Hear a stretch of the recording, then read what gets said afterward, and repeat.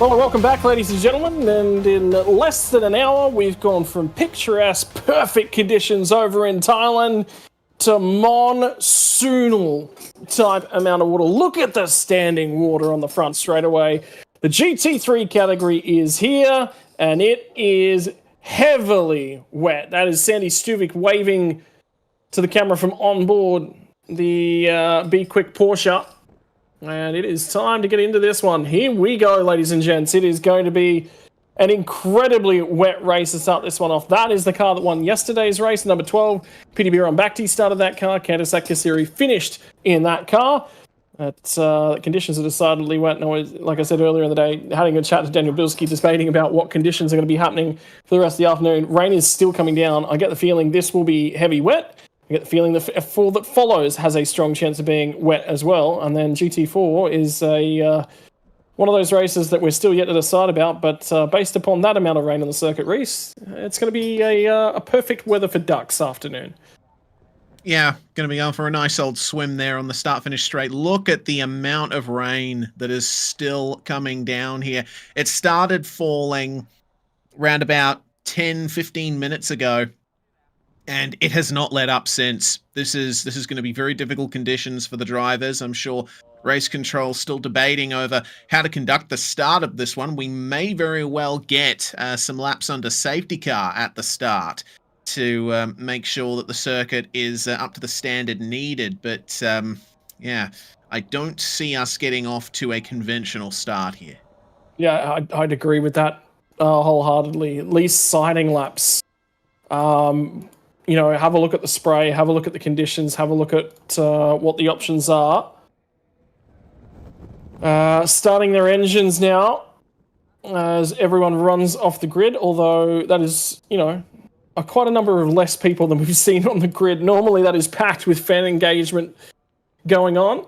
Everyone wanting to stay as high and as dry as physically possible because no one out there and partaking in everything that's going on today. Right. Your first time witnessing race, and for a few fans, if you didn't join us for yesterday's race in 2025, the GTM category will be joining us out on track alongside of our GT3 competitors. So it now becomes a multi-class race. The safety car is going to pull away. That clock hasn't started yet. Formation lap, but by the Formula 4 now, remember they operate under a slightly different procedure.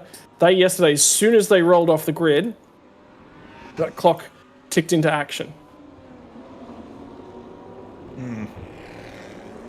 So, still unsure exactly how the first few laps of this race are going to be conducted, but we will be going through the conventional pre-race preparations. The spray being thrown up by these cars on the formation lap alone is insane. At the very least, it's going to be very difficult conditions out there at Chang International Circuit. A track that we've seen action in the dry on thus far today. And, well, these are the fastest cars to take part in Thai Super Series. So, we would have expected them to be going hell for leather around here, but in the wet, it's definitely not the case. Drainage is so important. There's going to be standing water all the way around this racetrack. And for race 2 of the weekend for GT3 and GTM in Supercar, it's going to be P1 Carol and Sandy Stuvik is going to take to the start on the front row there, with Kantasak taking the wheel of the number 12 machine there. 5th and 6th, Adasak and Carlo. 7th and 8th, Natapong and Super Kit. And then we have Natavude and CAY who are rounding out our top 10. Yeah. And that is the grid. Have a look at how wet it is as they transit. That's down at turn 5. No, that'll be 6. And then we'd pan away to flick back through 7. Yeah, indeed it was. So, thoroughly wet here in Thailand today, yet again. And I tell you what,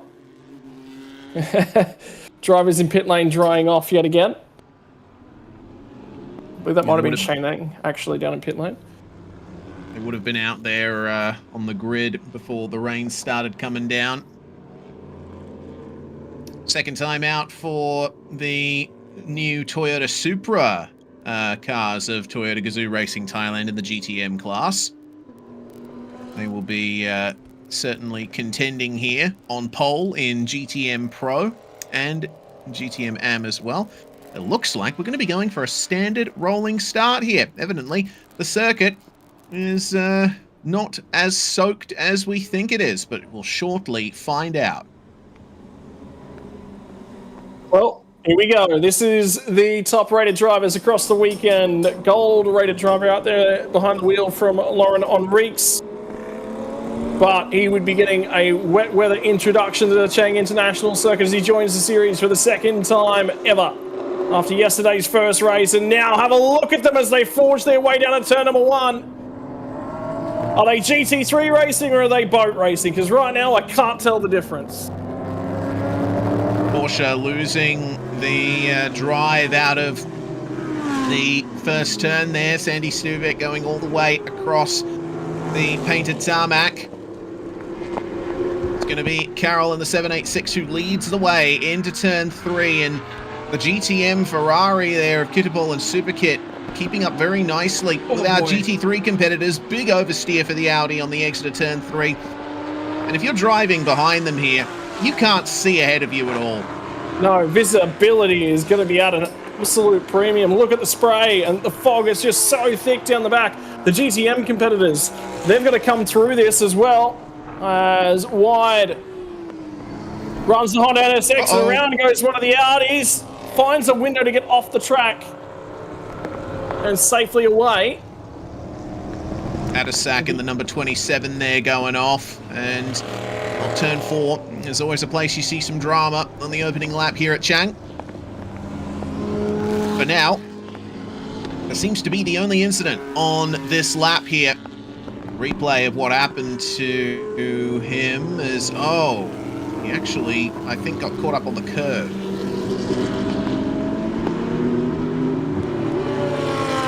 Of course, very slippery in these wet conditions. No grip at all on the curbs or the painted lines. That's why you see drivers staying off them. Big thing, Reese, though, they've survived that lap 1. May not be the best survival on a lap number 1, but this is Lauren and Rix going to the inside of Sandy Stuvik out of the final corner. And remember, he was running a higher wing yesterday. There will be a touch. As they get to turn 1, Sandy Stuvik will lose the position. Look at the rain. You can see the rain still falling incredibly heavily as well. So this isn't not going to clear up. This will be a wet race the whole way through. But this is heavy wet. It certainly is. Wettest I've seen a circuit in full race conditions in a very long time. You can see the drops falling. Look at the water. Yeah, this is insane. I'm amazed they're able to still carry that level of speed. As we continue on, albeit raising questions from everyone here in the commentary box, the debate will be, is this suitable for going racing? That is one of the Supras back into pit lane, the number 9 entry. Natapong was behind the wheel. Remember, Natavude had to come to pit lane yesterday. This time it'll be the other one of the Toyota GR Supras in the GTM class. Yeah, that was the Supra that started first out of the Toyota Gazoo Racing Thailand entries. So, yeah, early pit stop for them. Things not going well in the first couple of laps. The amount of water being thrown up by these cars is incredible, frankly. Any other series, this would probably be a red flag situation, no? There's no way the F4s will be racing in this later on, for sure. Even in a straight, you know, kicking through the gears in the high end of the gears, that rain is still pelting down at the final corner. There was a pond there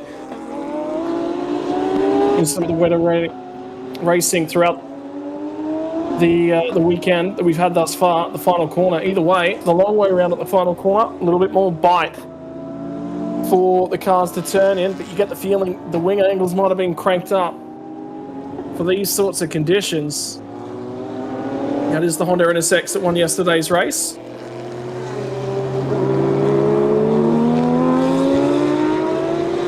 drivers down in 4th at the moment, down a few places. The Audi out front, the 786, has been evidently the best setup for these conditions, and the drivers were not expecting this rain as they're clearing off the number 9 Supra in the GR garage. I was here with our producer Dan in the lead up to the race, and they had the dry tires on the cars on the grid. Then the rain came down and they rushed to get those wet tires put back on. I mean, it's just dumped a deluge of water on the circuit here. They are barely maintaining speed out here. They're setting lap times that are only a few seconds faster at best than what we saw in the Super Touring race earlier. Yeah. Safety car. Yeah, I think that's the right call. It's a shame for the fans that are here and wanting to see racing action, but I think that's the right call. That is just, you can't, the amount of, just the sheer lack of grip in a straight line. I think the big moment that Carol Bash had on the run down at the final corner in a straight line, that sort of says, and race control would have been listening into team radios there for sure, because the best judge of a circuit is always the drivers that are out there. Absolutely. Well, the safety car waiting at the exit of pit lane to pick up Carroll as he will come around very shortly.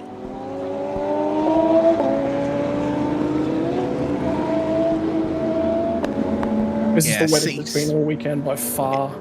Absolutely. See the water being moved out of the way by the tyres here. Discussions going on in the garages for now. Not sure exactly what they're talking about, but maybe they're going to start preparations to potentially bring the cars in. There'll be a few laps here behind the safety car. It looks like the rain's actually intensified. Yeah, that'll be red flag. Look at this. Look at the water coming off the safety car. That safety car's no problems getting around, and that's my concern.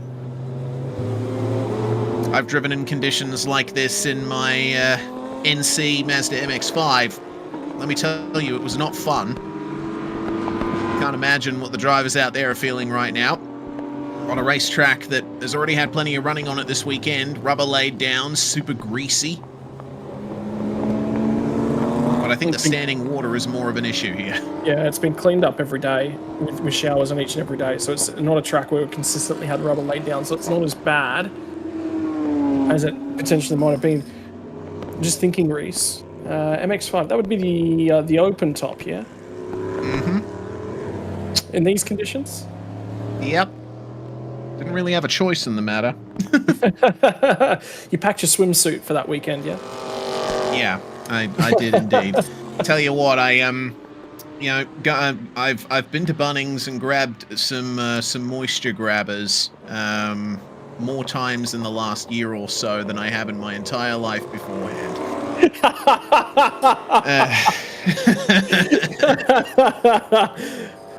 Well, you see, at least, with car racing, there's the option of having a roof over your head. I grew up in the motocross world. There is no option. Very true. Very true. You just gotta deal with it in that sense. Waiting now for further word from race control as the safety car tours around. I'm trying to get some weather radar here just to see if the rain will be passing shortly.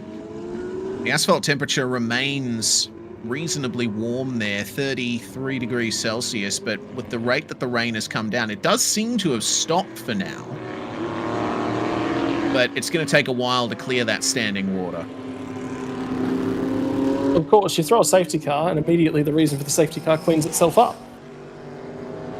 Track temp still maintaining in the low 30s. It's actually maintaining a reasonable amount of... Look at the water! Oh my god. It's coming out of the brake cooling ducts there on the Supra. I've never seen that happen before. This would be the run, down to turn 3, you would imagine? That actually might be the last corner right there. God, it's like watching a ship go through the ocean at times. Wouldn't surprise me if this is somewhat of a lengthy safety car. The biggest issue with the region and the conditions in this sort of a region is the storms that come thick and fast and they're gone thick and fast. The rain had barely disappeared from the circuit yesterday and it was dry again. By the back end of the F4 race, you actually could have been on slicks, but there's only a couple minutes left in the race, and, well, at that point, you're not going to make the ground back up. So they toddled around and slipped and slid on what were quite clearly overheating wet tyres. But even just in those shots, like that surface of the track there, and again, I think that would be the entry to the last corner. Again, from the previous shot, that's already an improvement.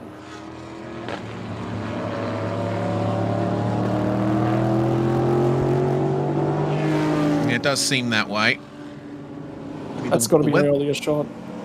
Yeah. I mean, look at how heavily the rain was coming down. Water coming out of the top of the wheel arch.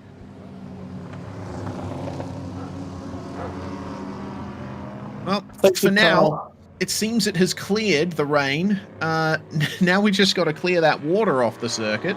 How much longer will this safety car be out?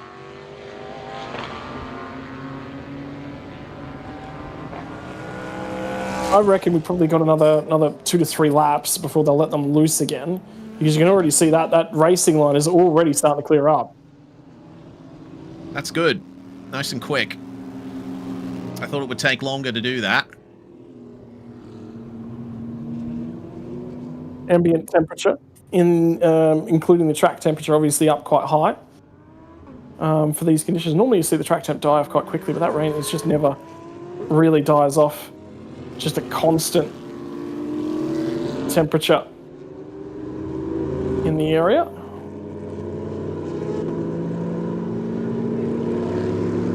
Well, that sort of gives you a little bit of an understanding on board from Natavude's car and the Super GTM.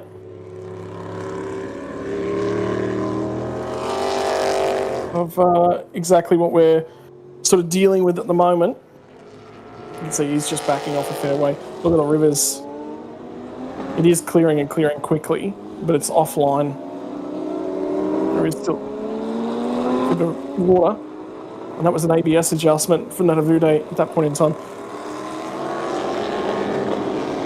So again, much better than it was a couple laps ago. I don't think it'll be long at all.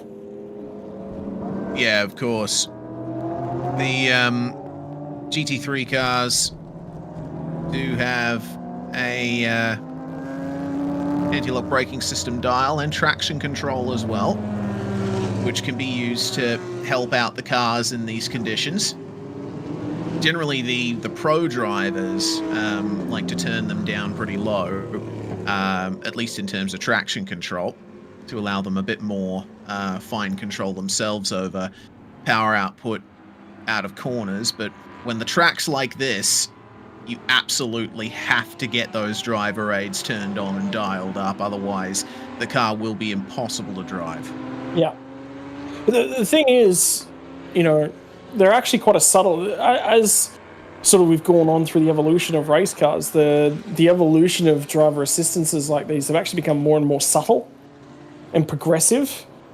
It used to be, you know, when they first come out, it was quite an aggressive hit into the controls. Also, update from race control, safety car will be in this lap, so we will actually be about to see that Toyota Camry dive away from the lead of the field. And we're going to go back to green flag racing, like we said, not going to be out there for too long.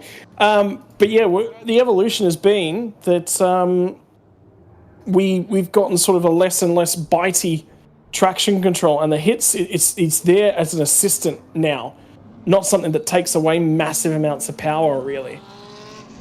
So the drivers not necessarily lean on them, they or take away, want to take away, they do use less assistance, but the assistance is also a lot more catered for this style of racing as well, whereby it's just there, it just picks up and takes away just the excess parts of the traction. So just quickly before we get this race restarted, I've managed to find a weather radar that shows a bank of rain that's come from the southeast and is moving northwest. It's just passed over the circuit. From what I can see, no more rain on the cards for the next hour or so, but that could change in a heartbeat knowing the weather of this part of the world. Regardless, it is time to get this race restarted here. And almost going 3 wide on the restart there. Sandy Stuvik rushing to the apex of the final corner as it's on for the lead here. Warren chasing down Carroll on the way into turn 1. And this is a little bit of driver smarts from the gold-rated driver, normally participating in IMSA series out of America. Last year's GTD Pro champion, Lauren Unrick, drives the Rexy Porsche. If you do watch racing coverage right the world over, and here he comes. This is, again, that restart race was him just using a little bit. Whoa. That was Carol Bash. Very hot.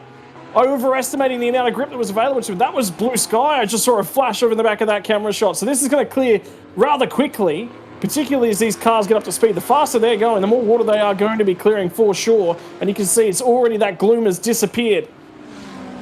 But that was driver smarts on that restart. There was overlap, but there was no overtaking. The driver that did get caught out was Sandy Stuvik, who was also trying to show the nose. Yeah, he's actually lost the position there to Kantasak there. Now running 3rd in GT3 class. Problem for the race leader, a black and orange flag, mechanical black flag for the 786. What is... Oh, the rain light's not on at the back of the car, we're hearing.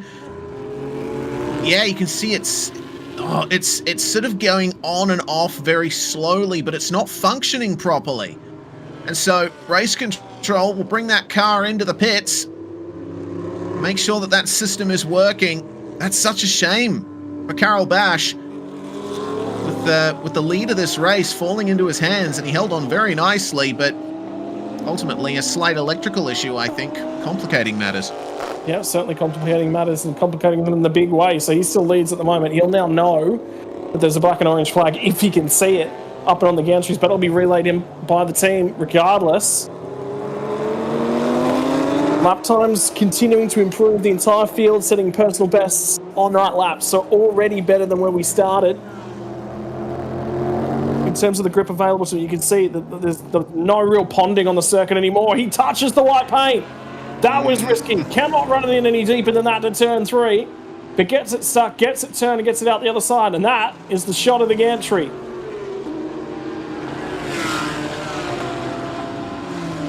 Yeah, the driver's running wide in turn 3 there.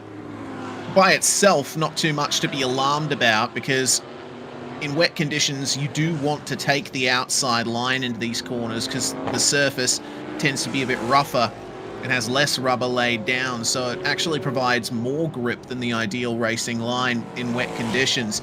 But saw that that Carroll was leaning on the car a bit too much there and ended up running over the white line. That could have been a spin for him if he hadn't played his cards right. Into the final sector they come. And I'm sure he'll, well, maybe he'll bring it into the pits on this lap. You can clearly see the rain light not working on the back of the car. In wet conditions, they turn on the blinky red light at the back of the car, and that has to work properly the whole time, unless, otherwise you will be brought in to the pits. He's going to be staying out again for another lap here. I believe they have 3 laps with which to come in and serve the mechanical black. You can see it is turning on ever so briefly, but then it just turns back off again. Oh, yeah, off and on. It's not blinking consistently. Is it potentially supposed to be solid? Well, keep your eye out on the back end of the Porsche. Lauren on reeks at the wheel when we get out of Porsche's turn one 3. is blinking. Yeah. So that'll tell us. There you Yeah, go. there's the blink. But it's a completely different pattern, that rain light. I wonder whether or not he's manually activating that at the moment. That'll certainly, they will not want him doing that, for sure. No, absolutely not. Either that or it's a wiring issue in the car. So much to consider for the 786 Audi. Leading the race, mechanical issue. They'll have to bring it in this time. They won't be allowed. I reckon they're trying to debate, well, hey, we've got a working light, but you need it blinking so that it doesn't look like a brake light. And that'll be the conversation from Bash. But the other thing they'll be trying to do as well is potentially hang that, if they can hang that out to the pit window, if they can convince race control that is functional enough, they'll hang it out to the pit window and they'll try and do something then. But they've got 5 minutes to get there, and that's probably 3 laps away from now. I reckon they've got to come in this time. There we go. He's coming into the lane. Ah, disaster. And yeah, Carroll himself not doing anything wrong there. It's an issue with the car, and that's got to sting. I believe that's the issue. Brings them in as well.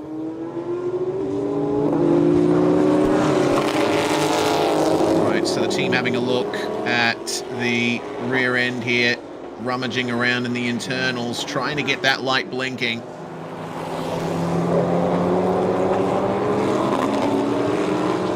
What's fogged up on the inside? Ooh, yeah, that's condensation on the inside of the rain light. Has water gotten into the system? Yeah, I don't think the tape's going to fix that one, unfortunately. No. Might help in creating an airtight seal around the outside, but not much past that. That's a new one. We've got an electrical problem. Yeah, but I've got race tape. Race tape will fix anything. No, race tape won't fix that one, unfortunately. That's going to effectively ruin the 786 Audi's car. And you can see it in the pit lane that there was no light illuminated in that one. The circuit's really cleared up, hasn't it? Yeah, track conditions continuing to improve. Candice Akasiri is still tracking down Lauren Enriques. There's a solid light there from the Honda. So I think maybe it's not necessarily a matter of whether the light is solid or blinking. It's the inconsistency from the Audi's light. That's the problem here. And they're sending it back out. That's not on. No, the light's not on. So what's going on here? All we can do is watch and wait and see that one come out. Now, remember that Ferrari 296 as well. You would have been here for that yesterday, Reese, but they had an issue on lap 1. Watch the rear end of this car. It's not on. It's still not on. Well, they might have to bring that one right back in. Yeah. It's just not safe, you know. It's a matter of visibility. You need to be visible to the other competitors. That's why the lights turn on, the headlights turn on in the rain, and you have the blinking or solid rain light on the back of the cars.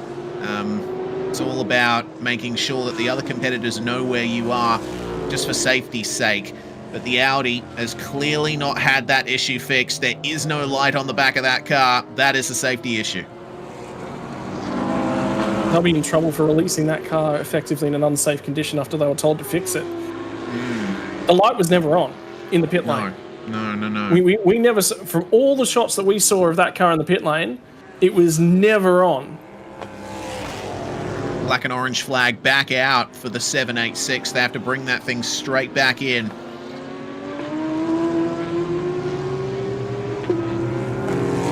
The worry is for race control. They'll be. I don't doubt that we're about to see a message pop up on the screens as well to say they'll want the car manager for that team to go and see race control immediately afterwards as well, because there was no real attempt, and the light never showed any. You can't do that. If you're told to fix a car, you have to fix the car before it goes back out on the circuit. Yeah. There's the confirmation then on the start gantry. Straight back into the lane. The car 786, and the ultimate penalty may be greater for them sending that car back out.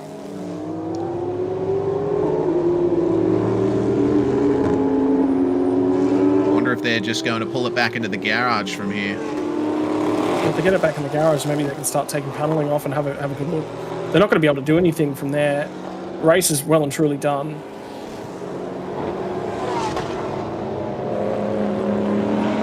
Still fiddling around with the wiring there. You can still see the condensation on the interior of the light assembly.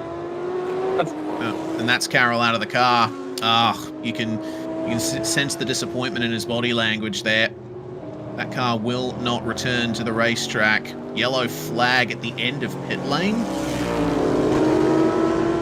I saw... Yeah. That was a local yellow. That's car wide at turn 1.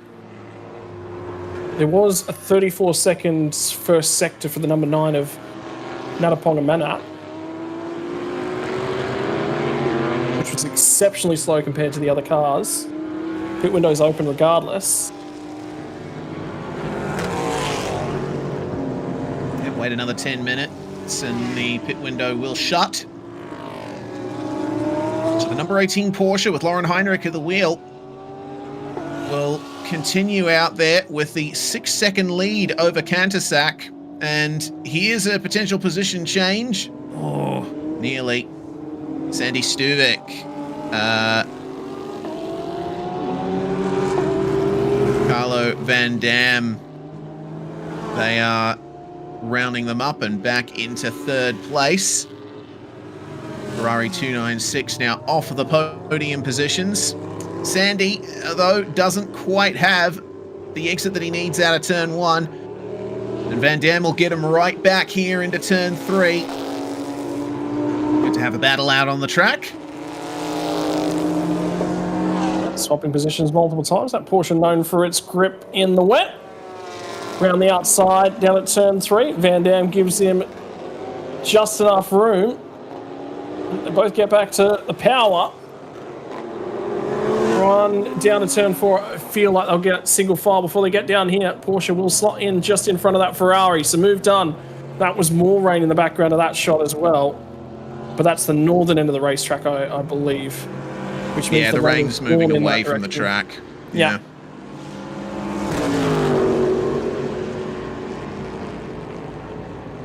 So it looks like for the time being, we will be staying dry. Into the pits for the number 10 now. And that's CY Simon Chan, who's found his way in. Solo driver in the GTM class, which is going to bring with it some extra pit time to equalize him with the 2 driver cars in the GTM class.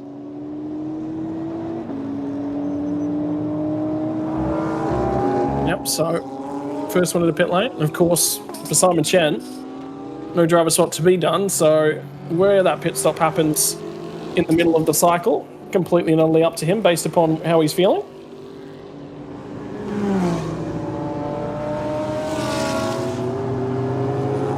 And keep an eye out for the number 10 later on in the race. Yesterday, he was very close to the Ferrari you see on the left side of your screen now, full screen. Into the pits for the other Audi in the field. That's the number 27. Sathapond and Adisak will now swap places.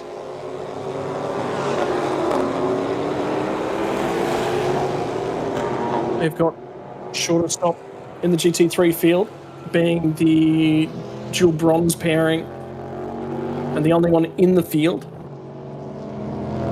They've had reasonable speed. Adisak was generally quite quick last year as well. That car was always in contention. First pit stop and returning to the road for Simon Chen. Now we just wait on the pit stops for Toyota Gazoo Racing Thailand Supras, replacing the Lexus RCFs that they raced last year. Basically the same cars underneath. They've just put on new bodywork to make it resemble a GR Supra, keeping the same powertrain.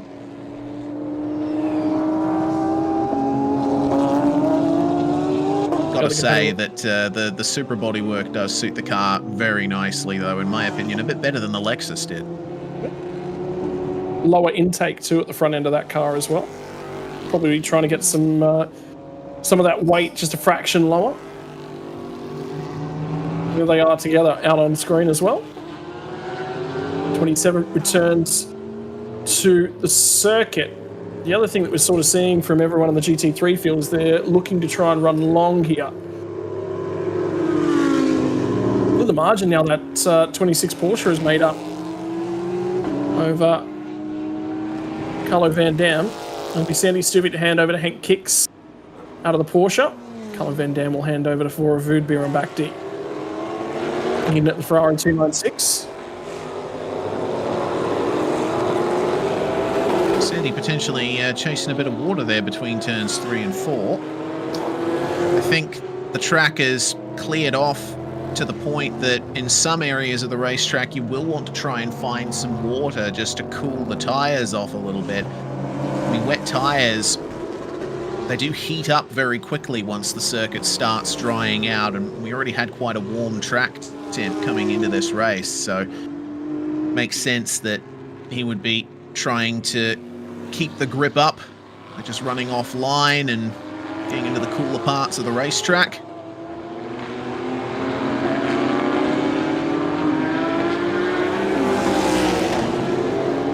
All the teams thus far, albeit we've only really got a couple of drivers realistic to look at,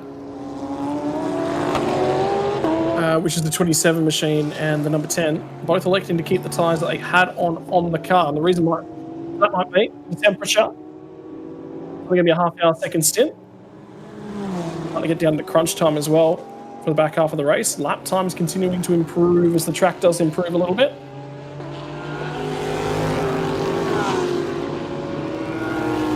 Smooth lines from Natavude here in the GR Supra. Struggling occasionally for rear end grip, but Natavude is quite a talented man. If I'm not mistaken, from information from last year, one of the older drivers in the field. Correct. I think we're up to, what, 50s, 60s or so? I think the other exception we had was Douglas Coos not returning this year. He's in his late 60s, the gentleman driver. We're in that ferocious looking Aston Martin back in 2023, upgraded to a Mercedes last year, and then was expecting to see him back again for this year. In the meantime, the one GT3 that has come to pit lane, under investigation for speeding in the pit lane. Uh-oh.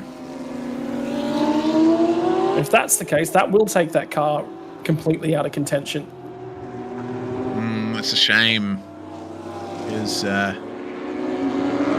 Sathapond and Adisak a good driver pairing. They were keeping things stable for the first half of the race. Also chasing water is the Honda NSX there with Kantasak at the wheel. Keeping it in second place. We are running out of time in the pit window. We've only got 2 minutes left. So we're going to be seeing pretty much the entire rest of the field come in at the end of this lap, I'd wager. I would say the GTM field should be probably in this time.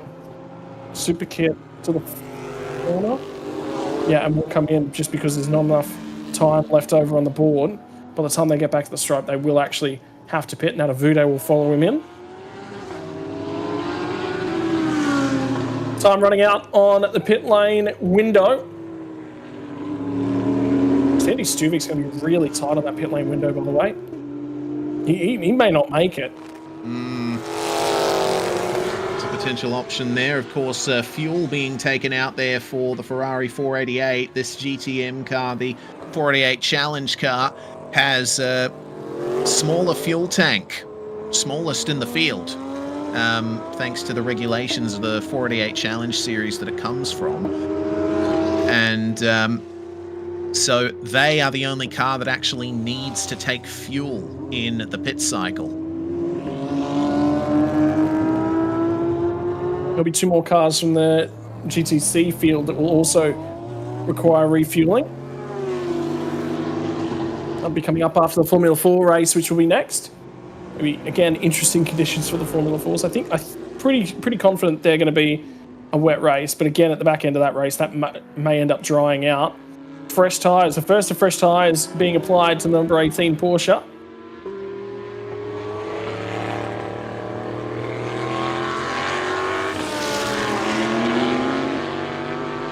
So Vudikolen taking over from Lauren Heinrich there, and man, it's an absolute hive of activity at the moment. The NSX with the driver change as well.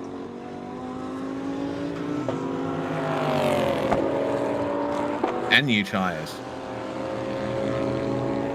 Yep, fresh rubber for them as well. Is that a change to the bars they're doing in there? Looks like it might be. Either that or they're helping the new driver with the seatbelts. Pit window is closed, and you can see that Sandy Stuvik had brought the 26 Porsche in there. He's going to be handing over to Henk Kicks. So it looks like pretty much everyone is clear when it comes to coming in within the window. Now race control's attention, only just. Now race control's attention will turn to if there were any other violations in the pit lane. The race for GTM, meanwhile. Kittapol and Superkit coming out just ahead of Natavude, who's completed his stop in the 24 Toyota Supra. Yep, so we'll keep an eye on this one. Ferrari 296, new for Team Singer Thailand, in the hands of Carlo Van Dam and Vorovu Birombakti. Piti Birombakti and Kenta Kasiri won the opening event quite comfortably last year in the Honda NSX. The one on debut.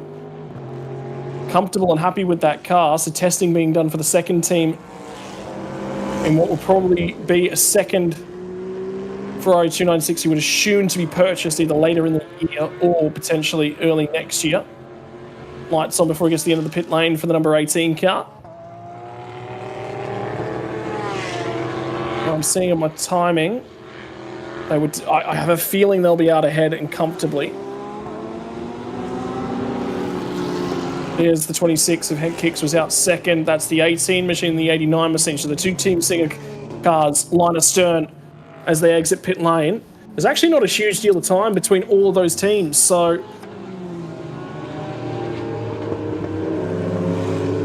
we could be in for a reasonable fight at the back end of this race. Certainly could.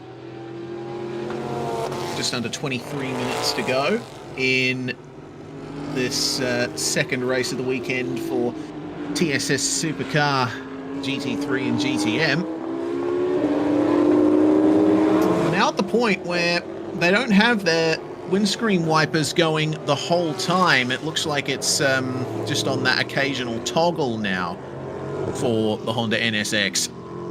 So good news for the F4 competitors. The track won't be soaking wet. The GT3s have done their job of clearing that water that was unceremoniously dumped on the circuit mere minutes before the start of this race. I do wonder about Daniel Bilski. I might flick him another message off just to check where he's at, because he was over the rain earlier. They might be now back in for a dry setup for the GT4 cars. That'll be worthwhile following that story.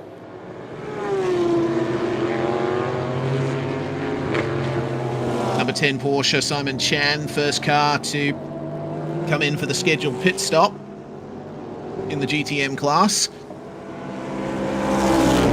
16 seconds back from the battle for the lead between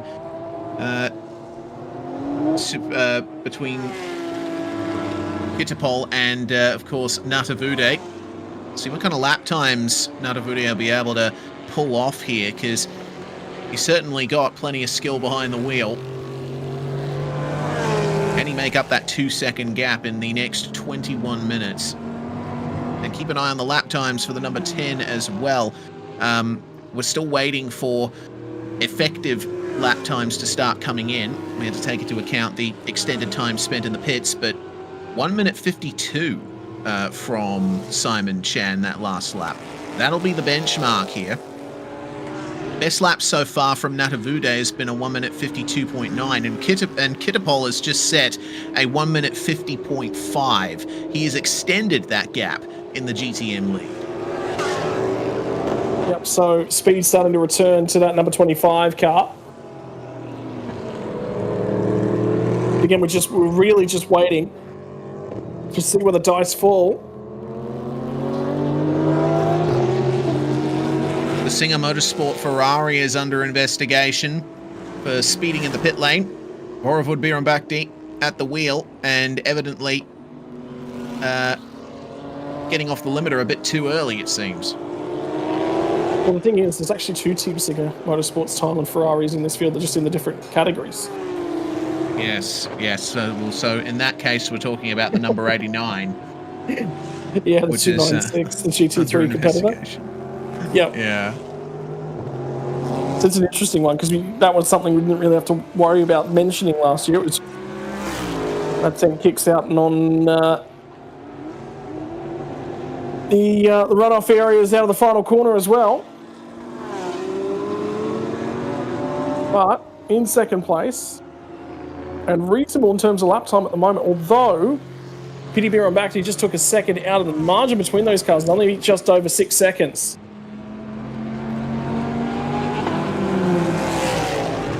Yeah, solid lap from the NSX there.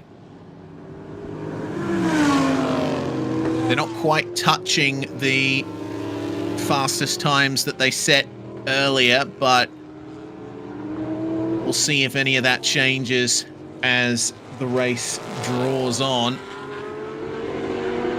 A bit more windscreen wiper usage now, evidently still a bit too much spray out there on the circuit. It's interesting because every time I look at this car, I wonder whether or not that might be air conditioning on inside the cockpit. You see the marks on the inside of the windscreen? There's not a way that's bubbles in the tear-offs, yeah? Surely not. I mean, maybe? Yeah. There's a possibility that it could be. I'm not quite sure. If it was air conditioning, then it would be, a bit more of a consistent sort of fog down the bottom, wouldn't it? For sure. It just matters where the vents are, and there's confirmation for Horovud Birambakti. 10 seconds will be added to their post-race time for the excess speed in the pit lane.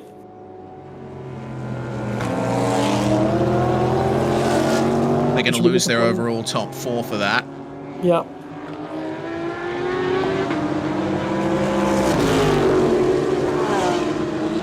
Actually, have a look at you see them come out of the final corner. Have a look at the lap times for P4 and P5 on that lap. 1:49.479 for both of them. So identical lap times down to the thousandth of a second.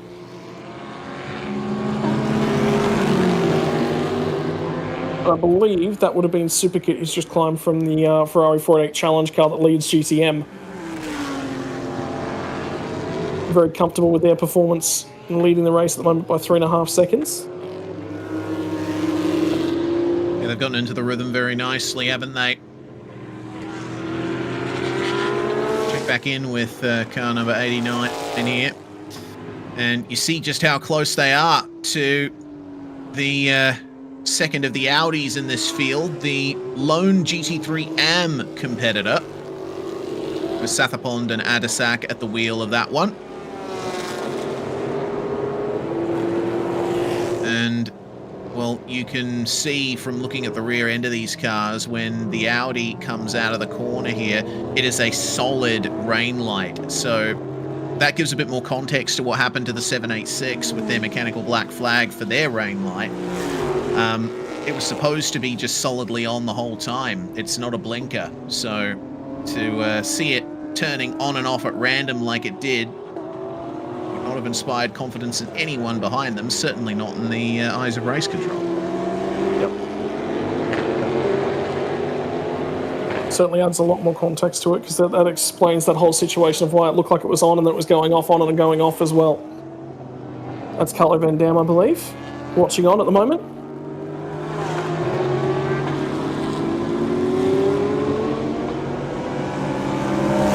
Got a 4-word response from Daniel Bilski regarding GT4 setup at the moment. Nightmare. ... Setup choice. ... They are uncertain what to do for the GT4 categories. Because there's no rain from what I can see on its way, but they will still be dealing with a track that has substandard grip, and so it will be quite the dilemma that the teams in the races to come will be dealing with. To say nothing of what the Super Pickup Division 1 drivers might be dealing with. They're going to be the last race of the day, last race of the weekend to close out our broadcast here. How will the track be when they hit it? I'd be confident for them to be back on slick tyres without more rain. And with how much this is dry. Well, actually, sorry, my apologies. They're semi-slicks for the Super Pickup. So regardless, they're going to be on one compounded tyre no matter what happens. They're nearly appropriately set up for that. You'd nearly wish to switch around the GT4 and the GTCs and the Super Pickups to finish off the day. Could you be confident in those conditions with the trucks out on track and a semi-slick?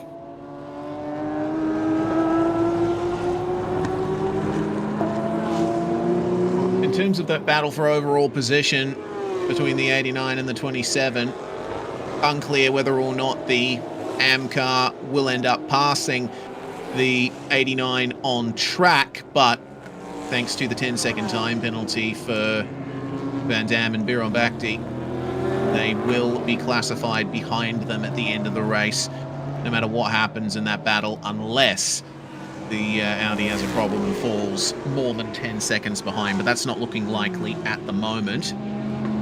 Battle for second starting to eventuate here in GT3. Henk Kicks has been keeping the pace up somewhat, but losing 1.5 seconds on the previous lap to Piti Biron Bakhti, who's chasing him down at a rate of knots right now.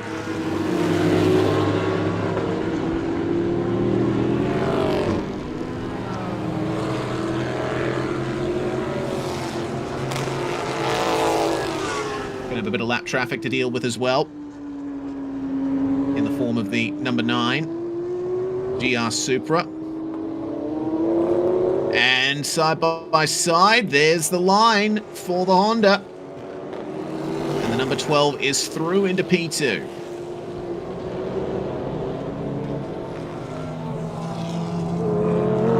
I was doing some research into, there was a question regarding tyre compounds and whether or not there'd be an intermediate actually available. The problem with intermediate tyres is that you're picking a tyre for a very narrow range of working conditions, and generally that's an extra cost to the teams, particularly in a series where you've only got 6 GT3s and realistically two races across a weekend. You'd be purchasing a tyre for a very, very narrow window, whereas coming to an event like this you can go, all right, well, we want wet tyres to be available to us, and we just return them. A wet tyre is going to cover a wider range of conditions, and it'll work down to an intermediate condition and be totally fine in that. It'll start to overheat a little bit earlier, won't offer maybe the same grip. An intermediate tyre compound generally quite softer, and that's why it works in that middle range as well, less grooves in the tyre, doesn't quite need as much water carrying capacity. But with the conditions that these guys have been through for this race, you've got to remember that the conditions they were in early on, they required a full-on wet tyre, and that sort of carried through to this section. So we would be confident in assuming there would probably not be an intermediate tyre. There would realistically just be a slick and a wet tyre available. But the options, doing some quick Googling, there is an option of an intermediate tyre for GT3 racing and the SRO platform, but I would strongly advise that no, I don't think it'd be used for this event. Probably not. Of course, big year for Thai Super Series with SRO coming in and lending their support to the GT3 section of these championships. So they end up switching from Hankook to Pirelli rubber as a result. Natavude still trying to gain here on Kitapol for the lead of GTM, and he's looking a little bit closer. Checking out the lap times for these guys. Only a small point of difference between them, but the gap has come down to 2.5 seconds. Could be a late race charge we're seeing there from Natavude. Yep, certainly starting to make some time. That's an Audi going past the number 9 machine, so that is Southapon making a little bit of time. 9 seconds down the road, he'd have to find 2 Hank Kicks. Found half a second on the most recent lap. New fastest lap of the race, by the way. Petey Biron-Bakti sets himself 1:46.394, first car of this half of the race to be down in the 46s, and that just says track conditions continuing to improve. At the moment, you can see very little spray in a large section of the straight. In fact, you've got to move a long way offline to start creating spray.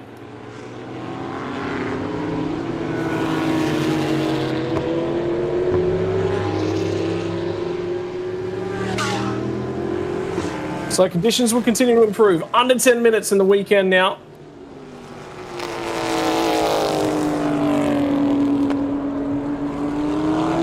Time is running out. If you've got something left, you need to find it and show it quickly.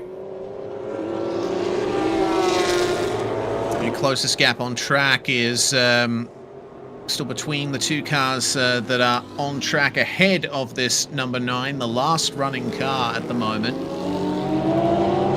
Manat and Natapong having a tough day out there. 1.5 seconds between Atasak and Vorovud Biron-Bakti for overall 4th place. Check back in with the number 18, who leads this race quite convincingly. 15 seconds out in front of PT Biron-Bakti in the Honda. Leader in GTM remaining the Ferrari for Singer Motorsport Team Thailand, the 488 Challenge car. Fueled up in the pit cycle and back out there, setting some solid times.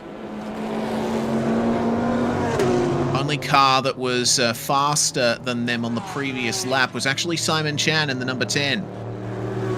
151.1 for Simon Chan, and 151.7 there for Kitapol at the wheel of the 25. But the gap is too great, I think, for Simon to really make anything up there. The closest threat for this 25 still remains Natavude. Yep, certainly does. And don't forget, for all the Porsches in the fields across our GT categories, are entered in the Thailand Porsche Sprint Trophy. Fortunately for Hank Hicks and Sandy Stuvik, it's not been a great result in either of their races.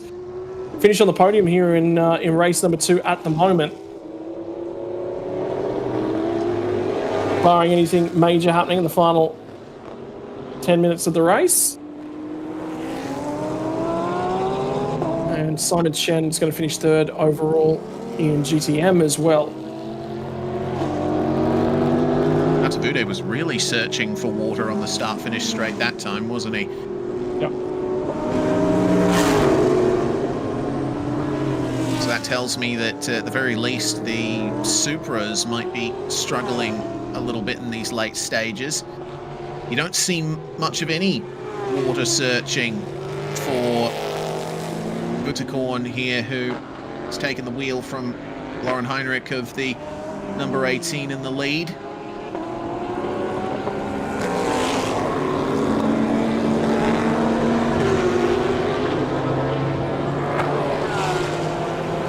Now, just all we can do is watch and wait. Closest battle out on track, 2.4 seconds. Vorovud Biron-Bakti sits 5th overall to Sathapond, at the moment the 27 car. The next closest gap's 3.5 seconds, which is Natavude chasing down class leader in GTM. Kitapol at the moment the 25 car. And that track is definitely drier. Less and less spray. I wonder by the end of the F4 race whether or not we might be back to slicks for the GT4s. That is going to be a very difficult decision for that GT4 race. It's just getting more difficult to decide on what they're going to do, not less. Yeah, the problem that you have is, yes, the track will be drier overall, and that might be good enough for slicks, but you're still going to have a lot of moisture offline. And if the dry line doesn't really start forming right away, then slicks could be quite difficult to deal with. One of the big things that we saw yesterday when the track improved dramatically during that Formula 4 race was that there was actually back to a regular grey on the race line, and we're not seeing that yet.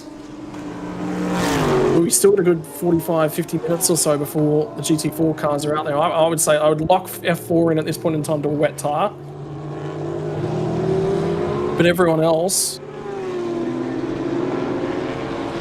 is a big question mark. So, for the first time in the last 3 years, GT3 completes a complete wet race. First time those Pirelli wets have been used as part of the new era of SRO governance for the Thailand Super Series. The first time in the last 3 years that we've had wets across any of the categories, and not only have we had them for one day, we've had them for all days.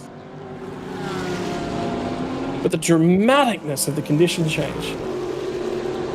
And worthwhile pointing out that 40 minutes ago we had to have a safety car for the conditions being too bad to continue circulating, and now the track we're already talking about it being dry. Or close to. I'm consistently amazed, you know, at the weather in this part of the world. Like, you know, I'm from a bit further down south, Western Australia, and you know, sometimes we do have wild weather, but the weather seems to remain consistent, right? Like, you know, if it's hot, if it's sunny, it's going to be sunny for a while. If it rains, it's going to rain for a while, maybe a few days at a time. Here, we can go from monsoonal conditions to a drying racetrack in the space of an hour. That still throws my head for a loop. It was realistically, it was what, 5 or 10 minutes of thumping. Actually, it was more than that. It was about 15 minutes thumping down rain, but it's that ambient temperature that really just wicks away that water as quickly as possible. There's the race leader in both categories side by side down at turn 3.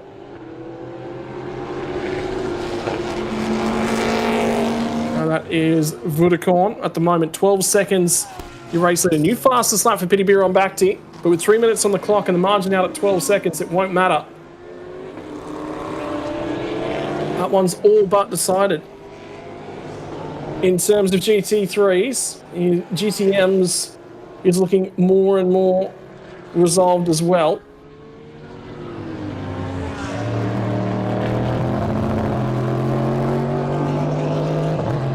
With that little bit of a hesitation in the Toyota Supras, the GTM in the throttle, built was a little bit of tyre slip and then some slip came out of the throttle pedal just to manage that one. See, the pace is starting to increase for our overall race leader here as well. I think that's the first little hint of oversteer on exit that I've seen in a while. Taking very good care of the car out front. 3 laps to go. Remember, the race distance is 1 hour plus 1 lap. And look at the water searching here on the start-finish straight. They're all doing it now. The tyres starting to feel a little bit too slippery, a little bit too warm for the soft, deep-treaded rubber. So, starting to widen the line some more. More of the curbs in operation now.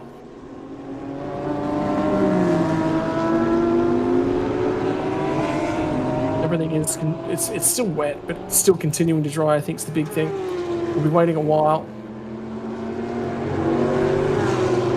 It's still a mile away. Yeah, there's enough spray offline that I think wet tyres are still going to be almost a definite conclusion for the F4s.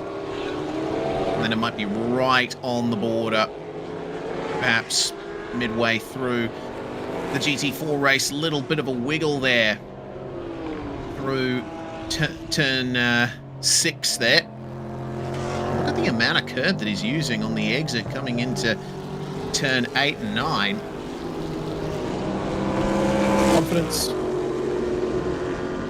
Confidence really starting to build. Yeah. Unfortunately, right at the end of the race, so it's unclear if we're going to be seeing more fighting go on here as Natavude making way for the overall second place car. Our GTM top 2 there now in the same shot. It's only 1.8 seconds between the two of them. Natavude, as I said, with this late charge here, going to have 2 more laps to work this out. Yep, whether or not the tyres on the Ferrari challenge car are starting to go off a little bit, over-temperaturing. In fact, there he is running off and using the off-track areas because they are quite wet out there beyond the blue curbing. Timer has reached 0, but there will be 1 more lap when we get back to the start-finish line.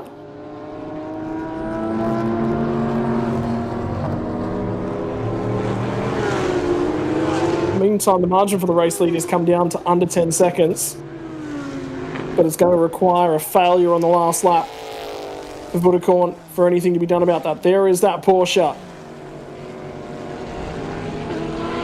Well, that margin set up by Laurent Henrique. He drove his first stint exceptionally well in what was testing conditions for the drivers. And Vudakorn's had a job to do, but it's been a lot easier to bring this car home at the back end of the race. Down through turn 8. Short run to 9. Climb up through 10 and 11 and down to 12, and then it'll be 4.5 kilometres to go, Reese. But that car has looked in control from the start. Certainly has. You mentioned earlier that the Porsche 911 GT3R is pretty supreme in wet conditions compared to the other cars in the class. And that's been proven well and truly here. Yeah, of course, Henk Kicks and Sandy Stubik ending up losing second place to this car. Pity Biron Bakti doing well in the Honda camp there. Now GTM top 2 across the line to begin their final lap. And the gaps come back out to about 2.5 seconds. It's going to take a miracle from Natavude to take victory from here. Kittipol looks to be in control of the GTM lead. But Vudakorn and Laurent Henrique have put on an absolute masterclass here today. See, there was still quite a bit of standing water there on the exit of turn 3. Big kick up from the rear of the car. Final time, though, for the number 18 car. Finished second yesterday, is going to be on top here today. Inverted results across the weekend means I'm fairly confident we're going to be heading into round number 2 at Bang Sen in July with a tied fight for the GT3 lead. What is this battle going to deliver across the journey of 2025? Defending champions and the number 12 car and that Honda NSX unchanged for 25 from the result last year. Out of 10 through the crest at 11 and the kink. 1 corner to go for the number 18 Porsche.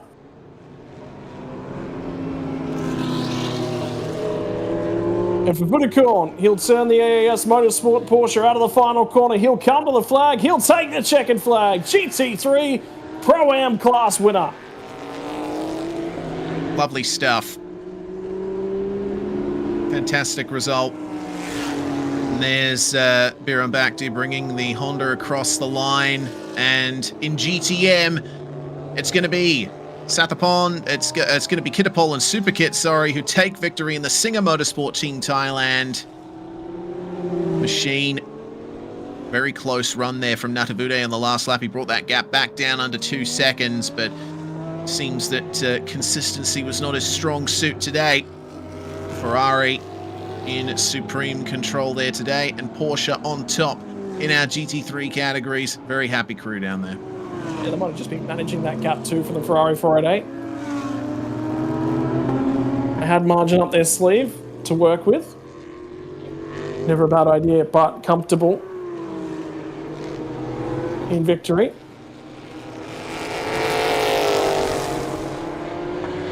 Now the celebrations begin for the drivers and the teams. Difficult weekend, wet conditions. We've seen dramas. We saw the Ferrari 296 not take to the field. We saw our race leader have to come to pit lane for rain light issues. But these were the drivers and teams that stood amongst the top. Lono Reeks and Vudakorn will take the win from Kennesack Kasiri and Piti Buriram-Bakti. Sandy Stuvik and Henk Kicks taking third spot for those guys. And that will also be the Pro-Am podium as well in GT3 category. Not only was it the outright, it was also podium there. Southapon and Adisak, the only GT3M competitor. Superkit and Kittapole will get it done from Nadavude. And Saiwai Simon Chen for P3.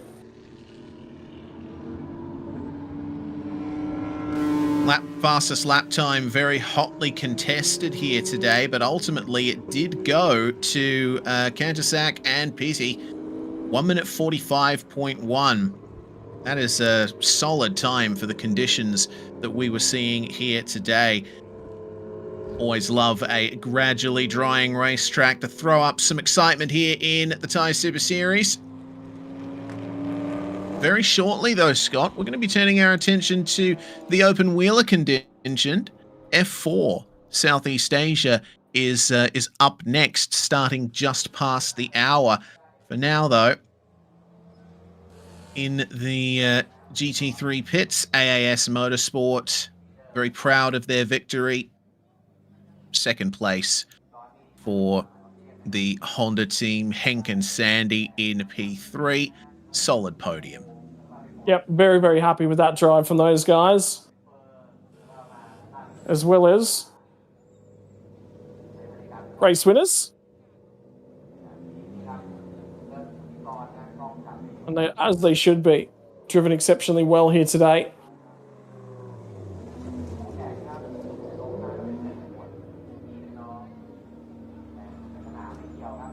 So GT3 over and done with, the crown jewel in the Thailand Super Series calendar. Run and done for the day. And indeed for the weekend. With results going the way. Mixed wins across two different teams. The AES Motorsports Porsche gets it done in race number 2 of the weekend, but race 1, Piti Buriram-Bakti and Kennesack Kasiri for Team Singer Motorsports Thailand. And Kicks and Sandy Stuvik will be happy with third place here today. Voravood, Buriram-Bakti and Carlo Van Dam have struggled with that car across the weekend, not getting racing laps in yesterday. After issues with that car on the opening lap, they at least managed to make the finish today, but they'll be left scratching their heads and looking to find a little bit of performance heading to Bang Sen. And Bang Sen is infamously going to be one of the most brutal races on the calendar, not just in the Thai Super Series, but in the whole world of motorsport, really.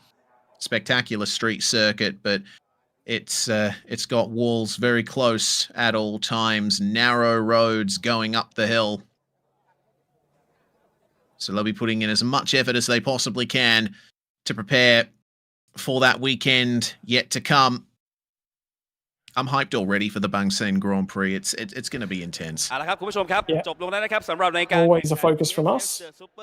Goody will be over there with interviews. Remember, mixture of English-speaking drivers amongst these teams, so we'll get all the latest from Goody in pit lane. Congratulations.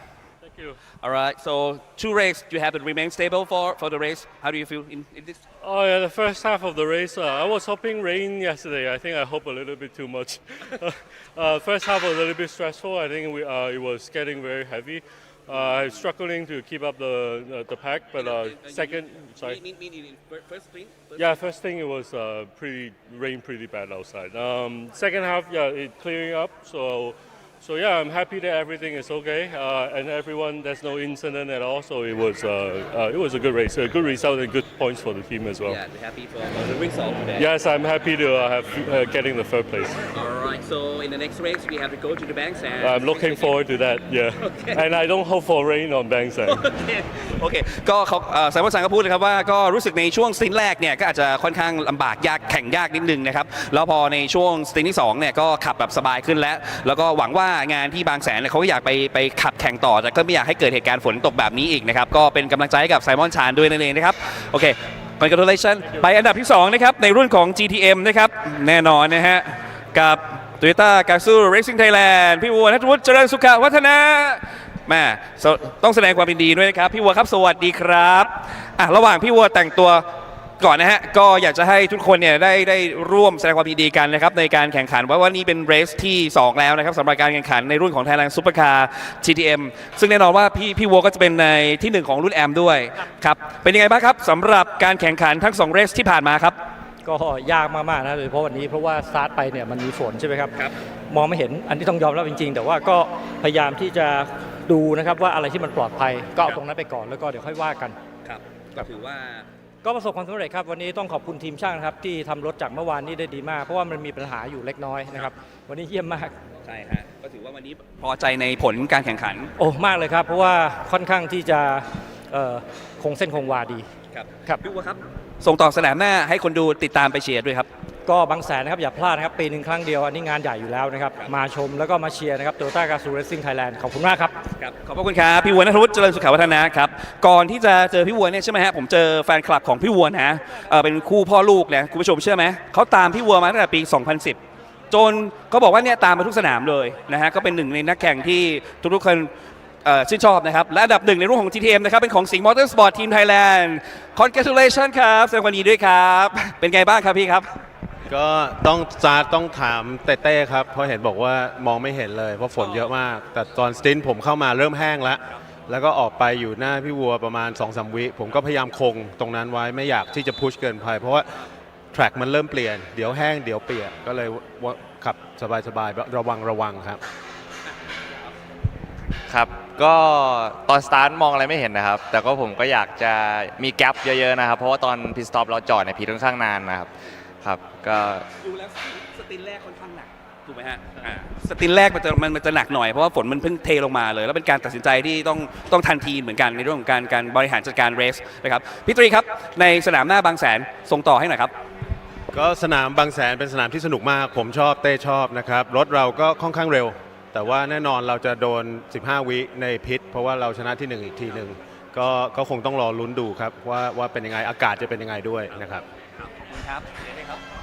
ครับก็บางแสนนะครับก็ผมยังขับ2คันเหมือนเดิมนะครับก็เป็นซูเปอร์คาร์ GTM แล้วก็ซูเปอร์ทัวริงนะครับแล้วก็คิดว่าน่าจะเหนื่อยหน่อยครับเพราะว่าจอดพิทนานครับชั่วโมงทั้งคู่โอเคครับขอบพระคุณครับแสดงความยินดีอีกครั้งนะครับกิติพลปราโมชอยุธยาพิตรีนะครับแล้วก็น้องเต้สุภกิจเจนจิตรานันท์กับทีมสิงห์ Motorsport Team Thailand ในรุ่นของ Thailand Supercar GTM และในรุ่นของ Thailand Supercar GT3 นะครับอันดับ3เป็นของ B-Quik Absolute Racing เฮงกิกส์และแซนดี้สวิก Congratulations ในรุ่นของ Thailand Supercar GT3 นะครับอันดับ3เป็นของ B-Quik Absolute Racing เฮงกิกส์และแซนดี้สวิก Congratulations ว้าว Okay how do you feel for two races Exciting.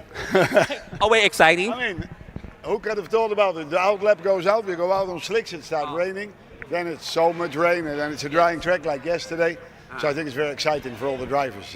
เป็นเรื่องที่น่าตื่นเต้นว่าฝนมันตกกันนะฮะแล้วก็เรื่องของปัญหาที่เกิดแต่ unfortunately for in the rain line in Little things happen, yeah. Yes, okay. Sandy ครับพูดหน่อยครับก็แฮปปี้มากเลยครับวันนี้ก็ได้ขึ้นโพเดียมนะครับกับคุณเฮงซันดี้ก็พอใจครับได้เรียนรู้เยอะกับรถคันนี้นะครับแล้วก็ช่วงแรกก็ต้องบอกเลยว่าน่ากลัวมากเลยครับมีฝนเยอะมากก็รถจะเหินน้ำขนาดอยู่ทางตรงมันก็ยังเหินอยู่ครับก็ถือว่าแสดงความยินดีอีกครั้งนะครับกับรุ่นนี้นะครับ Congratulations again โอเคขอบคุณครับB-Quik Absolute Racing อันดับที่3นะครับและอันดับที่2นะครับเป็นของสิงห์ Motorsport Team Thailand นะครับกับปิติพิรมภักดีและแบงค์กันตศักดิ์กุลศิริแสดงความยินดีด้วยครับเป็นยังไงบ้างครับสำหรับการแข่งขันในเรสนี้ครับก็ถือว่าทำได้ดีครับเราอาจจะมีช้าตอนเข้าพิทเพราะ ปรับกันโครงเพราะว่าสนามมันเริ่มแห้งแต่ว่าใช้เวลาในการเซอร์วิสนานไปหน่อยเลยทำให้อยู่ในพิษนานกว่าที่ควรจะเป็น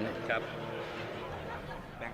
รับก็สำหรับสตินของแบงก์ก็จริงๆแล้วมันจะค่อนข้างยากเพราะฝนลงมาค่อนข้างเยอะนะครับก็จะพยายามเซฟรถกลับมาให้ถึงพิษให้พี่ต๊อดทำหน้าที่ต่อให้ได้แค่นั้นนะครับก็เรียกได้ว่าพอใจในผลงานในวันนี้ครับก็ถือว่าเป็นตามที่เราคาดนะครับแต่ว่าถ้าในพิษดีเนี่ยก็มีโอกาสที่จะไล่ให้ใกล้กว่านี้ครับในเรื่องของ compensation time เพราะมันเสียเวลาตรงนั้นไปครับพี่ต้อยครับสนามหน้าบางแสนเนี่ยมันเป็น straight circuit และมันจะแตกต่างจากที่นี่โดยสิ้นเชิงเราก็คาดการไม่ได้เรื่องสภาพอากาศเหมือนกันอีเวนว่าถ้าเกิดว่ามันเกิดเหตุการณ์ว่าถ้ามีฝนตกแบบนี้มันจะแข่งยากขึ้นกว่าเดิมอีกเยอะไหมฮะก็ต้องบอกว่าจากยางที่เราเปลี่ยนในปีนี้นะครับถือว่าอยู่ใน performance ที่ดีแล้วก็เทียบเท่ากับสแตนดาร์ดที่แข่งขันกันในระดับต่างประเทศก็ผมว่าสนามบางแสนปีนี้น่าจะเห็นเวลาที่เร็วกว่าปีที่แล้วเยอะอยู่พอสมควรครับแม่ครับส่งต่อไปถึงบางแสนนะครับครับก็อยากจะให้มาเชียร์กันเยอะๆนะครับผมเพราะว่า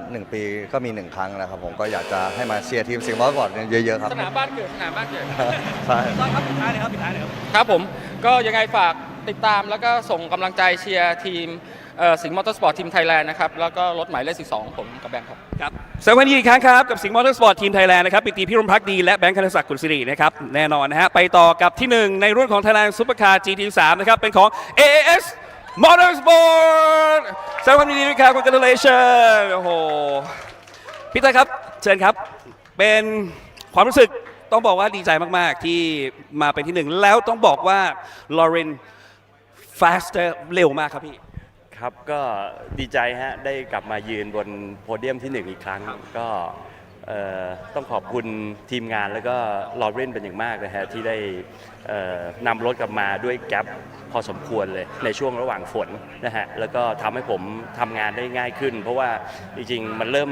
แห้งแล้วก็ตัวยางเนี่ยเพรสเชอร์มันขึ้นค่อนข้างมากมันมีฮีทเพราะฉะนั้นก็ต้องตามหาน้ำทั้งทางนะฮะเพื่อที่จะบริหารจัดการให้รถให้มันจบให้ได้ครับเป็นเรื่องที่ค่อนข้างยากในสตินแรกเพราะอย่างที่บอกว่าฝนเนี่ยมันมาโดยที่เร็วมากการบริหารจัดการเป็นสิ่งสำคัญแต่สิ่งที่เราเห็นชัดเจนเนี่ยคือลอเรนการขับในเรสต่างๆในแต่ละแทร็กในแต่เคิร์ฟเนี่ยมันคือสุดมากจริงๆอันนี้คือเป็นเรื่องที่เรา Amazing เห็นเลยใช่ฮะจริงฮะเขาเห็นวิธีการที่เขาหาลายหาอะไรตลอดเวลานะในทุกๆรอบแล้วเปลี่ยนลายแต่ละโค้งแต่ละคอร์เนอร์อะไรอย่างเงี้ยนะฮะอันนี้ก็ต้องยอมรับความเป็นมืออาชีพของเขาจริงๆครับ Alright so how are you feel in this race Yeah, I'm very happy to get the first win of the season. Obviously, after finishing second yesterday, we knew today we want to go one better. I started from the second row. I had a good start. Was behind the Audi. It was very difficult to actually see because of all the spray. So I struggled a bit to make the move to pass, but in the end I could give Butikon the car in the lead, and he brought it home. A very good job by AES Motorsport, EBM, and thank you also to Porsche Motorsport Asia Pacific. Alright, and for the next race to the backstand straight circuit, that's the first time. How do you feel? Yeah, I'm very much looking forward. I mean, every time going to a street circuit is very special, especially in these GT3 cars. It's very fast. I have some experience from Macau Grand Prix, also street circuits in Europe and in North America. So yeah, generally I like street circuits, and I'm looking forward to learn a new one soon. Yeah, so just leave a comment to Thai fans who are supporting you. Yeah, thank you to the Thai fans. I learned some Thai, so ครบหนุกค่ะ พี่ต้อยครับปิดท้ายในการส่งต่อเรื่องนี้ให้กับสนามต่อไปกับบางแสนสตรีทเซอร์กิตปีนี้มันแน่ครับพี่ต้อยครับครับก็ฝากติดตามนะฮะอย่างที่คุณลอเรนว่าสนามบางแสนคือสนามที่เราไม่ได้สามารถเข้าไปซ้อมได้ทุกทีทุกวันที่เราต้องการนะครับเพราะฉะนั้นเป็นสนามที่เรา looking forward ที่อยากจะไปนะครับก็ฝากติดตามสนามบางแสนด้วยครับแน่นอนครับขอเสียงปรบมือให้กับ AS Motorsport ด้วยครับแน่นอนนะครับสำหรับที่1ในรุ่น Thailand Supercar GT3 นะครับแต่ความมันยังไม่หมดเท่านี้นะครับคุณผู้ชมยังมีอีกรุ่นหนึ่งนะครับในรุ่นของ F4 Southeast Asia นะครับรุ่นนี้ใครจะเป็นแชมป์ติดตามและเชียร์เป็นกำลังใจให้กับนักแข่งไทยอีก2ท่านด้วยนะครับเดี๋ยวช่วงนี้ไปชมกับไฮไลท์กันก่อนครับ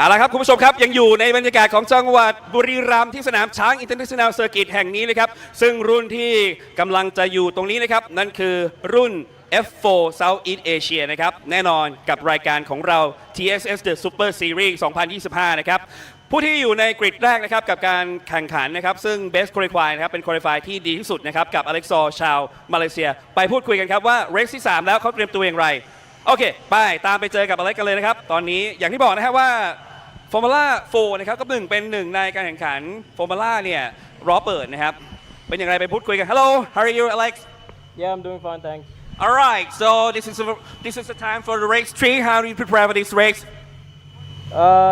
Yeah we went through a few videos of the wet so I think it'll be good Yes All right just congratulations for the last race to have the win in this race okay Yeah okay thank you Yeah all right we have a time to just talk to the Thai fans who are supporting you. Yeah, thanks to everyone watching on YouTube and obviously anywhere else. Just have fun and enjoy the race. Yeah, best of luck. Thank you. Okay.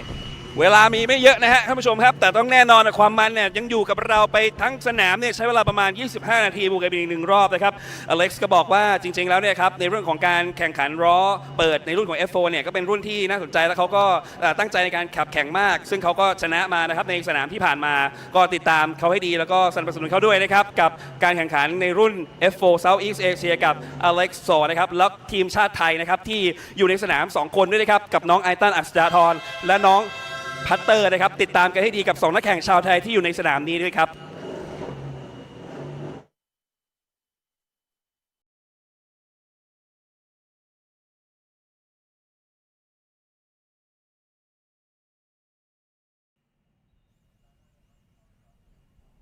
Hello and welcome back, ladies and gentlemen. F4's final race of the weekend. Here we go. These guys, though, already across and onto those slick tyres. So, right, well, that solves that question. I mean, it was gloomy at the back end of the GT3 race, but that gloom is gone, and that is blue sky, and, well, that very dramatically changes how quickly the track heats up. I think that was the difference. The cloud cover was still around for the back end of the GT3 race. It's now gone completely. Yeah, the sun is shining down on the Chang International Circuit. Slick tyres on the cars, as you say. Race control, just a few minutes ago, called a safety car start. But we were thinking maybe that might be rescinded. We're not entirely sure what's going to go on. Maybe they'll commit to the safety car start here, but track clearly looks dry enough for a proper race start here. We'll find out in just a few moments' time. So Hong Dat on pole position for this one, with Ayrton Astathorn joining him on the front row. Australia's Seth Gilmore is going to be starting out of third place here. So for you Aussie fans out there, you got someone to cheer on once again. Yeah, certainly. So Hong Dat has been basically in charge the entire weekend. Good luck trying to catch him out. Although last time these guys were out was on a wet but drying track. This time there'll be slick tyres but drying as well. Lap times will not be peak start of this session. And, well, getting offline is going to be treacherous. That will be the new challenge that drivers face. There's the siren, the final warning for the crews to exit the grid here. Final preparations done. At the back of the grid there for Joshua Berry. And lights are on the safety car, so it looks like race control will be committing to this safety car start. But just look at how quickly the track is drying out here. A very warm track here today, and yeah, there's practically no water out there on the racing line at all now. No, so yeah, absolutely a dry tyre race for this one. Don't even think it's going to be much of a question at all of how good this is going to be. The information we have is safety car start. I think once you've called that it's a safety car start, you're sort of locked into that. So, yeah. And that's green flag with no formation lap, and the confirmation behind that is a started clock. So that was the green flag for the start of the session. Okay, so technically the race is on, but there won't be any passing allowed. behind the safety car. They'll probably go around for maybe just a single lap, and they'll bring it in. See the run down to turn 3? That's practically the entire width of the track is dry now. Yep, so continuing to dry up. It only took a little bit of sunshine, and all of a sudden it became incredibly dry incredibly quickly. So I do wonder whether or not I should pump my favourite friend over in the GT4 field and ask him if the tyres will be having grooves in them. I think we all know what the response is going to be, and I wonder whether or not the GT4 crews have had to set those cars for a wet condition and then immediately set them back. I have a feeling there will be some scrambling in the GT4 paddock to get the cars set back up for a dry track, because by the time they get out here, these F4s will clear enough water on the slick tyres, and I think the big thing will be putting some temperature back into the circuit. You can see the temperature's gotten back into that circuit. Touch of a damp line in the middle of the track there at 7.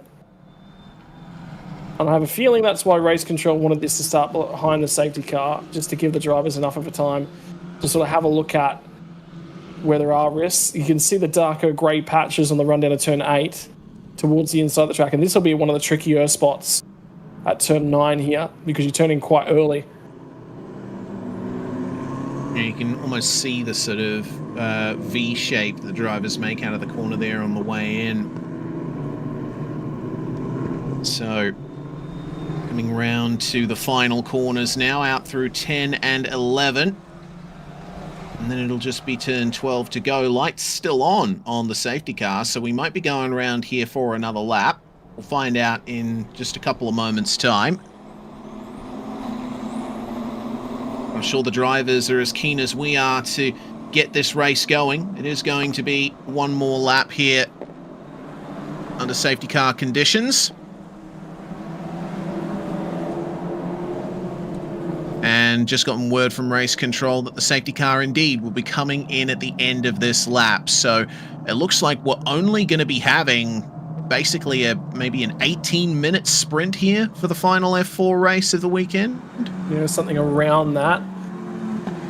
But those tyres are starting to come up to temperature. Minute by minute, you can already see that. Such as typical in Thailand, back to heat haze in the background. That didn't take long at all. No, certainly not. It's and the weather here just swings from end to end of the most extreme pendulum you can think of. That's a good opportunity for the drivers to get those tyres warmed up, weaving to get some heat into them. They'll be granted with some nice warm tyres for the start of this one, which will help to clear off the last remaining vestiges of that moisture soaking into the track from the GT3 and GTM race earlier on. We'll keep our eyes on the potential order here. And Soa up the front. Obviously getting the good results this weekend, but what will Asterthorn and Gilmore be able to do to break that streak there? Inigo and Anton from the Philippines as well, starting out of 4th. Could be a factor here as well. For the first time in a while, Ayrton Asterthorn is actually going to be ahead of Seth Gilmore. Safety cars pulling away from the field. That's down at turn 9. Great aerial shot. That's actually a really, really good shot. I hope we can use that during the race as well, because that tells a really, really good story of something the cameras cannot do, which is that there is still slightly damp patches of the racetrack, particularly in that area. It's more than a tram track. It is dried relatively quickly. Rohongap will have control of the field. As the Thorn will be P2. And they've launched before they even get to the final corner. And out the other side, here we go. Final race of the weekend, Formula 4 Southeast Asia. What was supposed to be a 25-minute race, they'll cross to go green just under 20 minutes left on the clock. Yes, and Seth Gilmore and Thomas Yuli trading spots there through the opening corners. Way out of line for the car on the right of screen there at the end of the formation lap. Under some pressure now. Into turn 3. Feeling out the grip in race conditions for the first time. Still got the rain lights on a few of these cars. Probably the correct decision. The track, I don't think the track would have been declared dry yet, because there is still some water out there, which means I believe that they'd have to leave those rain lights on, although I think it was Ayrton as the Thorn with no rain light on the rear end of his car. Don't think they'll punish it too heavily in these conditions. And a pinch of a brake, I think that was for Inigo Anton. And at 4th spot. Right, Seth Gilmore will have to find a way past Ayrton as the Thorn this time. So the other way round. Thus far this weekend. The 56 to Thomas Yu Lee, a little bit out of line there, coming down into turns 9 and 10, falling under pressure from Wang Zhongwei in car 22. Battle for the last position in the top 5. Is there going to be any move to speak of here at the final corner? One of the prime overtaking opportunities on the circuit apart from turn 3, but not moving off the racing line just yet. I think they might be a little uncertain still as to how much grip there really is off the racing line here. Well, I think traction off that final corner, you can see that's probably the dampest part of the track at the moment. It's worthwhile keeping an eye on. There was a message came through from race control of an advantage off the restart for the 56. An infringement there. It effectively wasn't actually a safety car restart because they were 2x2. It wasn't effectively a couple of formation laps there. So that's a unique one. Gets the nose right up and underneath the 22 machine, fractionally ahead of him. So Yu Lee and Zhongwei Wang going toe-to-toe out of turn 3. And you physically cannot get any closer to the race car ahead of you than what he just showed there. Yeah, it almost looked like the nose was going underneath the rear crash structure of Wang Zhongwei there. Rishon Rajiv now the next driver to potentially bring Yu Lee under attack as we check back in with our top 3 battle. This is the fight for second. Shane Gilmore catching a little bit of the water there. Soa Hongdat has gone out to a massive 3-second lead. Just insane form up the front of the field. Gilmore having a little look at Astathorn there. Not quite enough pace to get alongside and get the move done, though. I'll actually go ahead and back up. Having a look at that start finish straight compared to the rest of the track, I think the right decision was made to start this one on a safety car, because anyone who was on the inside of the run into turn number 1 would have been on a wet part of the track. So it's actually probably been a smart decision by race control to at least try and keep things relatively even with the run down into turn 3. So Hongdat completely in control at the moment, as he has been much of the weekend.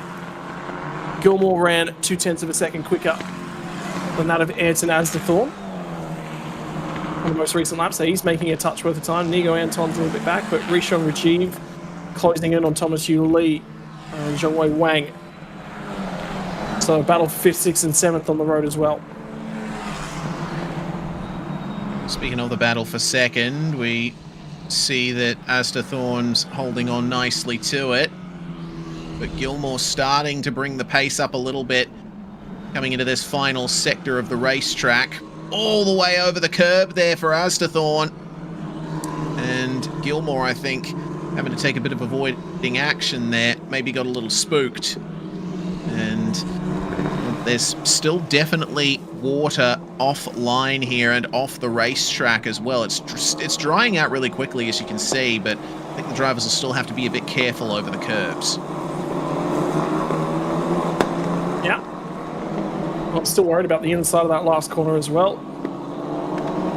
But again, continuing to dry, you see it's drier even again this lap. So you can now probably start to search around a little bit, see if you can't find a touch more grip and look for that overlap. Again, Gilmore, fraction faster. Edson has the thorn on that lap, but they put some margin over Inigo and Son. Yu Lee's not been able to make any ground on Zhongwei Wang and Rishon Rajiv as well. Back there, 5th through 7th. They're all staying connected, but no one able to get close enough. So, safety car procedure infringement under investigation still here, and I briefly saw track limits violation flash up for a couple of cars, but I think they may have sent that message out a bit too early and sort of rejigging it maybe. But there are still a couple of cars there that do not have the full approval of race control for the way they're making their way around the track.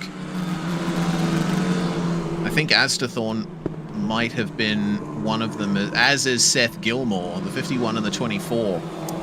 So I think we caught that live with them running off the track on the way down into turn 9.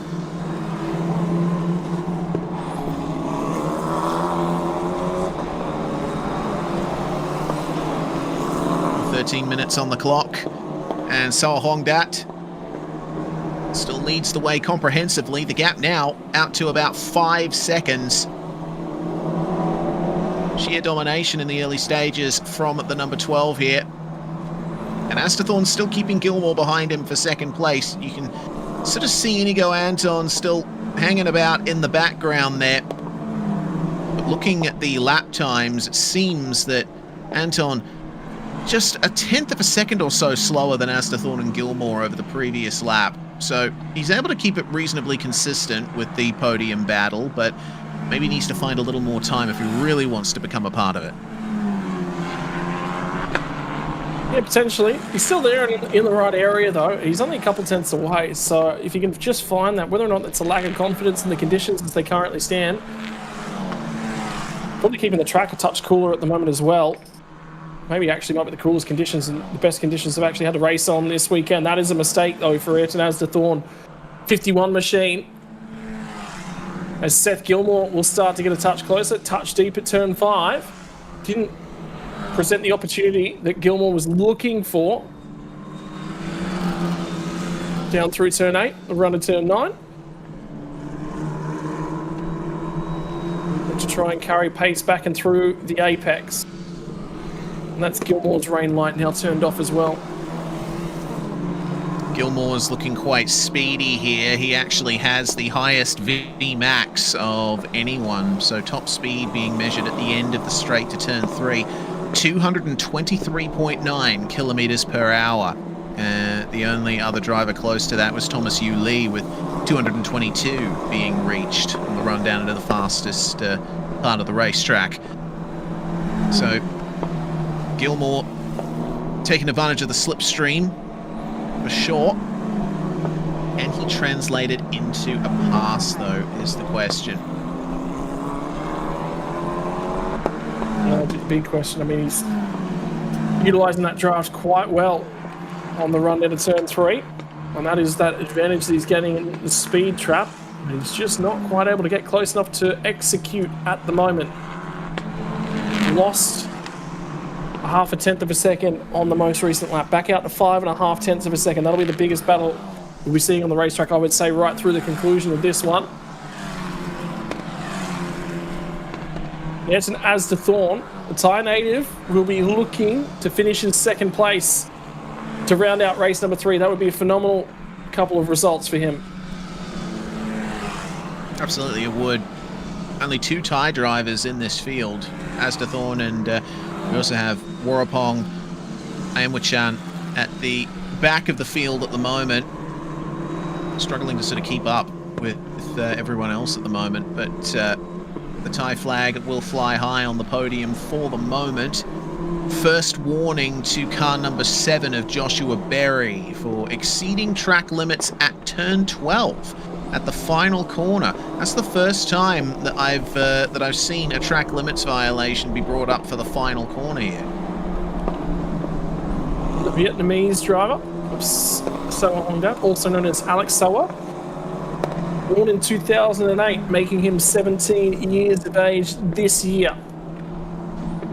Currently in his debut season in 2025 in Formula 4.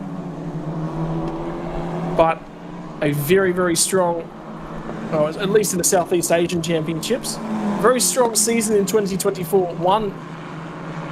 Didn't win. Ran in F4 China last year, as well as the Formula Regional European Championship and Formula Regional Middle East as well.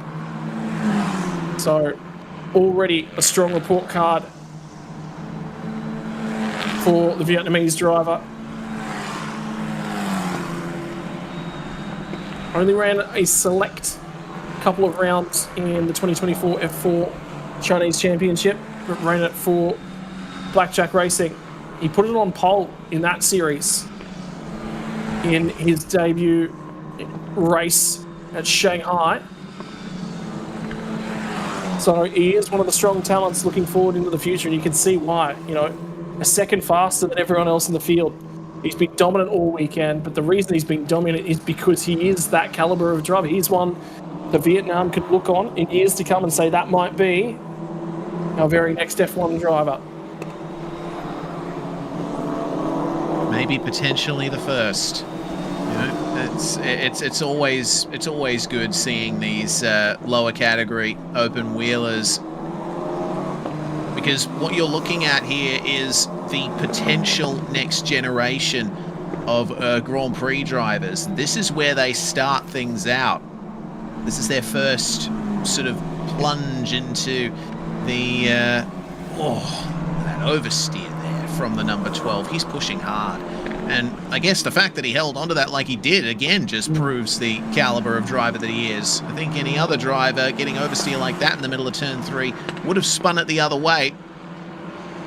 But like I say, that's the kind of driving that you will see from those at the very top of Grand Prix racing. You see it start developing here, and you think, yeah, a driver can certainly go places. For India in 2023, finished 5th on a debut season there. How's that for a result in your first year? 7th outright in F4 China. Multiple race wins across the season. And unfortunately, Formula Regional European Championship results were not strong. And the reason for that is, well, I mean, when you're an Asian driver making progress and getting the opportunity to go and race in Europe, you've got a lot of catching up to do. These are guys that have been racing on those tracks all your life. So come back home to Alex Soa's home turf and challenge him here. And you'll have a driver that will put up strong results.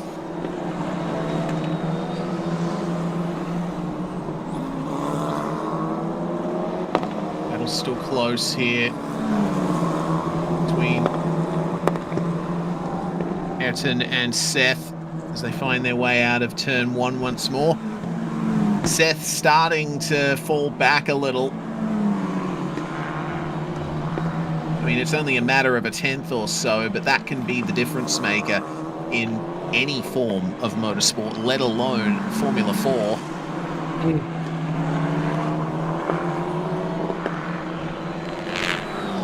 Little check of the mirrors there. It's going to be a strong weekend for Alex as well. I mean, how about it? From 6 races, 5 poles, 6 wins is what he's on for at the moment. That's a dominant start to the championship. Yeah, it certainly is. I mean, F4 obviously a spec category, so all drivers are driving the same basic chassis. Excuse me. There's obviously differences in car preparation, and generally higher budget teams will be able to gather more speed out of the cars. But the fact remains that there's no car design advantage. You can't test out aerodynamic components on these cars. You've got what you have, and that's all you have to work with. So it comes down more to the driver. And seeing that Soa there is on the level that he is really something. That's it. You just wonder. I mean, worthwhile noting that 2023 Drivers' Champion for Formula Regional Middle East was Andrea Kimi Antonelli, and look where he's gone. Yeah, absolutely. First season in Formula One this year, driving for Mercedes of all teams. That could be you if you're racing in a series like this.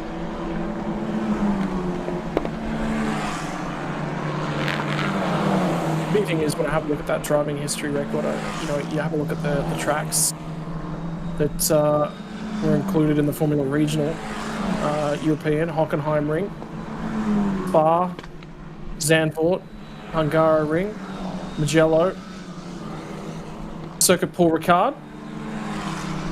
Didn't participate at Imola, but was there for the Red Bull Ring races and Barcelona Catalunya, as well as Monza.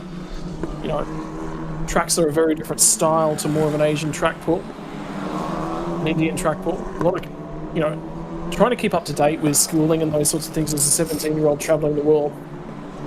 You got to give yourself a backup. I actually managed to get a few messages in, checking in with Australian driver Jalen Robotham. I mean, he's gotten to his mid-20s, and he's had to nearly turn his back on motorsport at the moment. Things just haven't gone his way. You always want to create that backup, because the biggest thing that you can learn out of motorsport is the discipline, the drive, and the push. How to keep working on yourself, to keep working forward through hard races, hard finishes, and improving yourself. And that'll be the battle that he'll have ahead of him. What happens if it doesn't work out? How do you take those skills and apply them anywhere else in the world? And there's a lot of engineering skills you can pick up from a race car. That's where a lot of guys go. Indeed, and some of them go into broadcasting as well. They can provide the sort of inside information, and the experience that they gain can inform commentary and analysis, and so you see plenty of former drivers staffing a lot of commentary booths around the world as well. I mean, you've got to have an analytical brain to be a race car driver. You've got to be able to break down what you did right, what you did wrong in any given session, so you can keep on improving. Because if you're not improving and not looking for those last few hundredths and thousandths of a second, well, that's where the competition are going to be beating you out. And that mindset plays itself very well out to commentary roles. Having said that, I don't think that applies to either you or I, though. Yeah, of course, we come from the sim racing world, starting virtually, and I mean, you know, we can carry over a lot of what we bring from that area to this. One word that I'd use to describe both of us is built like a commentator. Yeah. I know what you mean. Say no more.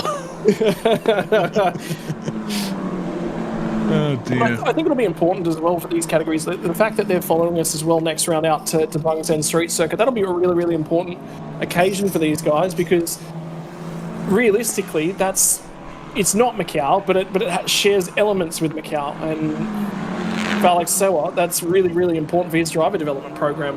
It's not Macau, but it's actually probably something incredibly similar. If you want to go anywhere, you're going to encounter a street circuit.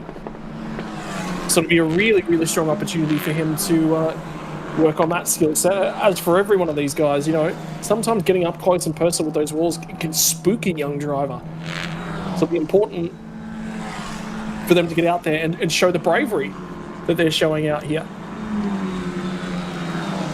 Yeah, bravery is a big part of motorsport in general, but I think it definitely counts for a lot in the open wheeler phase of things.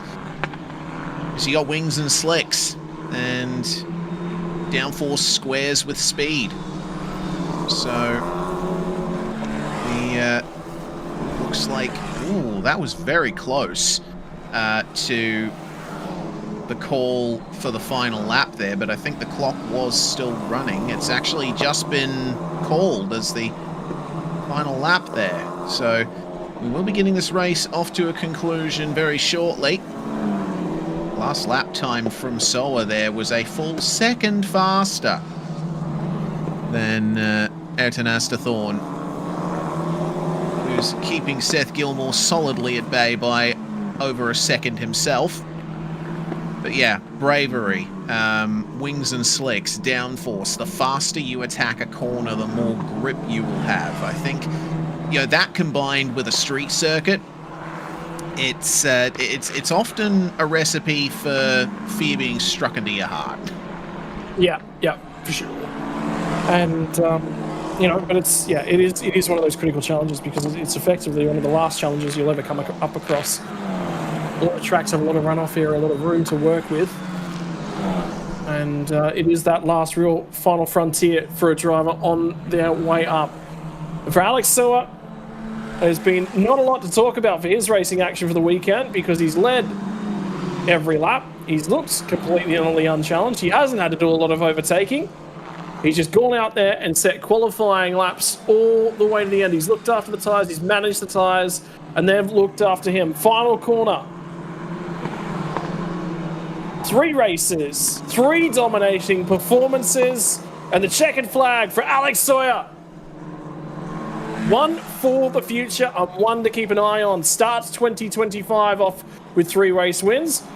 Follows it up with another 3 race wins from round number 2. The only blemish on his 2025 season is 1 missing pole position. That's it. Everything else is all his own way.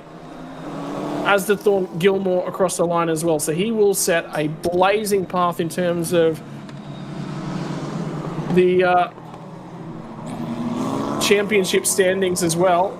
Battle out of the final corner. Good drive now for the 56 machine. Will get it done, but there will be a post-race penalty, unfortunately, for Thomas Lee for safety car procedure infringements and advantages that he went too early before that final corner. So even though that was an exciting nail-biting finish to the line, won't count for naught. Yeah, shame. Ultimately, though, crosses the line ahead of Rishon Rajiv. Indian driver having a go at him there into the final corner. But as we get our finishes from Warapong, Aimwichan and Joshua Berry, it looks like that's going to round out our field here. And Alex Soa putting on an absolute masterclass here this weekend at Chang International Circuit. Fastest lap of a 1 minute 39.7. Absolutely miles ahead of everyone else out there. Yeah, completely and utterly in control. He knew what he was doing and he dominated. And Anton Asda, Thornholm in P2, Seth Gilmore rounding out your podium. Those 3 drivers have been on the podium just about all weekend. 3 podiums from 3 races for Seth Gilmore means that he will back up his Evans GP teammate of Alex Soya. There is a strong chance that they will be very, very tough to beat.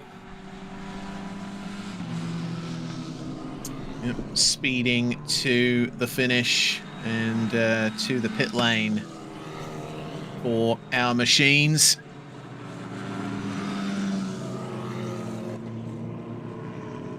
Very satisfied Alex Sola there, pulling his way into pit lane. Will be greeted by the number 1 board and very quickly should have a microphone shoved in his face for his thoughts. That's the problem being a race car driver, isn't it? That you got to compose yourself rather quickly. You're going to be asked a lot of questions.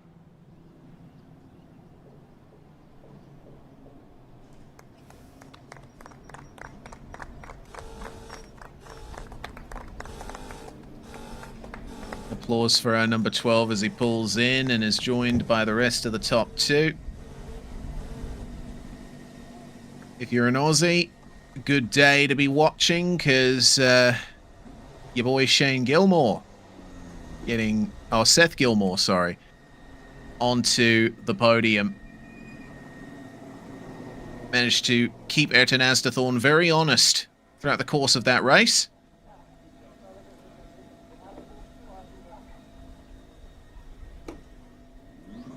And by the way, driver standings after round 1, Alex Sawyer already had a 68-point lead. Well, forget that. He's gone into the sunset after round number 2.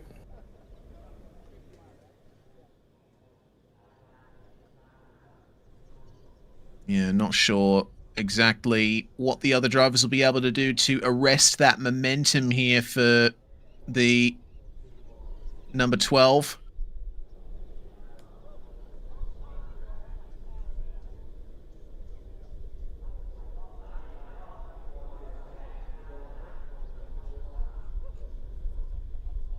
You can see from Seth Gilmore looking happy with results and everything. And it looks like Ayrton Asdathorn enjoying podium result at the back end.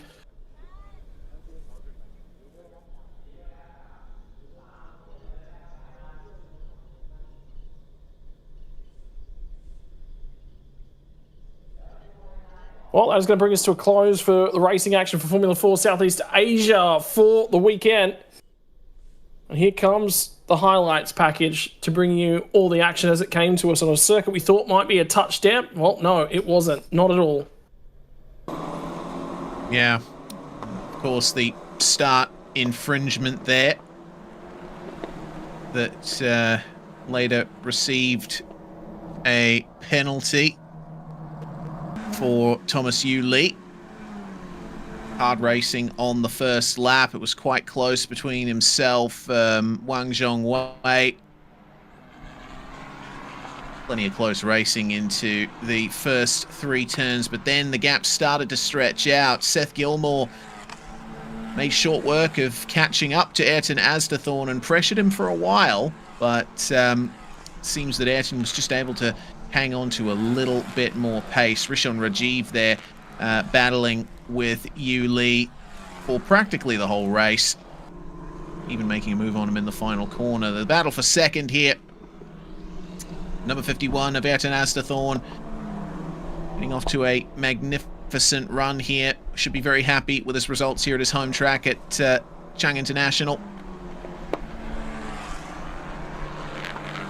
Alex Soa, nothing much could be done to overcome him there, as he would absolutely master this circuit to bring himself yet another victory in this very successful F4 Southeast Asia season.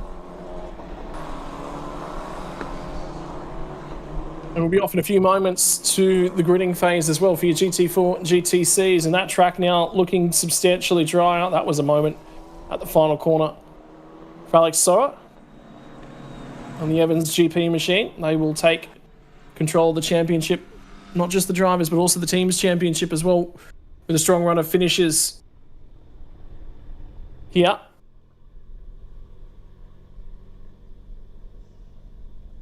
And those are the cars which will be now in parc fermé conditions after the finish, and that is the grid getting prepared for your Thailand Supercar GT4 and GTC competitors. They'll be up on the other side of a short break.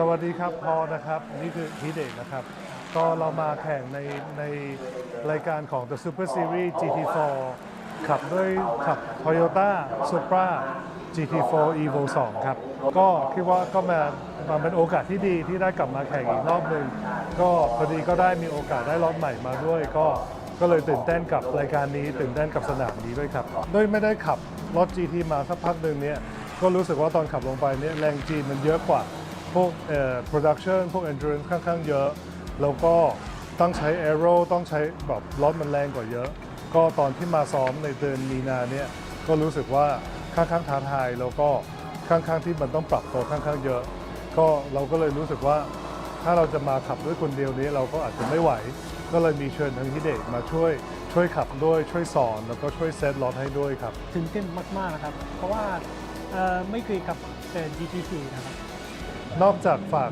เชียร์ทีม Painkiller Racing ขอฝากอีกงานหนึ่งเพื่อให้เชียร์ด้วยครับก็คือ Impact Speed Fest ก็จัดที่ Impact เมืองทองธานีวันที่ 13, 14, 15 มิถุนายนนะครับก็จะเริ่มตั้งแต่เย็นๆของวันศุกร์แล้วก็จัดยาว 60 ชั่วโมงจบอีกทีหนึ่งก็วันอาทิตย์ที่ 15 นะครับขอบคุณครับ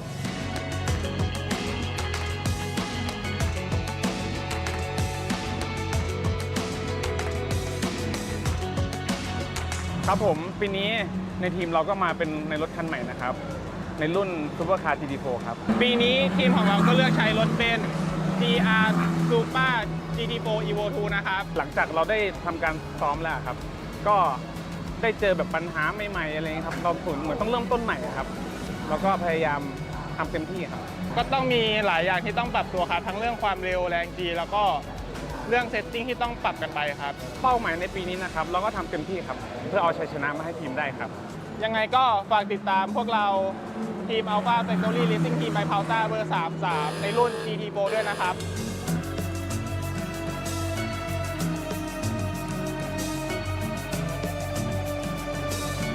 แล้วก็ขับใน Toyota Gazoo Racing Thailand นะครับปีนี้ก็เปลี่ยนรุ่นรถนะครับมาเป็น Corolla Altis GR Sport นะครับก็กติกาก็เปลี่ยนใหม่ในปีนี้ในรุ่น GT4 ก็จะเป็น1ชั่วโมงครับก็จะขับคู่กัน2คนกับก้าจริงๆเราเคยแข่งด้วยกันมาเป็นทีมเมทกันมาใน Endurance แล้วก็ขับเข้ามือกันดีก็เลยปีนี้ก็เลยได้มาจับคู่กันปีนี้ก็เป็นขับหน้าครับก็จริงๆก็หลายๆอย่างที่ต้องเซตติ้งกันใหม่ใช่แล้วก็เครื่องยนต์ด้วยก็จะต่างกับปีที่แล้วนะปีที่แล้วก็ใช้เป็นเครื่องยนต์4 สูบเทอร์โบแต่ปีนี้เปลี่ยนเป็นเครื่องรุ่นใหม่ครับ3 สูบเทอร์โบครับก็เป็น G16E นะครับก็คือเป็นเครื่องของตระกูล GR ครับก็เป้าหมายปีนี้จริงๆพอรถทำใหม่มาครับก็เราก็จะพยายามเซตติ้งจะ develop ให้มันดีที่สุดครับแล้วก็จะพยายามทำให้เต็มที่หาข้อผิดพลาดของแต่ละเลนอย่างเงี้ยครับก็ฝากติดตามเชียร์พวกเรา Toyota Gazoo Racing Thailand ด้วยนะครับทั้งในรุ่น GT4 GT4 แล้วก็ GTM ครับ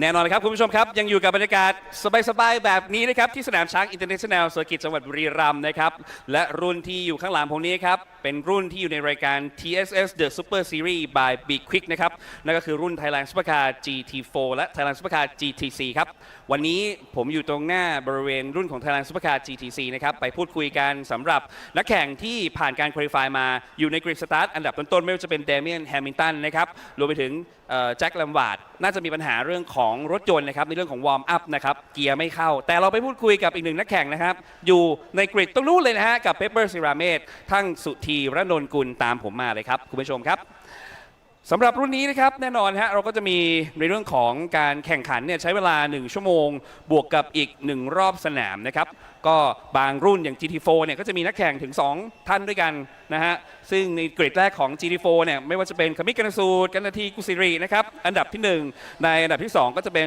แบรมดาวเซตนะครับโรแมงเลอร์สนะครับและอันดับที่3ของ GT4 จะเป็นพี่ปุ๊เดชธรผู้อัครวุฒิและโอมมาลายตอนนี้เราอยู่กันบริเวณในกริดสตาร์ทของตรงนี้ฮะเปเปอร์ซิราเมตครับสวัสดีครับเปเปอร์ครับจะยังไงดีเราจะคุยกัน ขออนุญาตเอาเปิดตรงนี้ได้ไหมฮะสักหน่อยครับวันนี้ได้มีโอกาสคุยกับเปเปอร์แล้วนะครับกับสนามที่2นะครับในรุ่นของ GTC สวัสดีครับเปเปอร์ครับสวัสดีครับเป็นยังไงบ้างครับก็โอเคครับเมื่อวานนี้พลาดนิดหน่อยครับพลาดเรื่องอะไรบ้างครับก็อย่างแรกเลยก็ตัวผมด้วยแล้วก็มันฝนตกผมมองไม่เห็นไม่เห็นใช่มองไม่เห็นทางนะฮะใช่ครับแต่วันนี้สนามแห้งแล้วก็ถือว่าเป็นโชคดีของเราในรุ่นเราครับผมเปเปอร์ครับเดี๋ยวเราจะต้องไปในสนามหน้าที่บางแสนครับเปเปอร์ส่งต่อหน่อยครับอะไรนะครับสนามหน้าเราจะไปบางแสนกันแล้วครับส่งต่อให้หน่อยครับ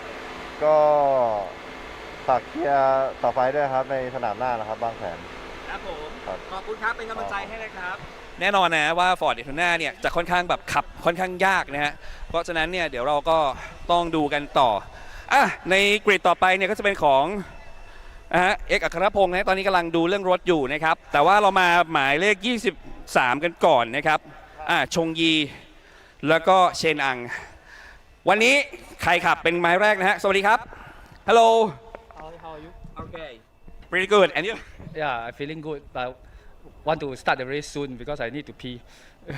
Really? You can gonna go to pee first? It's okay lah. I hold until my next my stint finish. โอเคคือเขาบอกว่าอยากจะออกสตาร์ทเร็วๆเขาปวดปัสสาวะนะฮะแต่ก็ไม่เป็นไรฮะการแข่งขันก็ห้ามออกไปตอนนี้ไม่ได้นะโอเค talk about the next race we go to have the Bang Sang Street Circuit. Yeah, definitely. We are gunning for the championship, so we have already signed up for the whole season. Yes. So we will be at the Bang Sang for sure. How about the difference for the race about the Chang International between the Bang Sang? Oh, okay. Bang Sang you really test the limits of a driver. You need to be very precise. Yes. Over here, there's a margin for error, so still okay. If let's say you did a small mistake, it's still forgivable. Bumpy. Yeah, but Bang Sang is zero error. Yes. Something wrong, that's it. Okay. All right. Last question is the comment to Thai fan who's supporting you. I hope that they can cheer us lah because we are the underdog here. Okay. Yeah, thank you. Yeah, thank you so much. โอเคนะฮะก็แน่นอนนะครับสำหรับชงยีและเชนอังก็ในเรื่องของการแข่งขันเขาก็บอกว่าในความเปรียบเทียบในเรื่องของสนามแล้วกันนะครับทั้งบางแสนกับตรงเนี้ยบางแสนเนี่ยจะเป็นสนามที่ต้องใช้เทคนิคในการขับแข่งเนี่ยค่อนข้างเยอะแล้วเขาพูดโดยรวมแบบประมาณว่าถ้าพลาดแล้วก็คือพลาดเลยนั่นเองนะครับเพราะฉะนั้นติดตามให้ดีเชียร์กันด้วยนะครับสำหรับทั้ง2รุ่นเลยนะครับกับ Thailand Supercar GT4 และ Thailand Supercar GTC วันนี้สนามที่2ใครจะเป็นแชมป์ในสนามนี้ติดตามกันให้ดีกับ TSS The Super Series by B-Quik ครับ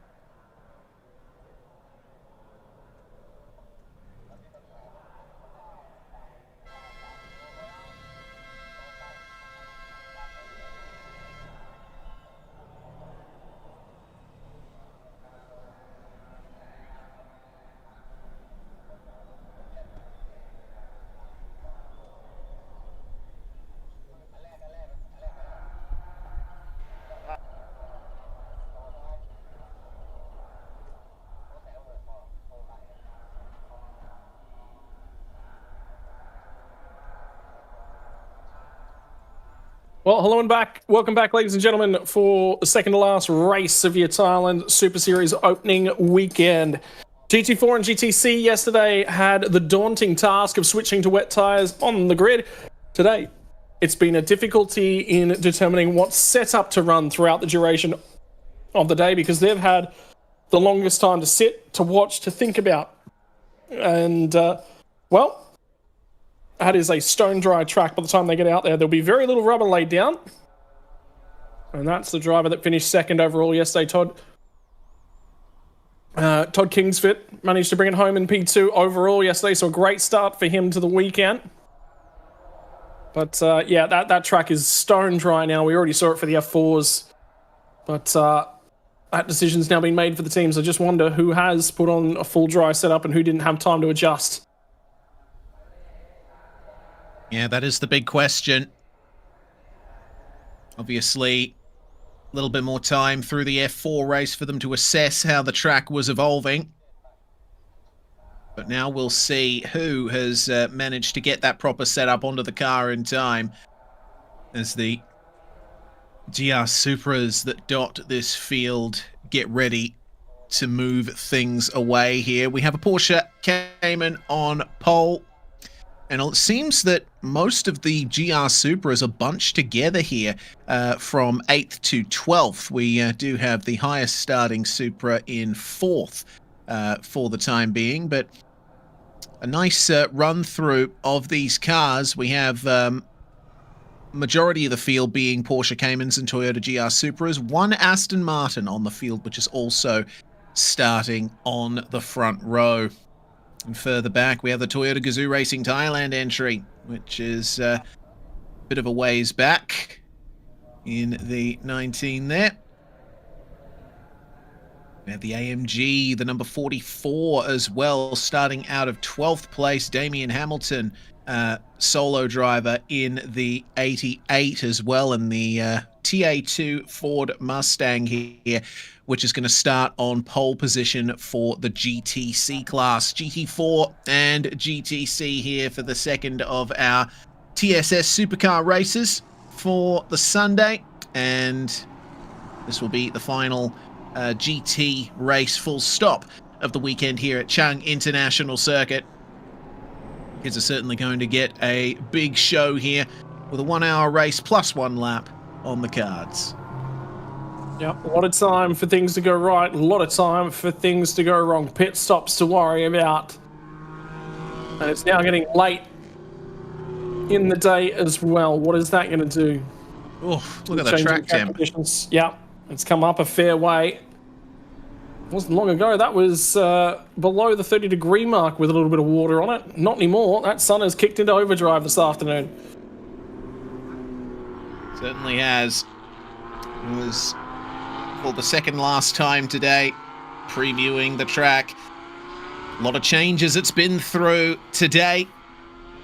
The rain was dumped at the beginning of the GT3 and GTM race, and it made the final sector particularly difficult, but looks like the grip is back in the racetrack. So we're going to be seeing I think a pretty conventional race here as they pull around the formation lap. Getting ready for the full grid momentarily here, Scott, as we'll find our way briefly to checking in on the tyres. Or actually, we'll go straight to the grid, Scott, here with Cantady on the pole position there, with Roman joining him on the front row. Thanapatra and Mitchell there on row 2. Moving back to 5th and 6th, Todd Kingsford starting alongside Sathapon there on row 3, with Hayden and Hirahu on row 4. 9th and 10th being Nanin and Fuapon there. Sutapong and Pruturat rounding out our top 12 here. Outside the 12, we get back to Damien Hamilton from Manuel Rafael Caceres Siramat, and Chris coming towards the back end of our GTC field. One driver on the final row will be Shiwan, although I believe that is Shane Ang in that one, in English name. We're seeing some social media posts from Shane across the weekend. And that is the number 9 car of Chris in the pit lane with the bonnet up. That's not ideal. And here comes the start, though. Front row, Aston versus Porsche. Waiting for the green flag to fly. A controlled start here. Lights go out, and we are away for GT4 and GTC. 3 wide for second place already. 3 wide for fifth as well, as they make their way into turn 1 for the first time. Majority of drivers taking to the pit exit just to give themselves the space there, but Porsche leads coming out of turn 1. You get the feeling race controls said that across the weekend, haven't you, during drivers' briefings? Lap 1, don't worry about track limits at turn 1, just make it around the corner. That's what we're looking for. Use the space that you necessarily need to use to make sure that it's clean. They get down to turn number 3 for the first time, and Kennedy Kasiri has got the lead. The number 39 machine, Mitchell, at the moment has second spot. The third is going to be Thanapatra. But have a look at the Aston Martin, starting to find some speed and some consistency for that one, and that is confirmation the number 9 machine is done for the day. It's a real shame for the Toyota Altis GTC there. Taking part in the lower of our 2 classes here today, as the GT4s are all over each other out here on the circuit. Cantady out to a good start there in the lead. We have, though, Nakib in the Supra out to second place and keeping the Aston Martin behind them solidly.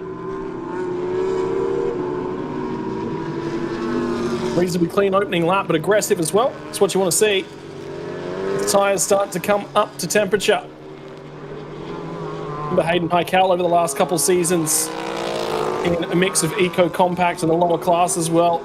Last season he got the opportunity to drive a GT4 for the first time. This season it's his main category in Thailand Super Series.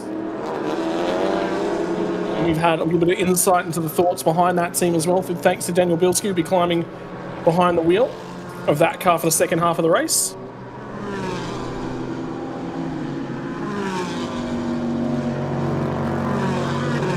Move for the Aston Martin potentially there into turn 3.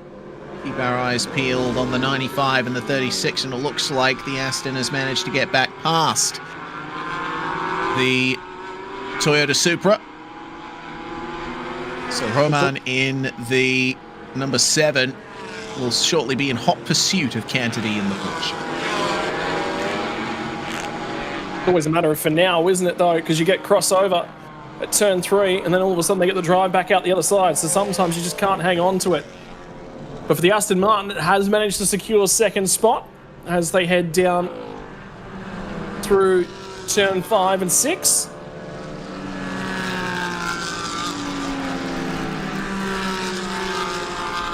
Well, there it is, that different nose. On the run down to 8, is leading the way. That is a very, very wide Hayden Heikel.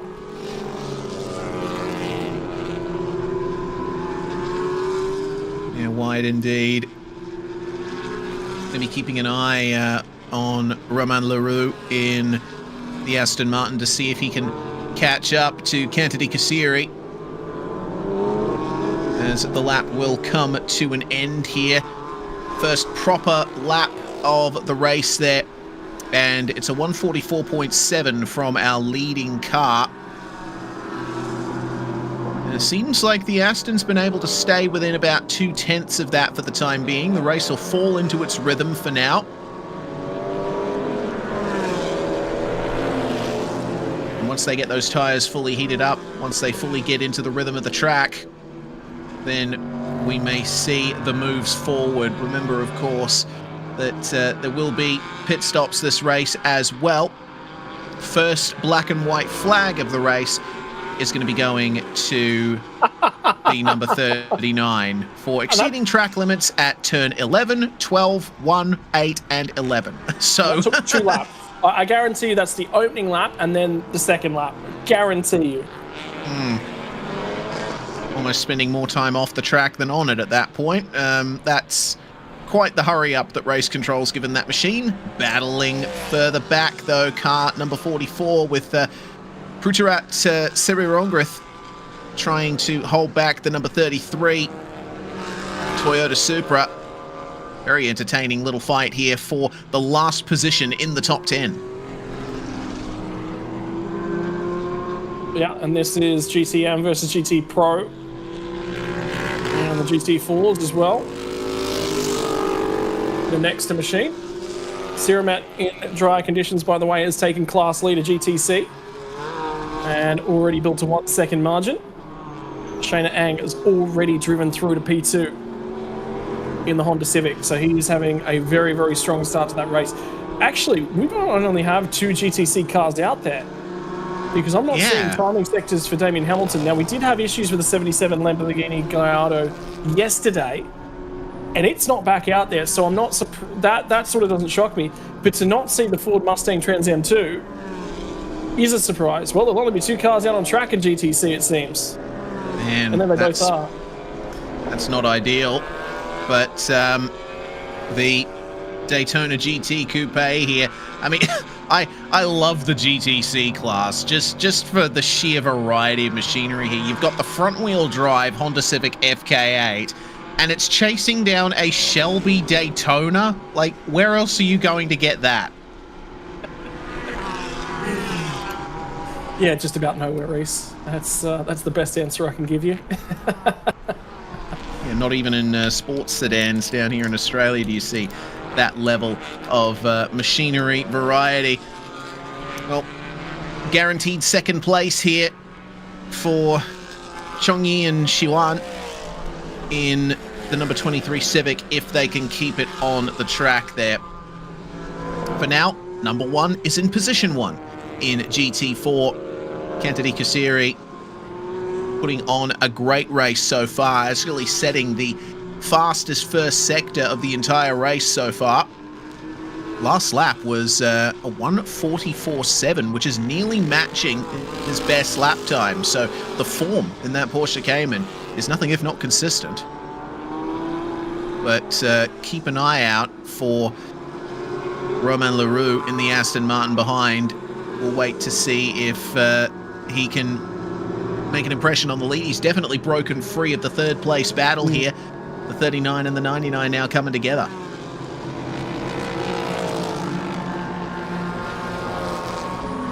Yep, and here's the 19 Super GT4 as well. Deeper in the field, that's the last running of the GT4 cars at the moment. Sudapong behind the wheel. And there are the 2 GTC cars still together.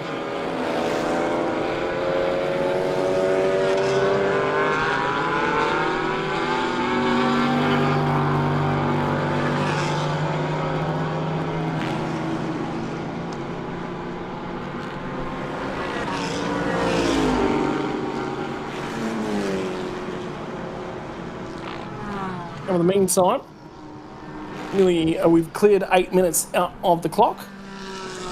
Pit window to come. Just prior to the halfway mark of this one. Driver swaps will be coming. Closest battles in the field right now. Todd Kingsford looks like he's making time. In fact, he was half a second quicker than Southafon in a battle of the 2 Porsche Cayman GT4s. 4P7 on the road last time by. And Thanapatra's starting to close in on the 39 machine ahead of him. So it'll be for third place outright. And a Supra versus Cayman. I believe there's actually, might have been a swap for position. No, Hayden Highcal quite close now. Onion. Here comes the 99 Cayman. Still as close as you like here, battling behind the 39 Supra. Mitchell Chemin-Jae at the wheel of the Supra, and in the 99 Thanapatra Suthasawang going for the move at turn 3. That's very deep there. I think he might have just overcooked it. Mitchell will move right back up the inside at the exit and keep the position. Get the feeling if If Thanapatra had braked just a little bit earlier, he might have been able to pull that up and take the position, but very easy to overcook it. He's going to go for it again at turn 4. Speeding a straight line for the AS machine. Oh. The grip manages to save it. There was contact at turn 4. Both cars walk away. It looked like the lightest of touches, but that will have done some damage to the tyre. It's lost him a significant amount of time, and it will have lost Mitchell in the 39 Super as well, time to P2. Well held, though, you have to say. Looks like the right wing mirror's been knocked askew there for the 99. Yeah, went for it, and well, maybe just a tiny bit of contact on the way into the corner. Seems we're struggling to get that replay there, but you saw it live. Just trying to go for it through the fast turn 4, which is one of the places we see the majority of incidents around this circuit. Here we go. We're about to get it here. So, Super turns in, and it looks like Thanapatra lost the rear on the inside coming into the corner then. Did you see that? Yeah, just a touch. And he was in hot. He was trying to get up far enough alongside to try and get the move done. Indicators now on for the 95 machine. That might be Nunyan trying to let Hayden Heikel know, I'm just going to pull out of the way. If you want to go for the move, absolutely do so. Albeit, he could have just knocked that indicator. Either way, Heikel to the inside. We've seen him do this on a number of occasions last year in different categories for the Malaysian driver. And here comes the 95 machine back at him. Not quite done, although that indicator's no longer flashing, so that might have been a yield from Nanan. Regardless, Heikel now has the position. Can he do anything? But the cars ahead of him was about 1.2 seconds faster than Thanapatra on that last lap, but that was with that huge moment for Thanapatra. Mitchell actually lost very little time as a result of all that. Did lose some time to the cars ahead, but respectively, very small amount. Yeah, indeed. Not the worst that incident could have gone. At the very least, still rolling, albeit with the right wing mirror on that came in not quite reflecting. But it looks like Heikel here is piling on the pace, catching up at a rate of knots. He might have felt like he was stuck behind the Supra for some time. Move your attention back up to the front, though, because Kentadi Kasiri has Romain Leroux up behind him and is still managing to run times about 0.6 of a second faster than our second place car.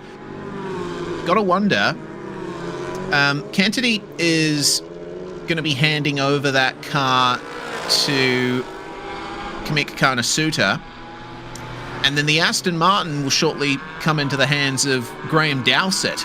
So that's a matchup that I'm not entirely clear on. Kentadi versus Roman, and then Kamik versus Graham. How will those pairings in the battle ultimately work out?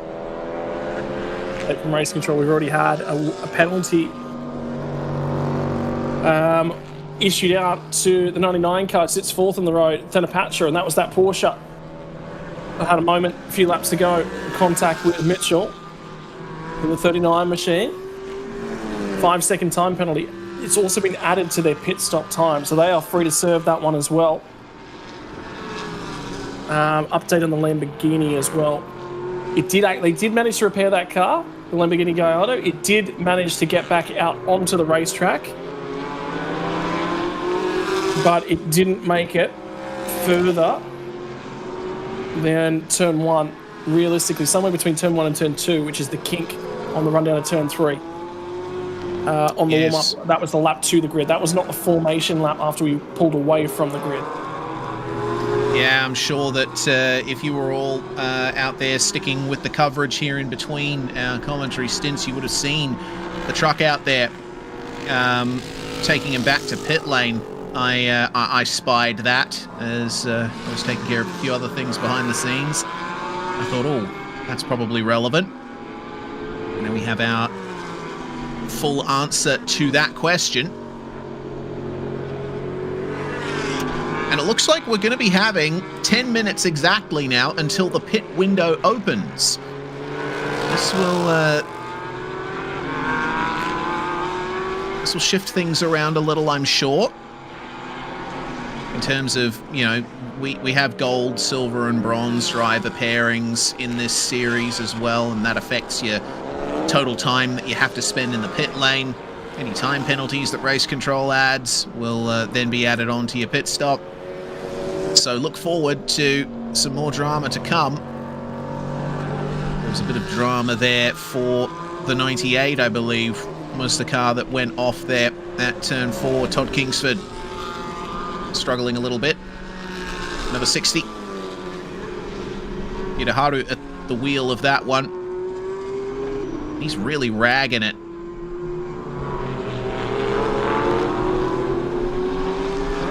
It's actually quite light, this livery on the car as well. Bit of activity, a bit of a gradient along the side of the car. Something a little bit fresh. We don't usually see gradients on race car liveries anymore, do we? No, not a common thing. They were a thing for a while, like early 2000s or so. So would that then classify this as a retro livery for the techniques used in colouring the car? It's a black to white transition, so one of the easier ones. Yeah. I'm all up for calling anything retro nowadays. There's contact in the front right-hand corner of that 33 car as well. Full on. That livery looks kind of retro too, doesn't it? Looks like something you'd see at a early 2000s supercars race. A little bit of eyelash work going on, mixed with a bit of speed. Hopefully the mascara doesn't run in the heat. Well, it didn't run in the rain yesterday, so I think it's okay. Quality brand then.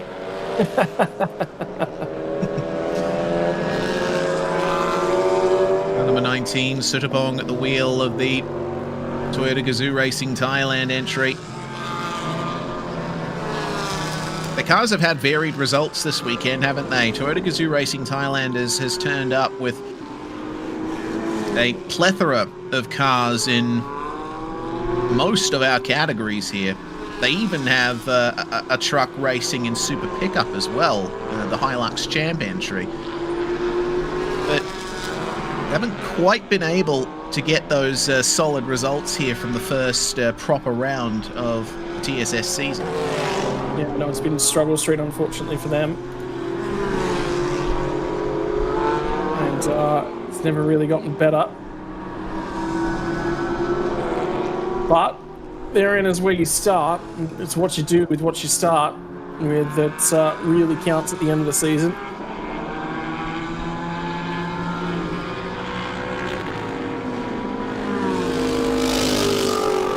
Car number 1 continuing to set the pace at the front of the field here, Kantidi Kusiri. As see how much of the curb he uses to extend the entry into turn 4 there. Don't often see drivers doing that. There's some supreme confidence in this Cayman. I mean, it'd have to be for the lap times he's setting. He's the only driver consistently staying down the 1:44s at the moment. All the way about 0.4 of a second from his fastest lap time.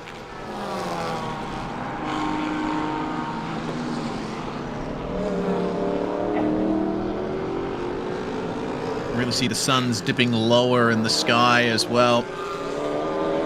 Track temperature as high as it's ever been. The sun's still beating down on the circuit, and it looks like the rain done for the day. Checking in with Roman in the Aston Martin. Not too far away from the pit window opening. In about 30 seconds time, we'll be 5 minutes away from that pit window opening.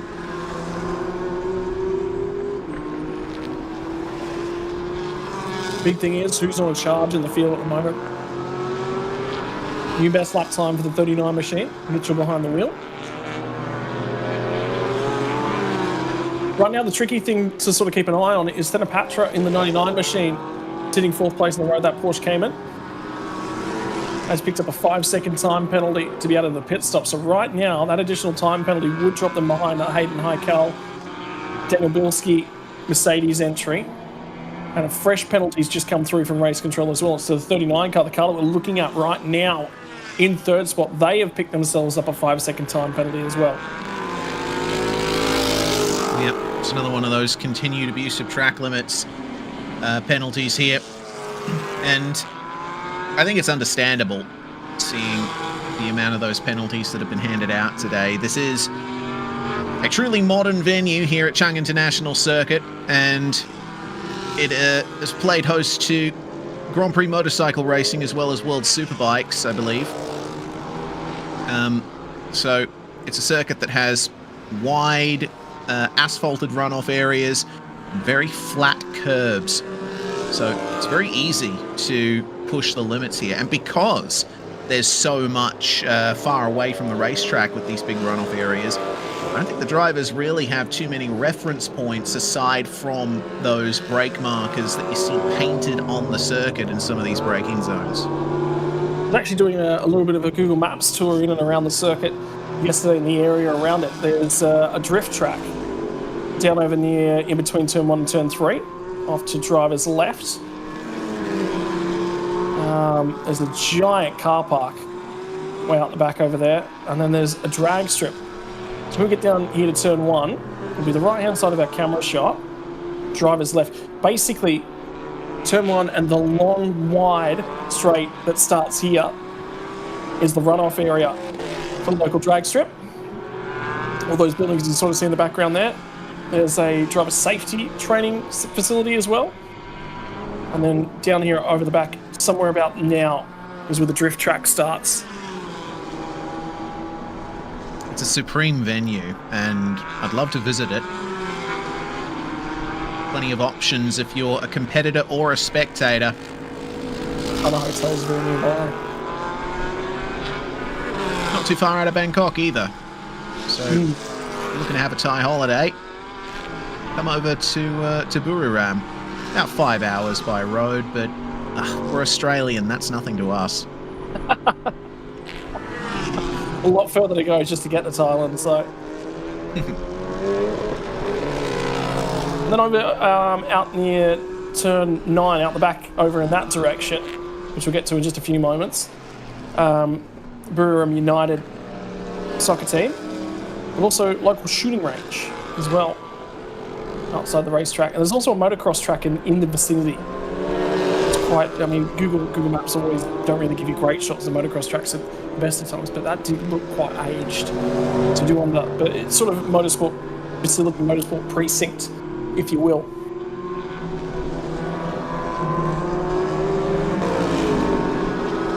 Yeah, turning into a veritable motorsport town is Buriram. Next, race control black and white flag has been given to the number 60. It looks like it's multiple laps for these cars as well, for the 60 and the 95 as well. For the number 60, it's largely been at turn 4, and for the 95, it's been at turn 11, where track limits have been exceeded there. So Nanin needs to be careful here. Obviously, he wants to try and stay ahead of Sathapond in the 32, but got to take care not to fall under the auspices of the stewards here. Zooming in on number 60 with Hideharu at the wheel. Now, turn 4 has been the main point of contention for this car. We'll see how he takes it this time. I'm sure that the information will be relayed to him from his team. How does he take this sweeping left-hander this time? All the way out over the curb on the way in, and then on the exit. I'd say that was within track limits that time, but I think it's I think that's one of the corners where you're going to be seeing drivers run wide the most. Well, worthwhile pointing out as well, it's actually just looking at compensation times for pit stops.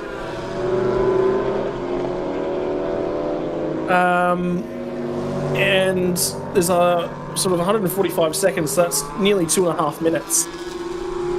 2 minutes 25 seconds coming the way of the number 1 car. They have got the longest pit stop by 10 seconds over the 39 car. 39 cars currently about 16 seconds back off the lead. That's a little bit of lap traffic there picked off now for the AAS Porsche. Pit window is open, so this now becomes relevant. So 145 seconds, where does that put them in respective to our second place car? Well, right now they've got an 8.5 second lead. The problem being they've got 32 seconds longer through the lane, 113 seconds, 7 seconds shy of 2 minutes. So I would expect that our second place race car will get the lead of the race after the pit stop, and then it'll be a go hunting job for the bulk of the field. 39 is in third spot, 135 second pit stop, so they are going to fall also to the tune of 22 seconds back, or 32 seconds at the moment, to a second place car is effectively going to give them the lead by about 24 seconds or so, and that's not even adding in potential for mistakes in there. So that number 7 car, I'd be running a second long on the pit lane transit time because, well, they're going to have room here, so you may as well. They're in a great position right now. 99, 113 second stop as well. And they are 8.5 seconds back off our second place car. So that'll be an interesting battle. 19 in GT4M, so it'll be bronze and bronze driver handing over here. Short pit stop for them. 13 seconds. Sorry, they've actually got a bronze, silver. Sorry, 19. My apologies, wrong car. They have a bronze and bronze rated pairing, so only a 90-second stops. They will gain 23 seconds relative to the race lead. But yeah, there's a fair bit here. This order is going to be massively shaken up, as it always is. First race of the season is generally raw pace, and second race of the season, all of a sudden these compensation times really come into it. And critically, just as we hit the pit lane window, Hayden Highcal has been told he's been sent to the naughty corner for 5 seconds additional on that pit stop, which is critical because they're in a great spot to come out in a great position, and that really compromises their race now. And that's for continued abuse of track limits. Got to keep it within the limits of the racetrack. Pit lane, a hive of activity here with the 39, the 38, the 33 and the 19 all in the pits at the moment. Still haven't seen our 2 GTC competitors make their way into the lane just yet. You see the Kazoo Racing Supra making its way out now. And that will be Grant Superfong, who's taken over the car there from Sutapong Smitterchurch. Well, there's in that category as well, there's a 38-second difference in terms of their pit stops, and there's only a 6-second difference between them on the track. So effectively, the 23 car and GTC should get the lead by somewhere around 30 seconds. And then it'll be down to Siramet to see if he can go and track them down. Going to be a tough job. There's potential that he might have been managing the gap so far, but then that would beg the question if he could go faster, why isn't he doing that already? Speaking of the Daytona Coupe, now in the pit lane, in comes Siramet, just as the 98 exits the pits as well.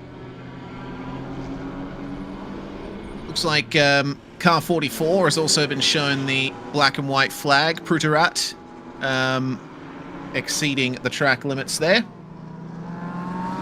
And the 99 here has got 10 seconds total added to their pit stop time. A little bit of smoke, it looks like, coming out of the engine of the Shelby there.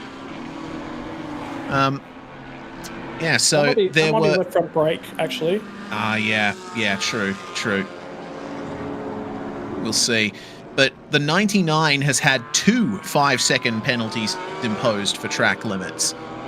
So that's going to have him feeling a little bit sheepish in the pit lane there. We're about to get to the halfway point of this race as the pit stop is complete for car number 32. The extra few seconds to be added to the compensation time. Kennedy Kasiri still leads, having not come into the pits just yet. We've had 7 cars visit pit lane thus far. Out of 17, so not to the halfway mark on our pit stops as of yet. And we are to the halfway mark of the pit stop window. So that's going to start to close down quite aggressively here in the few minutes. Of course, pro drivers are in at the moment, wanting to extend the time that they're available to be used.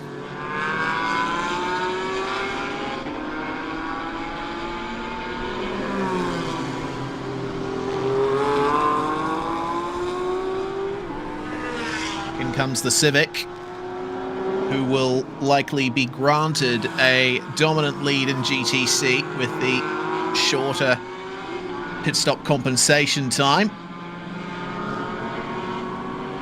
There will be a driver change in that car as well. Team Supersonic machine getting its service done, cooling the brakes as much as they can, while the car is at a standstill.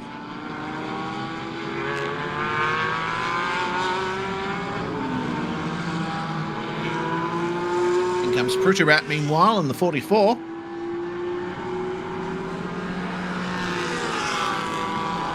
Righto, so pit stop window open in earnest now. And that's another car to dive to the lane. Half the teams, well, we started with 14 cars, and 9 of the 14 cars have now dived in the lane, 5 to come. Race leader and P2 on the road. Hayden Heikal's still behind the wheel with the 36 car, might be due in this lap. Nanin, the 95 car, and Hitaharu in the 60 machine. The 5 cars yet to come to the lane. They're doing some work at the back end of the Mercedes. So remember how the was it the 33 had some damage to the front of it? It was the yellow Cayman, I thought. Yeah, potentially. That would explain it, because it's with the rear end Pruterat's Mercedes, because they're repairing that would match up.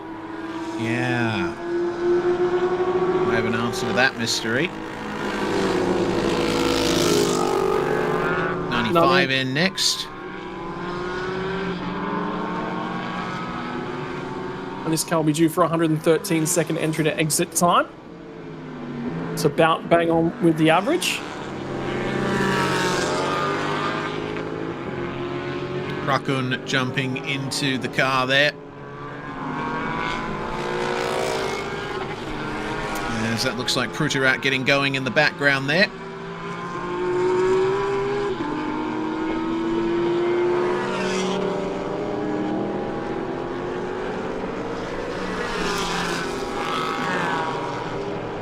Remember, these GT4s, in terms of their lap time, up and around, so the quickest lap times we've seen at minute 45, so that's 105 seconds. That's a couple seconds shy of a pit stop. So effectively, the pit stop times for these cars, basically equivalent to 1 lap. For the AM drivers, it'll be less than 1 lap, bronze and bronze pairings. For everyone else, it'll be above a lap in the pit lane. And then there is 4 AM pairings. One of them is the 44 machine of Pruterat, who is a solo entry. So for him, he gets the additional 8 seconds, but still enough to only be a lap.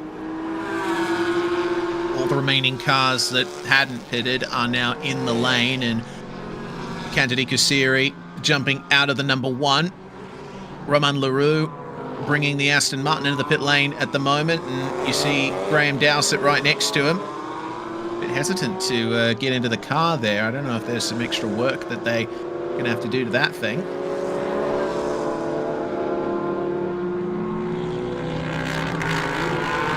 Here comes car 95 though.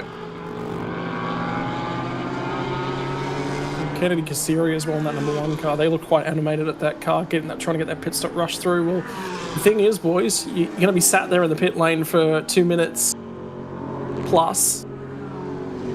So, not necessarily going to be anything you need to rush through for. You can now see he's bolted into that car and he's definitely ready to go. That should have been a stop they took a little bit more time with. I suppose there's nothing wrong with being brisk, but yeah, you could potentially lose sight of a couple of things if you're trying to rush things through in the pit lane.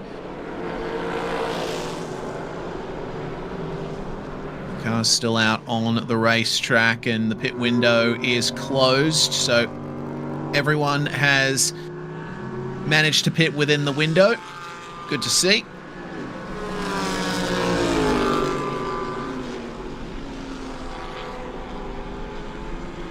Now our attention will turn to whether or not anyone's had any transgressions on pit lane transit time. Away goes the number 1, and they are behind the number 7.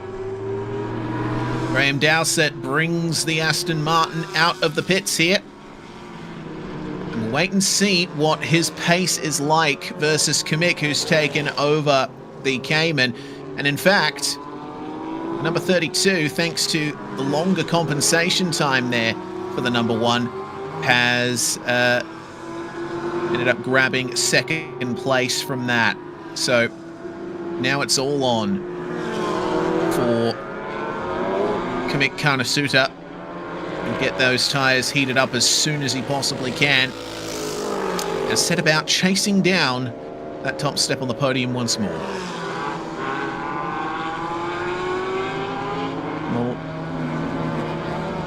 We'll say our goodbyes to Scott Rankin, who's been able to take us through the vast majority of the weekend's racing. Man who took over for me on Saturday and at the start of today's broadcasting, Dan Yeaman, is going to join me now. If you're just joining us here on the English language stream, my name's Reese Gardner, and it's my pleasure to help bring you all this action here from Chang International Circuit in Thailand. We can bring you in now, Dan. Interesting race thus far in the GT4 and GTC categories. It seems like the 44 is about to lose a spot here to car number 19. Grant at the wheel of the Supra, outbraking Pruterat in the Mercedes, nice and wide on the way in. Is there any sort of cutback through the hairpin? Well, the Merc does have a little more momentum on the exit, but I think the Supra's gotten it done. Looks like it, Reese, and yes, good to be back once again on the microphone. And yeah, unfortunately have to say goodbye to Scott a little early today, but it does mean that, yes, I can jump back in beyond just observing the race in the background and keeping an eye on things. Now actually chip in with some thoughts here for everyone to listen into. And so thanks to everyone who I've been interacting with on the TSS YouTube stream as well today. It's been good sort of talking about bits and pieces about the racing, but yes, all eyes on now how this the battles for the lead are going to shake up here with these compensation times sort of shifting the order around from what it was before the stops. And our attention will turn to lap times again very shortly, because for the vast majority of the drivers in the field, we have, well, for the vast majority of cars in the field, sorry, we have a new set of drivers being handed over to in the pit stops.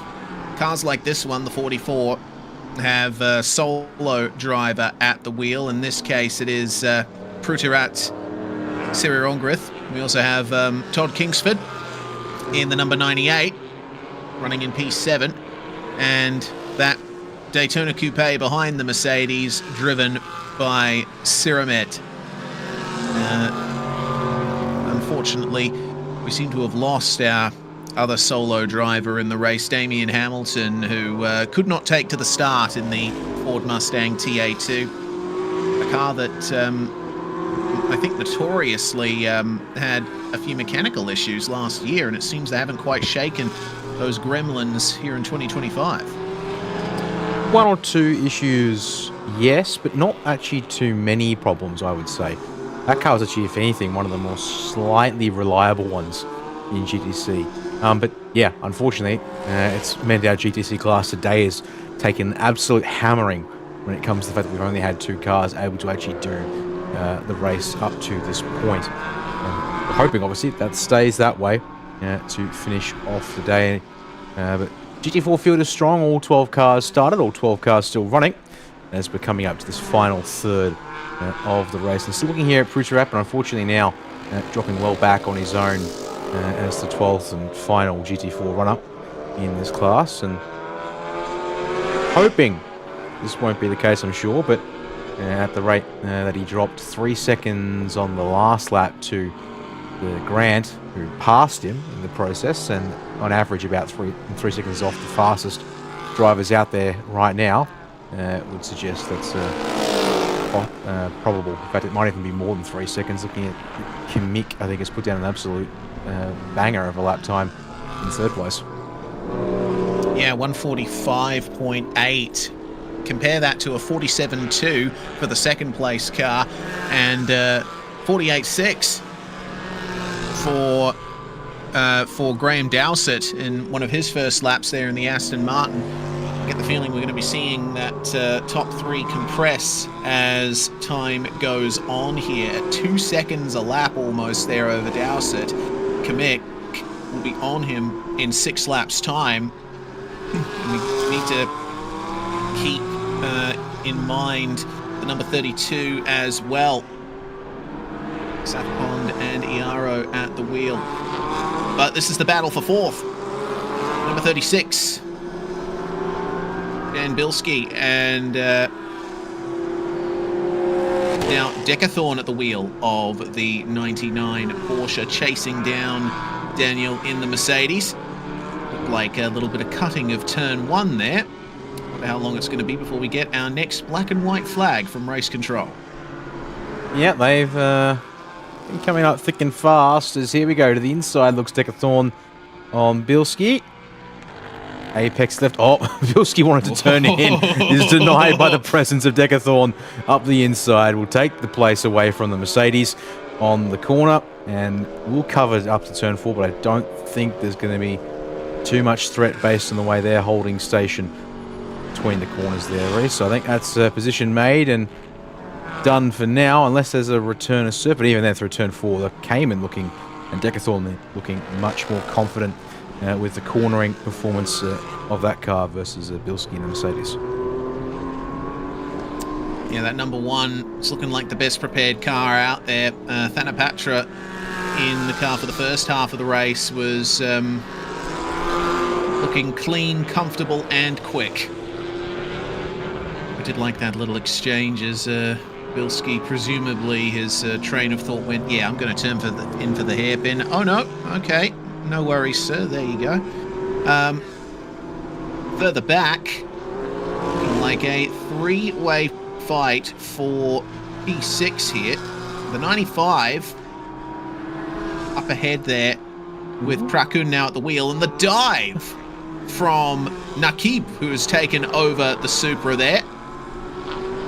Going just beyond the white lines there on the exit of the final corner, but manages to put Todd Kingsford in the 98 back to 8th place, but Todd is right on the attack once again.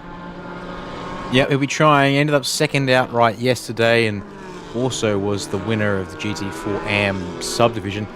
So yeah, we've got the cars here 4th, 5th, 6th, 7th, 8th here, all on the same bit of track together. All awfully close. In fact, the spread at the start-finish line was no more than 4 seconds.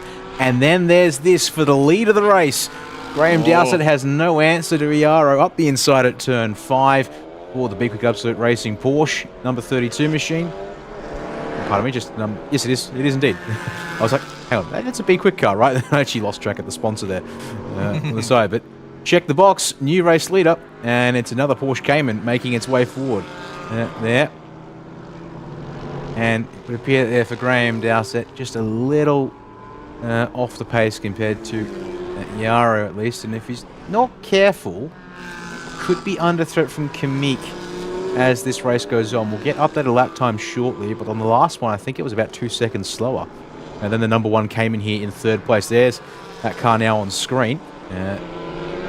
So we'll just wait to see. So Dowsett, a 149.4 on a lap being overtaken, mind you. by the 32 Viaro. And here we go, to update in a second on the tower. 145.7. Kamik is pushing and closing fast. So, 1.8 seconds on that lap. If we assume the same pace difference going forward, gap is about 9 seconds or so at the start-finish line. It's the race leader. He's going to need 6 laps or so, and I think we're well within the possibility of having 6 laps to go, with 14.5 minutes remaining in the race, just about, and 1 extra lap after that. So there's plenty of opportunity here for Kamik to grab that race lead back. But he's got a couple of hurdles to jump over first. The first of which is getting past Graham Dowsett, and the second is keeping it clean himself. We've seen that practically no driver has been totally immune to even minor errors around this circuit today. Car number 36, meanwhile, Dan Bilski, has picked up a black and white flag, and this is again over multiple laps. Turn 4, turn 4, turn 5, turn 11, turn 1, and turn 4. Turn 4 has been one of the hot spots at this track. Almost all of the biggest action that we've seen today has come from around that section. And it makes plenty of sense when you think about it, that you've got a sweeping, high-speed left-hand turn setting up for a slower corner. And if you overdrive it, you're coming off the second longest straight on the track as well. So you've got high-speed entry. You're wanting to carry as much as you can into it to then be able to brake late for turn 5 and throw speed. So no surprises, turn 4 is really giving us both action as well as track limits violations.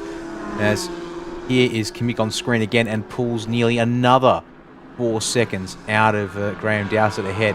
145.7 for the Cayman here on screen versus a 149.4 for the Aston Martin ahead. So that second place looking pretty certain at this point. And even, first place, 147.3 for Yaro in the number 32 Porsche Cayman here on screen. Right now, as we talk about it, it's looking very likely that Kamik's got the pace to catch him. And I would have said last time around we were definitely looking at 9 laps, because we're doing 1 minute 47s to 45s. Somewhere in the range, I think, of 7 to 8 laps. It just really will depend on where this car is versus the clock, and how that'll then play out as a result.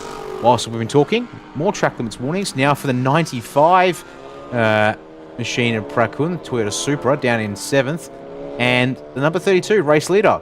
Again, multiple warnings, or multiple track limits violations noted for both of those cars, which turn 4 once again popping up in force. I think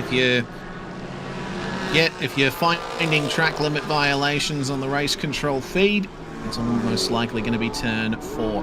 Look at the gap that's been brought down here from Kamik as he catches up to Graham Dowsett. Out of the final corner, they are separated by a mere 0.8 of a second. This is absolutely rapid pace from the AAS Motorsport number 1. They already have a race win on their hands today. Their Porsche GT3R took the win in the Supercar GT3 race in the sopping wet conditions. Can they get a GT4 win today to add to their roster? It's going to be second place at least, because Graham Dowsett leaves the door open to the inside, and Kamik is through into P2. Yep, unfortunately that one was coming quick, and with seemingly no sign of that being much of a fight, unfortunately there. So that's how that wraps up. I'm just seeing if we actually did get official results. And from what I can see here, unless it's been final race results from GT3, provisional results. So looking at provisional race results for GT4, that number 1 Porsche was the winner yesterday, just to sort of put it all in perspective, and they won by nearly 10 seconds at the end of the day as well.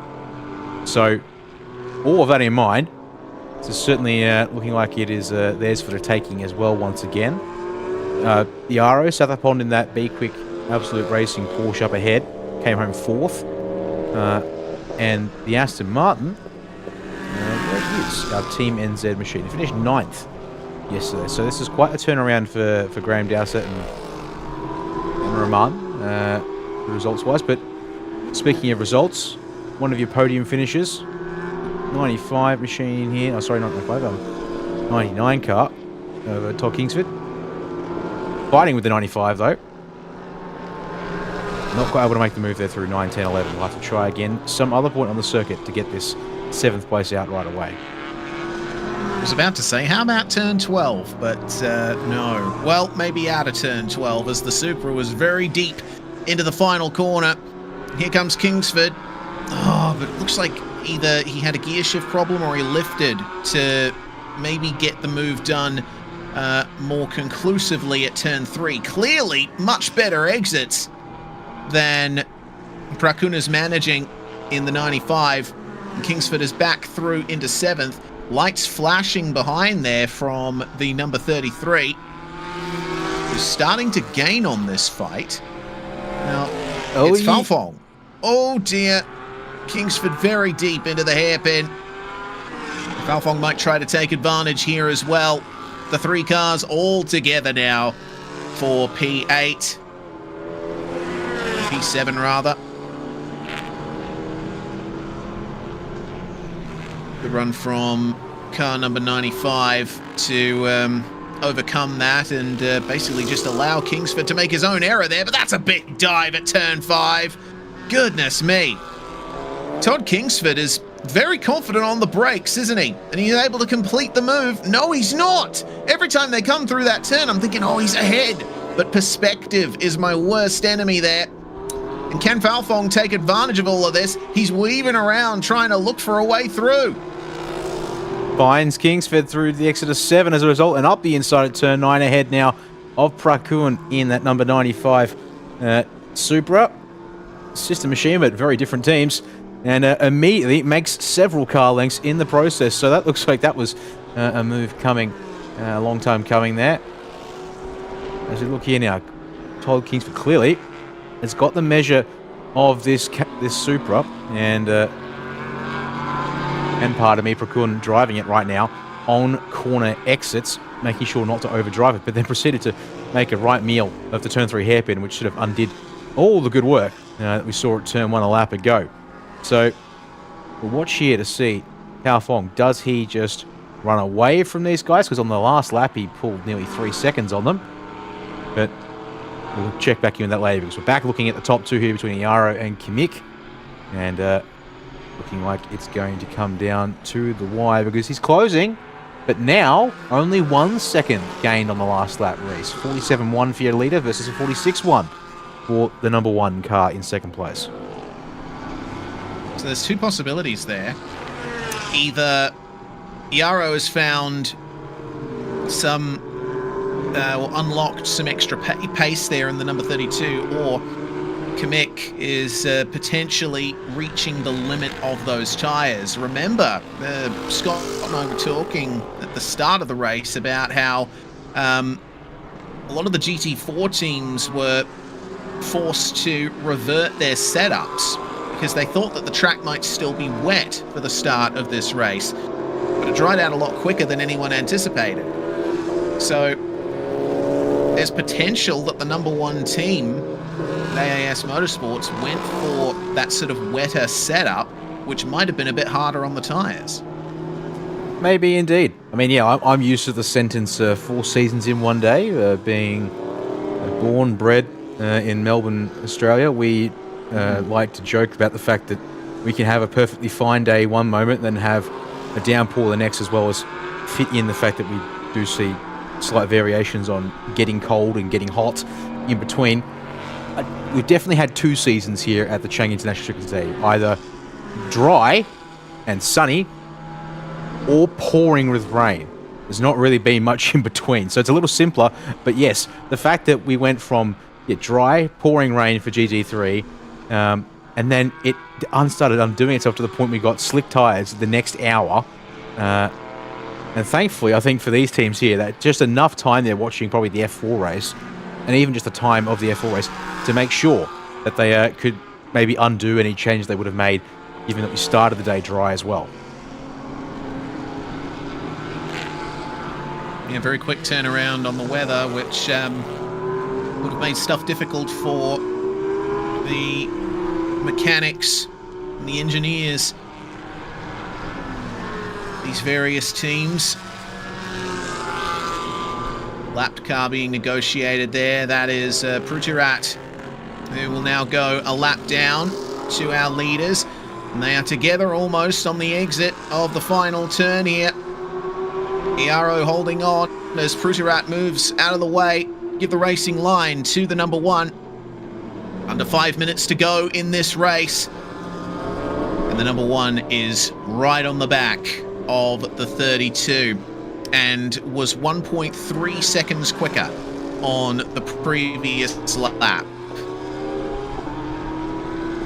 By my numbers, we had 4 laps to go at the start finish line race based on the lap times they're doing here and the time remaining on the clock. So plenty of time, I'd say, based on the fact that he's right there for Kimmich, that's plenty of time and opportunities to figure out where you're going to make the move. The question is, looks like you might be relying on the headlights for a bit of the intimidation factor, or at least trying to get Iaro to look in the mirrors more than he absolutely needs to say, I'm here, and I will find a way past you, if you're not careful. Watch to see where the differences are, because in the first sector, about a 10th different in favour of Kimmich.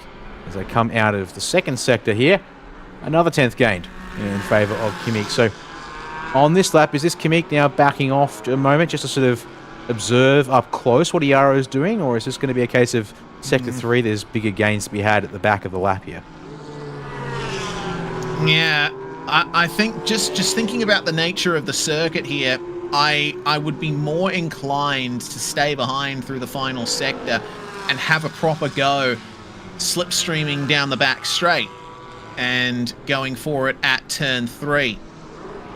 I think that might be what Kimmich is trying to do here. Obviously, they have the luxury of now a 13-second gap, just about, to Graham Dowsett, so they can afford to take their time with this. It's all about the exit from turn 1 here, all the way across the curb on entry and exit. And the slipstream is on. It didn't look like much of a difference between them on traction at the exit of the corner. Distraction is the name of the game here, it seems, for Kimmich. He's still not able to get past Iaro, and if anything, goes very deep into turn 3.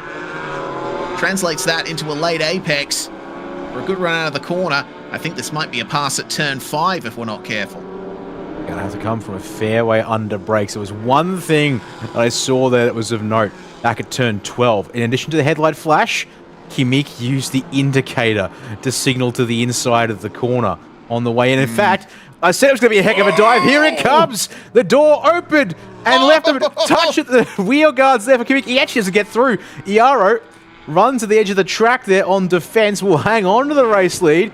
But all right, the intent has been signaled with 2.5 laps to go that I will be a car length behind you and I will still go for it under brakes. Righto then, it's on. What'd I say? Turn 5. That's where you're going to see the dive. Well, he's going to have to wait another lap for that one. It's an interesting way of, like, just thinking about how the entire lap plays into a move here. You know, you stay behind down the start-finish straight through turn 1, go deep into turn 3, late apex, get the momentum out, and then through turn 4, you set up the inside into turn 5. That is almost half the lap there that is spent setting up a move. And it just goes to show how far ahead you have to think as a racing driver. I mean, yeah, the whole thing of the fact, really, for me, that you've got so many laps where you are trying to find something that... Never mind that, because here we go. It might be coming here at turn 3 this time. No, Iaro covers. Says you will not have the inside line. But outside, where there might be some more rubber, can Kimmich pull it up? No. And Iaro actually trying to really park it on the apex of turn 3. But does that mean slow on the exit? I think it does, Reese. Up towards turn 4. This is Kimmich's best chance. The closest he's been now in this closing stage. Oh, Iaro's going to defend there. Kimmich doesn't find a way past, but into turn 4, he gets alongside. This is going to be super close between them. The space is there for Kimmich to get to the outside line, and he has the lead of the race. The AAS Motorsport crew jubilant in the pits, but a bit of oversteer there for Kimmich, and oh no! Spin for the number 32. Iaro is around. Oh, and well, the AAS taking a little bit of pleasure in that they won't be under any more pressure towards the end of this race, but Iaro might be struggling to get that car going here. It's still rolling. Unfortunately, oh my God! Graham Dowsett, who just lost third place to Nakib, lost fourth place to Nakib. That 39 has just had a podium fall into their hands.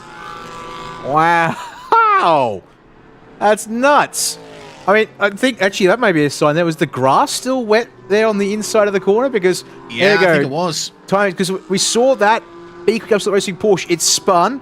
I thought it was back the right way. We cut to the pit lane, and then we cut back, and it's facing the wrong way again. How that wasn't a multi-car part was Dowsett's back in front of the Nakib here. Final lap about to start for these cars, and we've got a battle for the final spot on the podium. No, pardon me. This is second and third and fourth because Iraro's recovered right onto the back end. Let's see if this angle here will commit to the shot. So you wiggle from Kimmich and just maybe having to slow up a bit on the exit of the corner Iaro to not run into the back of Kimmich. And then, trying to get going. And the grass is not dry enough and it just around and traction control perhaps just cutting the throttle in and out when he doesn't want it and loses control as a result. Oh man, that's disastrous for the B-Quik Racing team. They will have to settle for fourth here unless they can get the move done on Dowsett and on Nakib on the final lap. There isn't much between those cars. They're only covered by about a second on the timing screen from what I could see, but up the front here, the number 1 has had the lead come to them in the final laps of this race. Kantadi Kusiri and Kimmich Kanasuta, star driver pairing in this event. And they look like they're just cruising to the line there. They know that they have 18 seconds, nearly 19 seconds back to the next car. They had to fight their way back from a long compensation time in the pit stop. Apex and exit, checkered flag in sight. And AAS Motorsport will win again in GT4 at Chang International Circuit.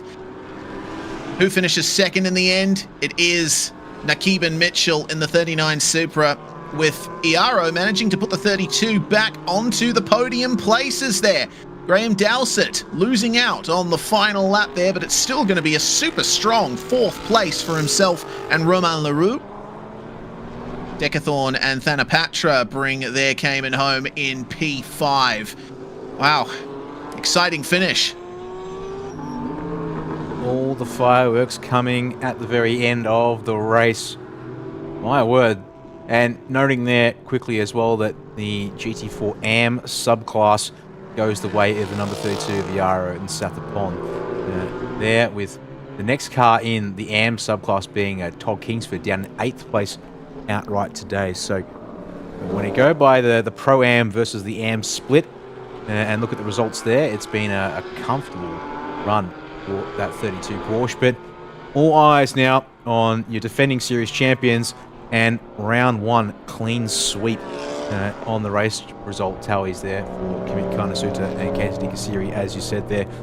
AAS Motorsport, it took them towards the end of that race, but they get there in the end and make it a very comfortable win indeed. Ahead of Mitchell and Nakib there, coming home to claim second for Wing Hin Motorsports, and Sathapon Iaro will have to settle for third place today, but be, I guess, covered off by the AM subclass win.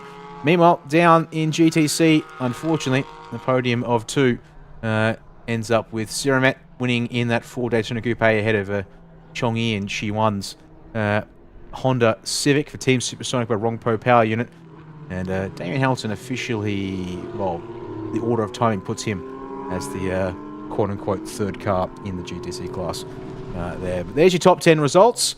And fast lap time, no surprises, goes to your race winner. Although, looking at it from early on in the race, Roman doing a very good job, not too far off the best lap early on there as well. Yeah, Romain Leroux was putting on a really good drive in the Aston Martin. And also interesting to note that Siramet ended up getting back past the Civic for the GTC victory. Remember, they had that super long compensation time and were actually behind them coming out of the pits. I mean, the GT4 battling was so intense that we completely missed the change for that. Well, do you want to know this? The gap on the final lap, the official finishing result gap is 12.499 seconds. The lap time difference on the final lap of the race is 12.001 seconds in favour of Siramet. Oh, so I think whilst we've been watching Kimmich win the race for AES Motorsport and GT4, we've missed an absolute shocker of a final lap for Chongyi. But the other main thing is the final sectors, they're all slow for Chongyi. So I think, unfortunately, for the Honda Civic in that number 23 car, they've had to limp the car home.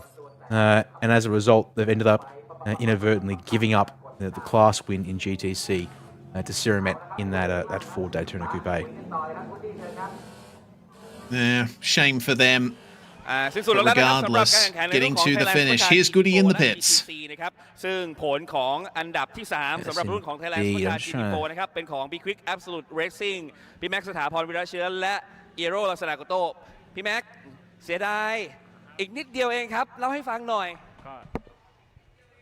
ก็เป็นมอเตอร์สปอร์ตนะครับมัน4ล้ออะไรมันก็เกิดขึ้นได้พี่แล้วก็ทีมเราพยายามเต็มที่แล้วก็ฝากเชียร์สนามหน้าด้วยกันครับผมคือแต่จริงๆเราเห็นถึงความตั้งใจของบูนะว่าบูมีความตั้งใจและพยายามมาจนถึงอันดับที่1เพื่อแซงมิกกี้มาได้แต่ในเรื่องของพอมีการเตือนจากทางข้างบนมาเนี่ยก็มีการระมัดระวังมากขึ้นทั้ง2คันเลยถูกไหมฮะแต่อย่างที่บอกนะฮะพอมันปลายลาสตินแล้วเนี่ยมันมีความกดดันค่อนข้างสูงถูกไหมฮะเพราะฉะนั้นเนี่ยมันก็อาจจะเกิดอะไรขึ้นได้ถูกไหมบูได้ไหมฮะบูI don't know ตรงนี้ไอ้รู้ว่าต้องเล่นแบบไหนแล้วจะเอาตั้งหน้าให้จัดทำแบบดีกว่านี้นิดนึงครับรู้ตัวเต็งกัสเกอร์ฟุตุนจิเกตัวสมัยนี้จันตอนนั้นช่วยตัวจันเนี่ยแต่รู้ว่ามันอะไรก็ตกซาร์เดี๋ยวมันรู้สึก maximum จิเกตัวตุ้มจะรู้ว่าตัวเดี๋ยวใส่มือจันฟังมันอะไรก็ตุ้มจิเกอินเตอร์ลงใจโอเค thank you very much โอเค congratulations again ครับสำหรับอันดับที่3นะฮะไปต่ออันดับที่2นะฮะสำหรับThailand Supercar GT4 นะครับมูฮัมหมัดนาควิปนอสลาและมิเชลเซียมินจาย congratulations Thank you Okay how do you feel this race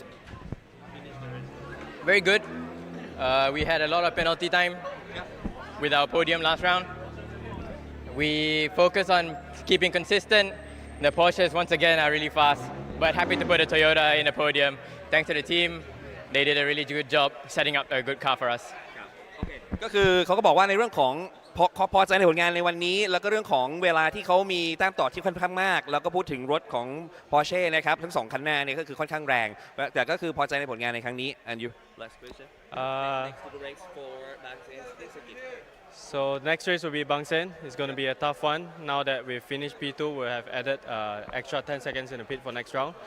So it's going to be even more difficult, but we'll push forward and yeah, good points collected for this round, and we look forward for the next one. All right. Okay. Congratulations again. Thank you.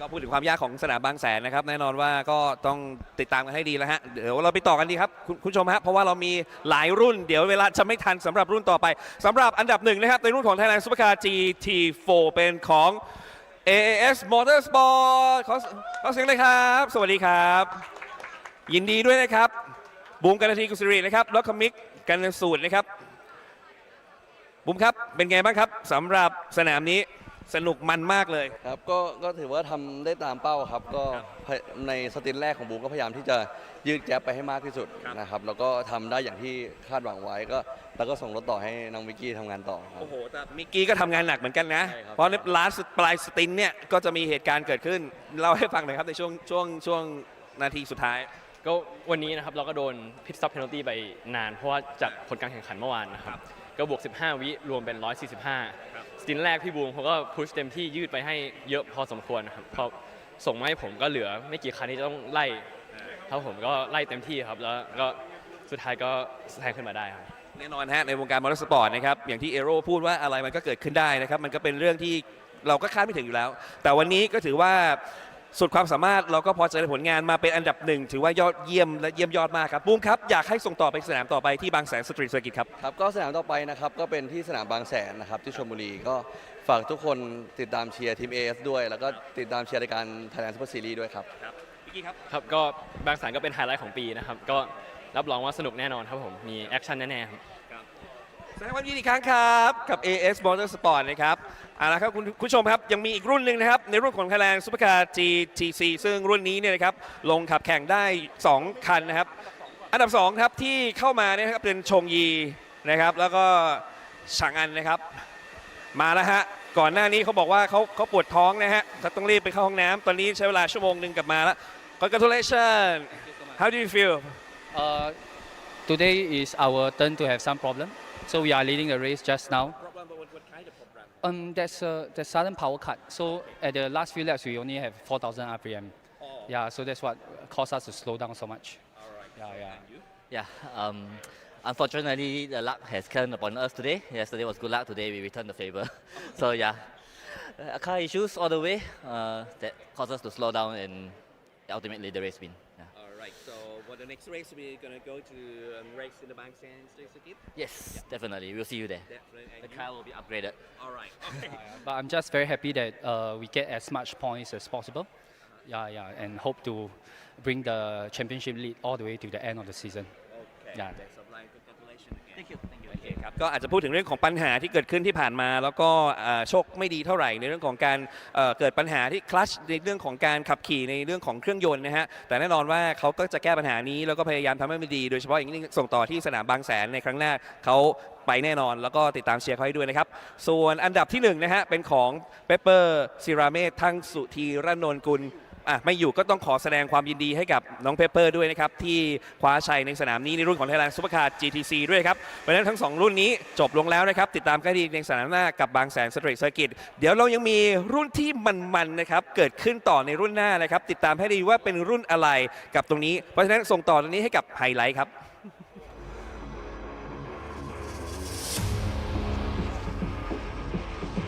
I'm going to just quickly jump back in here on the feed, but that revelation there from Shang Ung in the post-race interview, the Team Supersonic car there, that an engine problem cutting them back to 4,000 RPM on the final lap. No wonder they lost 12 seconds in a tragic sort of problem there out of their hands, unfortunately, in that car to finish off. Yeah, that's massive. We didn't even see that on the feed, but that's huge. Big change for the result in GTC, but in GT4, race got off to a great start for our number 1 car and battling so hard over the course of the first race there. We saw the Toyota GTC entry unfortunately out before the start of the race. And then the dominance began for our Porsche Cayman up the front. Massive stuff, big incident.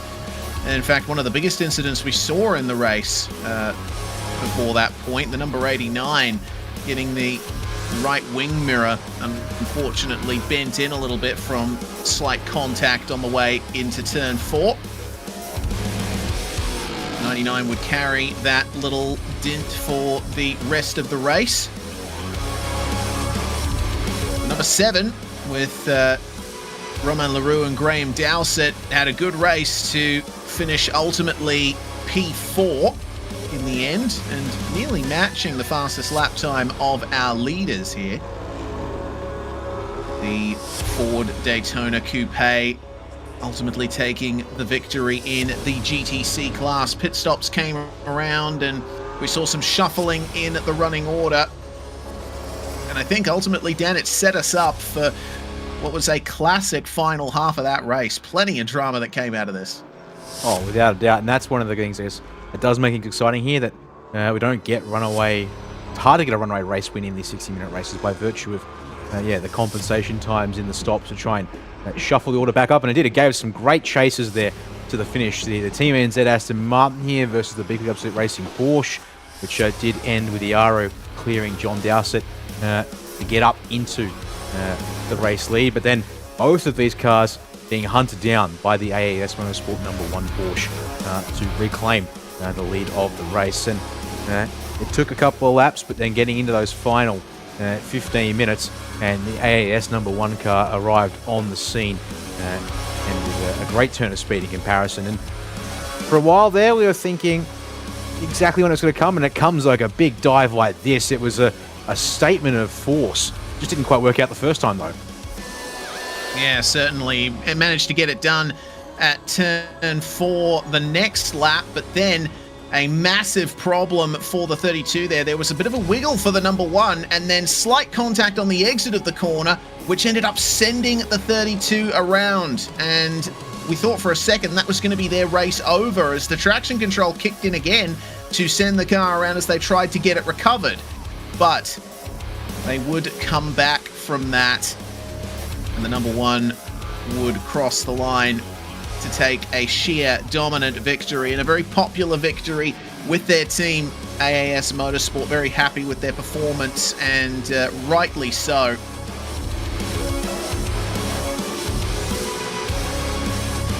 Finishing in second in the in a massive battle was the other Cayman with the 95 Super, I believe. Sorry, go on, Dan. I was just saying, the one thing about that incident for the 32 Porsche was the fact that we didn't see it fully live. Was just the rejoin was a little crazy there with the 38 and the #7 as well. So a little bit of a moment there that nearly crossed them all up. But yes, that was about it. And with that, our TSS Supercar action has concluded for the weekend. But we have one final race. You can see it there across the digital signage. Thailand Super Pickup Division 1 is what remains to finish off the racing weekend with 12 more laps. Green flag is scheduled to be given in about 10 minutes time, so we might take just a 5-minute micro break here on the commentary front. We'll leave you here with the vision from the circuit race, and then be back to bring this racing weekend to a close with Thailand Super Pickup Division 1. See you in a moment.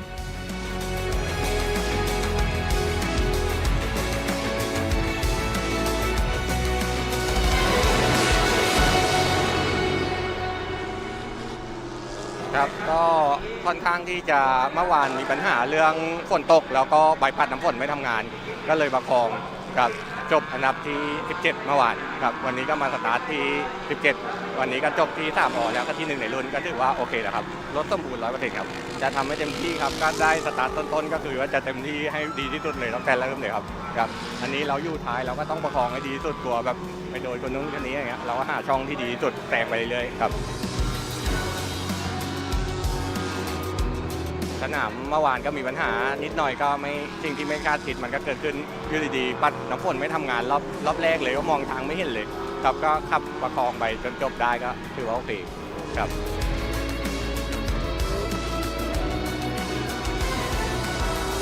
2สนามที่ผ่านมาก็คือสนามแรกเนี่ยผมคอลิฟายไม่ดีสนามเมื่อวานใช่ไหมครับแล้วตอนนี้มันเกิดเรื่องการฝนตกพอเกิดเรื่องการฝนตกผมก็ทำกันบ้านเพราะว่าถามว่าเรื่องฝนนี่คือผมก็ค่อนข้างที่จะถนัดเป็นพอสมควรแล้วมันมาเกิดปัญหาพลิกล็อกรอบสุดท้ายคือผมโดนแบ็คสโมกผมก็เลยพลาดจากไล่ขึ้นมาอยู่ที่2แล้วผมก็เลยตกไปอยู่อันดับ6เลยครับแล้วก็มาสนามนี้ผมก็เลยเมื่อคืนเราแข่งตอนเช้าใช่ไหมพี่ผมก็เลยเก็บทำการบ้านมาว่าตอนเช้าเนี่ยเราจะทำให้ดีที่สุดคือเรื่องฟันเรื่องเซตติ้งของรถหลายๆอย่างครับ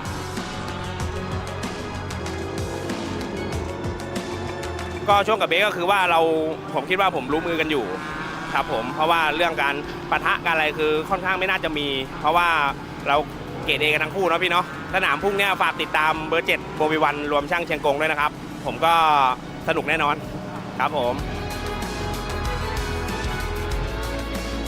สนามแรกเจอฝนแล้วตัวเองไม่เคยขับฝนเลยตั้งแต่แข่งรถมาก็ถือว่าได้ประสบการณ์ที่ดีในสนามแรกแล้วก็จะพัฒนาต่อยอดไป เกิดมาขนาดนี้ภูมิใจครับประสบความสำเร็จแล้ววางแผนได้ถูกต้องตามที่เราตั้งเป้าไว้ครับมีความกังวลเล็กน้อยเพราะว่ามันแข่ง3 เลสติดต่อกันซึ่งมันเป็นงานที่หนักของเครื่องยนต์เราจะพยายามทะนุถนอมมาให้ดีที่สุดกติกาใหม่ค่อนข้างยากเพราะว่าเนินน้ำหนักเพิ่มแล้วปากโดนตี2 มิลค้นหาเครื่องยนต์แล้วเซตติ้งรถใหม่ทั้งหมดครับผม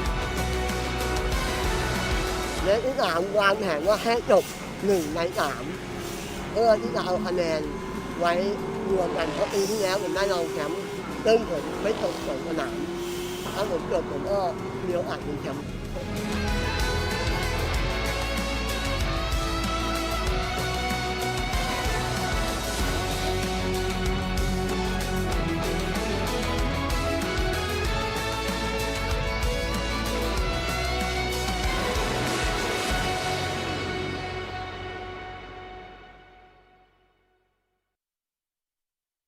ครับคุณผู้ชมครับความมันยังไม่หมดเพียงเท่านี้เลยครับยังอยู่กับอีกรุ่นหนึ่งนะครับที่ทุกคนรอคอยนั่นคือ Thailand Super Pickup Division 1 Class A และ Class B นั่นเองนะครับ2 รุ่นนี้จะขับแข่งกันนะครับโดยใช้เวลา12 รอบนะครับซึ่งแน่นอนว่ากฎการ Reverse Grid ของสนามที่2เนี่ยนะครับณัฐนุชวงศ์สมบูรณ์หรือจ๊อบมนตรีดีเซลเนี่ยอยู่ที่1ใช่ไหมครับวันนี้เลยต้องไปสตาร์ทในกริดที่5ทำให้ผู้ที่เข้าที่5ของเมื่อวานก็คืออลงกรณ์แท้ตั้งหรือหนุ่มเม้งนะครับอยู่ในกริดสตาร์ทของที่1ในวันนี้สนาม3แล้วในรุ่นนี้ใครจะเป็นแชมป์ใครจะชนะไปคุยกันก่อนนะครับกับพี่หนุ่มเม้งนะฮะวันนี้ให้มีโอกาสแก้ตัวนะครับจากเมื่อวานนะครับสวัสดีครับพี่หนุ่มเม้งครับแน่นอนครับพี่หนุ่มเม้งครับเป็นยังไงบ้างครับผมก็ตื่นเต้นนิดนึงนะครับวันนี้ครับตื่นเต้นแก้ตัวหน่อยสนามที่เข้ามาที่5เกิดเหตุการณ์อะไรขึ้นครับต้องบอกว่ารถเรามีปัญหาตั้งแต่วันซ้อมครับแล้วก็ได้ทำการยกเครื่องตัวที่เราจะใช้แข่งลงก็เลยใช้เครื่องสำรองอยู่ครับก็เลยมีปัญหาเรื่องความเร็วนิดหน่อยครับก็เลยต้องประคองครับจนถึงวันนี้ครับวันนี้ยังใช้เครื่องสำรองอยู่เหรอใช่ครับโอ้โหแต่ไม่เป็นไรเรามีโอกาสแก้ตัวไม่ต้องถูกน้ำหนักถูกไหมฮะถูกต้องครับเพราะว่าผมมองว่าผมค่อยๆไปแต่ว่าผมน่าจะจบครับผมจบแน่ต้องมีโพเดียมด้วยน่าจะที่1เนี่ยแหละครับนี่โอเคพี่หนุ่มเองเตรียมตัวไปบางแสนยังไงฮะก็บางแสนนี่เราต้องเตรียมพร้อมมากกว่าเดิมอยู่แล้วครับแล้วก็วันนี้มันเหมือนเป็นระบบใหม่ด้วยครับเครื่องยนต์ที่หลีปากมากกว่าเดิมน้ำหนักเยอะกว่าเดิมนะฮะก็ค่อนข้างที่จะแบบเป็นเหมือนเป็นการทดสอบใหม่ก็เลยต้องเตรียมตัวใหม่อีกทีนึงครับแต่คิดว่าบางแสนพร้อมกว่านี้แน่นอนครับครับผมฝากถึงแฟนๆหน่อยครับก็ยังไงฝากเชียร์ด้วยนะครับเบอร์85ครับอลงกรณ์แท้ตั้งนะครับคลาส A นะครับปีนี้ขยับขึ้นมาคลาส A นะครับก็ยังไงฝากเชียร์ด้วยนะครับหนุ่มเม้งครับครับเอาละฮะไปต่อกันครับแม่พี่หนุ่มเม้งขยับมาคลาส A แล้วนะครับแล้วก็อันดับที่4ของเมื่อวานในเกรดที่2นะครับวันนี้เกรดที่3แล้วก็มาอยู่ในกริดสตาร์ทอันดับที่2ในวันนี้กับพี่โต้งธนวัฒน์สุวรรณรัตน์นะครับ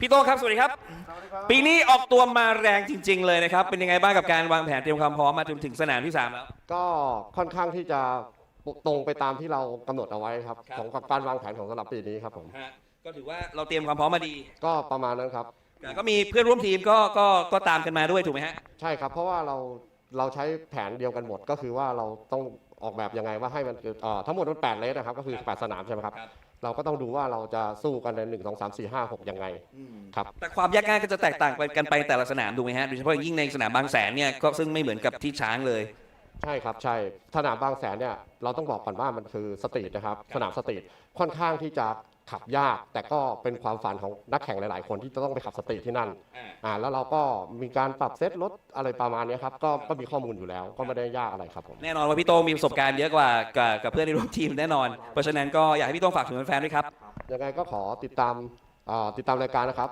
Thailand Super Series นะครับ TS แล้วก็ติดตามผมแล้วก็ฝากเชียร์โต้งสตันด้วยครับสวัสดีครับขอบคุณครับพี่โต้งธนวัฒน์สุวรรณรัตน์นะครับแล้วก็ยังมีอีกหลายท่านไม่ว่าจะเป็นพี่หนุ่ยเป๋อสุพรรณนะครับพี่ต้นคอมบันเรลนะครับรวมไปถึงจ๊อบมนตรีดีเซลที่เป็นแชมป์ของสนามที่แล้วแต่มาดูกันว่าวันนี้จ๊อบมนตรีดีเซลจะเป็นที่1อีกหรือไม่หรือหนุ่มเม้งการยางจะเป็นที่1หรือใครก็ตามในการแข่งขันในเรสนี้เป็นที่1ติดตามกันให้ดีในรุ่นนี้กับ Thailand Super Pickup Division 1 Class A และ Class B กับ B-Quik Thailand Super Series 2025ครับ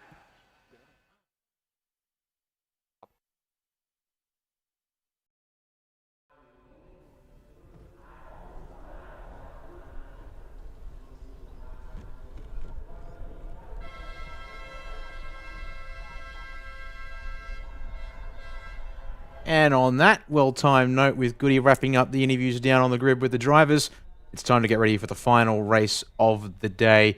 As you can now see, a more just sort of golden hue to the sunlight here, Reese, as it drops down towards the horizon, I dare say. And whilst there's some clouds hanging around, we should be good to get through this one, we hope, without any further weather interruptions. Welcome to the final race of the weekend. Welcome to Thailand Super Pickup Division 1, classes A and B, as the drivers making their final preparations before they'll get to the formation lap. Yep, 26 pickup trucks on the grid for this one. Starting all the way from the back for today's race is Sandy Stuvik, who we saw earlier today in the Porsche 911 GT3 driving with Henk Kicks.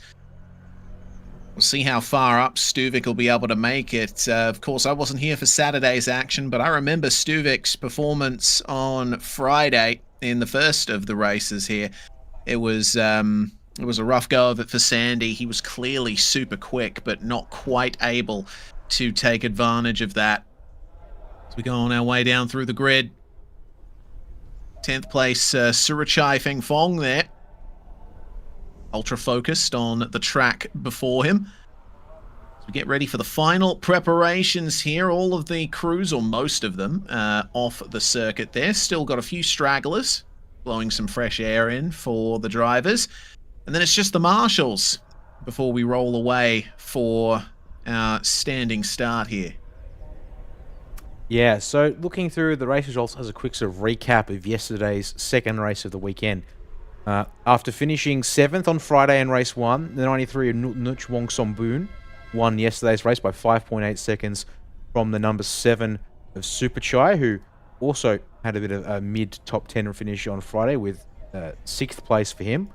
And running at the podium was Anawat Maneain in the number 95 truck, who actually had a really rough day of it on Friday, finishing 17th in race number 1 of the weekend.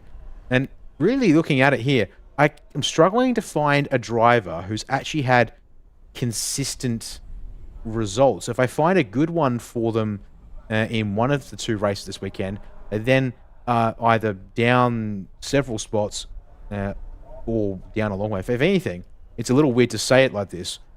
Sandy Stuvik's had one of the more consistent finishes of the weekend, even though it's a 4th and a 6th, and as you said, race 1, it probably should have been 1st as well, to boot. Yeah. Stuvik had massive pace at the start of race 1.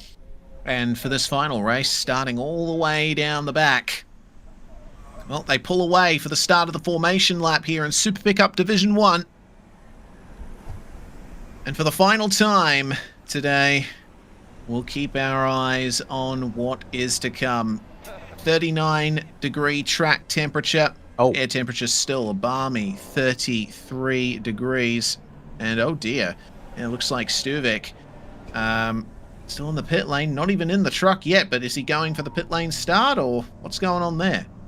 You get the feeling, Race, when you're not quite got your actual race suit zipped up, you're not sitting in the truck when everyone else is out on track. That's suggestive of something a fair bit worse for him. Despite the smiles on his face, that's a bit of a front there, and we will not be seeing the Aurora Ford Thailand Racing number 3 take through the grid in this one there. So that kind of will kibosh the efforts to have a quote-unquote consistent set of results this weekend, to have a DNF at the end of it all. But one final reminder of the Chang International Circuit. It's 12 corners, the 4.5 kilometer nature of this place. Watch for the trucks strong in Sector 1, which implies a high boost level and optimization for top speed, but in turn, seen these trucks be pretty tricky when it comes to reliability, and hopefully teams don't overdo it early on. And back to the Hankook Ventus RS4 semi-slick for these guys. Thankfully, the track now all nice and dry, so drivers will be able to use the most of that tyre. But in turn, need to be mindful perhaps not to also overuse the tyre and have it heat up too much towards the back of the race. Yep, super high track temperature for this one. One of the higher track temperatures we've seen this weekend. A Longkorn on the front row with Tanawat, and then Anuat and Superchai on row 2. Nutanuch Wongsombun is going to start in 5th place just behind these two. Got Bandit AM alongside him, Saman Mapake and Chalampon Fonlukin on row number 4. Rounding out your top 10, we have Akia Luknakad and Surachai Feng Fong, with the top 12 rounded out by Chaipon Chantakit and Nantawat Chamnan. Over the page will be our 7th row, Pirapat Pajiachat in the number 39 truck with Jack Lemvard in 14th to his outside. 15th for Chenon Rotjana and 16th for Jataron Emod. There, the 8th row of our starting grid, Songsak Konsiri Sirp Sakun in the number 92 out of 17th. Natawut Bunprom in the number 5 for 18th place. Akasit in the 81 truck for 19th. And Chinawut rounds at your top 20 and 10 rows out of 13 here today. Tanapon, Chushranapon, racing here, the number 15 truck, 21st though for him to start. Ekasit alongside in 22nd. Waris on Rayab in the number 88 truck with Suwit in the 59 truck, 24th. Next to him, and your final 2 drivers, well, going to be one at this case, Saran Yu starting out at 25th in the number 54 machine. And as we've seen, Seni Stuvik was back in the pit lane as of start of this formation lap, and therefore we expect will be a non-starter for this race. Yep, heartbreaking there for Stuvik. Won't be able to get a result from this final race, but the formation lap is coming to a close. The trucks will take their spots here on the starting grid, and we'll get going for 12 more laps of action around Chang International Circuit to end off the weekend's racing. A fantastic conclusion to what has been a wild weekend of racing, the start of a new era for Thai Super Series, the renaming of Super Compact to Super Touring, and also SRO coming in to oversee the GT3 category as well. Super Pickup has certainly turned it up this weekend. We're looking forward to more of the same. Get ready for the lights to come up very shortly and see that black cloud of smoke descend over the racetrack. Marshall over there on the left. Wait for them to wave the green flag. A little bit of a roll forward still there from the number 2 as we're seeing the last couple of trucks take their spots on the grid. Suat, I think, a little bit out of a grid slot there, but we shall see. We get off to this start very shortly, and we will be. Green flag waves, the lights will go up, and the revs will rise from all of our powerful boosted diesel machines. We're away for Thailand Super Pickup, Race 3, and a great start from Alongkorn Saitung, who's managed to keep the lead into turn 1. Outside move there from, it looks like, Anuat in the 95 to try and grab second spot even. Carrying that speed all the way out of the first turn is Superchai, in fact, who's managed to use the runoff area of turn 1 to his advantage. And the battle will continue down into turn 3. The number 7 leading the way. The 95 of Anuat Maniain trying to keep it on the racetrack, but struggling for rear end grip. So much power going through the rear wheels of these trucks. And those Hankook treaded tires, they can only take so much with that amount of boost being fed through these high torque diesel engines.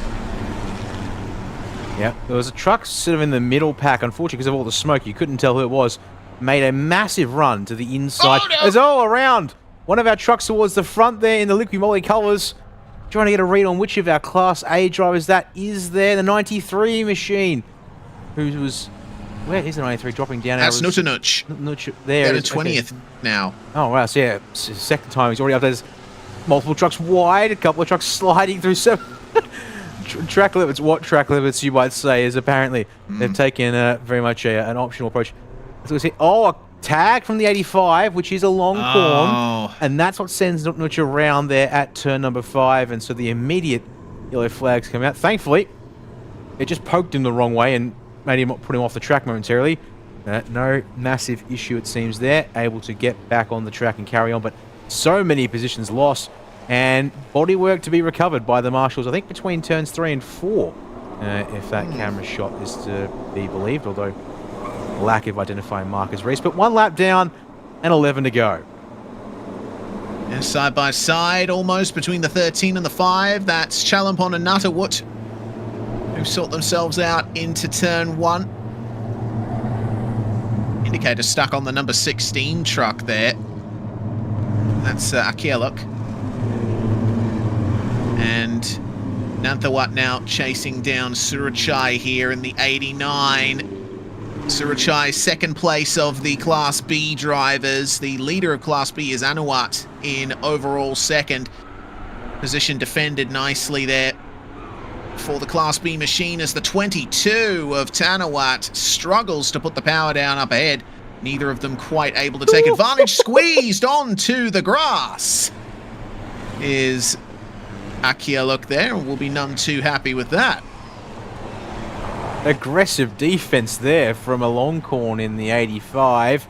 And looking just a little bit further on back, the Surachai continues to try and protect this 6th place outright as up to turns 5 and 6 we come once again on this second racing lap, and looking to see who's got the truck sort of in the right sort of ballpark now and who's still pushing really hard, because you can definitely tell it with these kind of trucks when they're really struggling to make corners meet, and more drivers bowling past the track limits at turn 7 once again.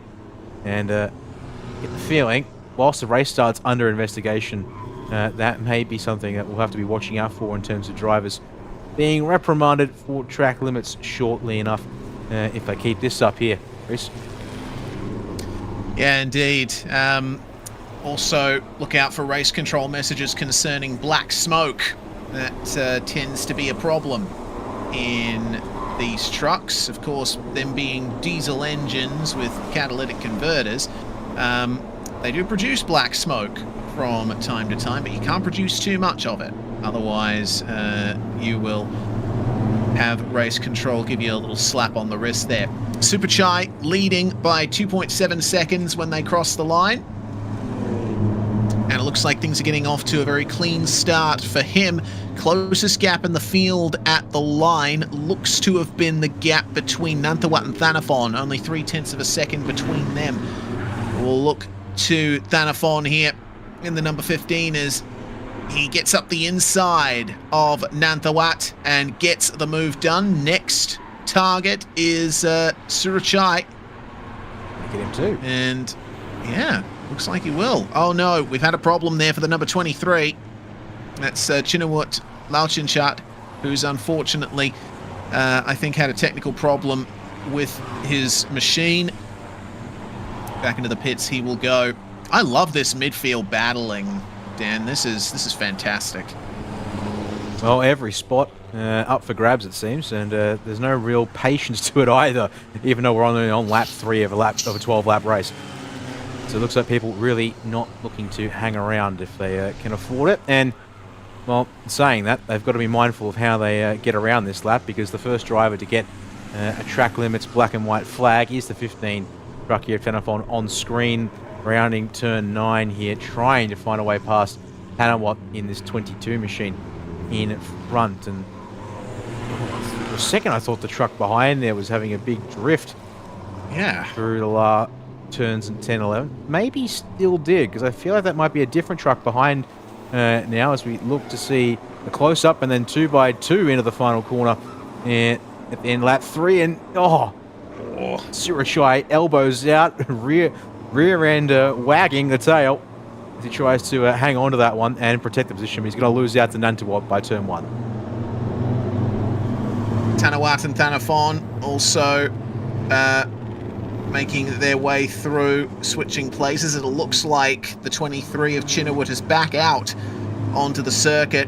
Whatever was wrong with that truck, they've repaired it and can get back out, though he is going to be a lap down on the rest of the field. So, not ideal for him. We have Akasit Krinkamol, who's also jumped into pit lane 2. Number 91 has been given a race control message for black smoke. So, see if that works out for them. I'm looking up and down the timing screen. I'm actually... Oh, there we go. Yeah, it's Jataron Emerald, who's running in 15th place on board, really showing how brutal these trucks can be. much as they like to experiment with aerodynamics in this category, there's only so much grip a heavy truck can offer you, especially when you dial the power up. Oh man, this is going to be interesting here. Surachai back up the inside, and man, that 19 is incredibly, well, sort of Fred Astaireing his way around those corners, the amount of tap dancing we're seeing that truck do. Surachai, it feels like, is being held back a bit here. He's going to fall under attack here from Bandit Ladayem. Oh! And oh dear, oh, that's a big lockup for the number 24. And he almost goes straight on there at the final corner. First time I've seen a truck go up on 3 wheels thanks to contact. Look at another angle of this one here. There you go, wheel-to-wheel contact, so very lucky. I think he might just get away with that, apart from then also absolutely making a meal of the brakes there and locking up the left front tyre once it touches back down on the ground. But yeah, that pack has splintered from all of the madness, but everyone appears to still be circulating in that group. Yeah, Bandit Ladayem managed to get away with that, and so did Surachai. But the 89 is still way down on where he should be. The number 7 car at the front of the field, Superchai Kongman, has just jetted away, hasn't he? Leading by nearly 7.5 seconds at the start-finish line. All he's got to do is manage the pace from here, and he can bring it home. It seems like there's a battle for practically every other position on the track. Speaking of, is the battle for second. Thanafon holding off Anuwat and Akiluk. And they keep hanging the tail out there, coming out of turn 8. Sorry, and man, still going. Like he's like, what can you say? Nan has decided, Keelak that is, has decided his rear tyres do not need to survive this race. I don't know, did he get given an instruction from the team? It's okay to burn the tyres today? Because he's decided that, yeah, there's no semblance of sort of measure and sort of patience. We're only on lap 6 of this race, having completed 5 of them, and he's letting the tail hang out and slide around, and it's costing him a bit, but certainly he gets style points from me, Reese. Yep, from me too. I understand why you'd be hanging the tail out in the final sector. It's the twistiest of the sectors at this track, so you need that rotation through the corners, and power sliding can be a tactic you can use to get your car online for the next corner, but do it too much and your pace will ultimately suffer. Anuwat then has broken free of the pressure from Akiluk, and Thanafon, respectively, has gotten away from Anuwat, so the battle for second has fizzled out a little bit. Doesn't seem to be much else going on at the front end of this field. Bit of dust being kicked up there at the apex of turn 4 as well. I think some trucks were cutting the inside of the corner a bit too much there on the opening laps, and I think I might have seen them throwing up a tiny bit of water as well. Of course, the grass would still be holding on to some of that wetness from the storm that passed over the circuit earlier. Yeah, it probably would be where you can find the source. How's that there for a truck that's not wanting to turn right? Number 5 machine here, much second in the Class B drivers, so really not needing to necessarily race the 22 of Tanawan directly in front. What he has to keep an eye on is Surachai behind in the number 89 machine. That's who he's more directly racing at this point. Look at that there, front end, the suspension being so soft that the inside tyre lifting up off the ground, and the rear end getting a little loose and not wanting to comply, and certainly a bit of a handful, as unfortunately it looks like we're going to have our first retirement, it seems, from the race. Well, sorry, in addition to Akasid, who's been in the pits now for quite some time, it's going to be Saran Yu in the 54 truck, who will be out of this one at the halfway mark. Yeah, that's a shame for the 54. Unclear exactly what put him out there.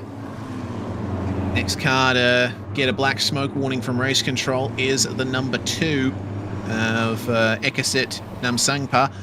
And we also have a 5-second time penalty for the car in second place. The number 15 of Thanaphon.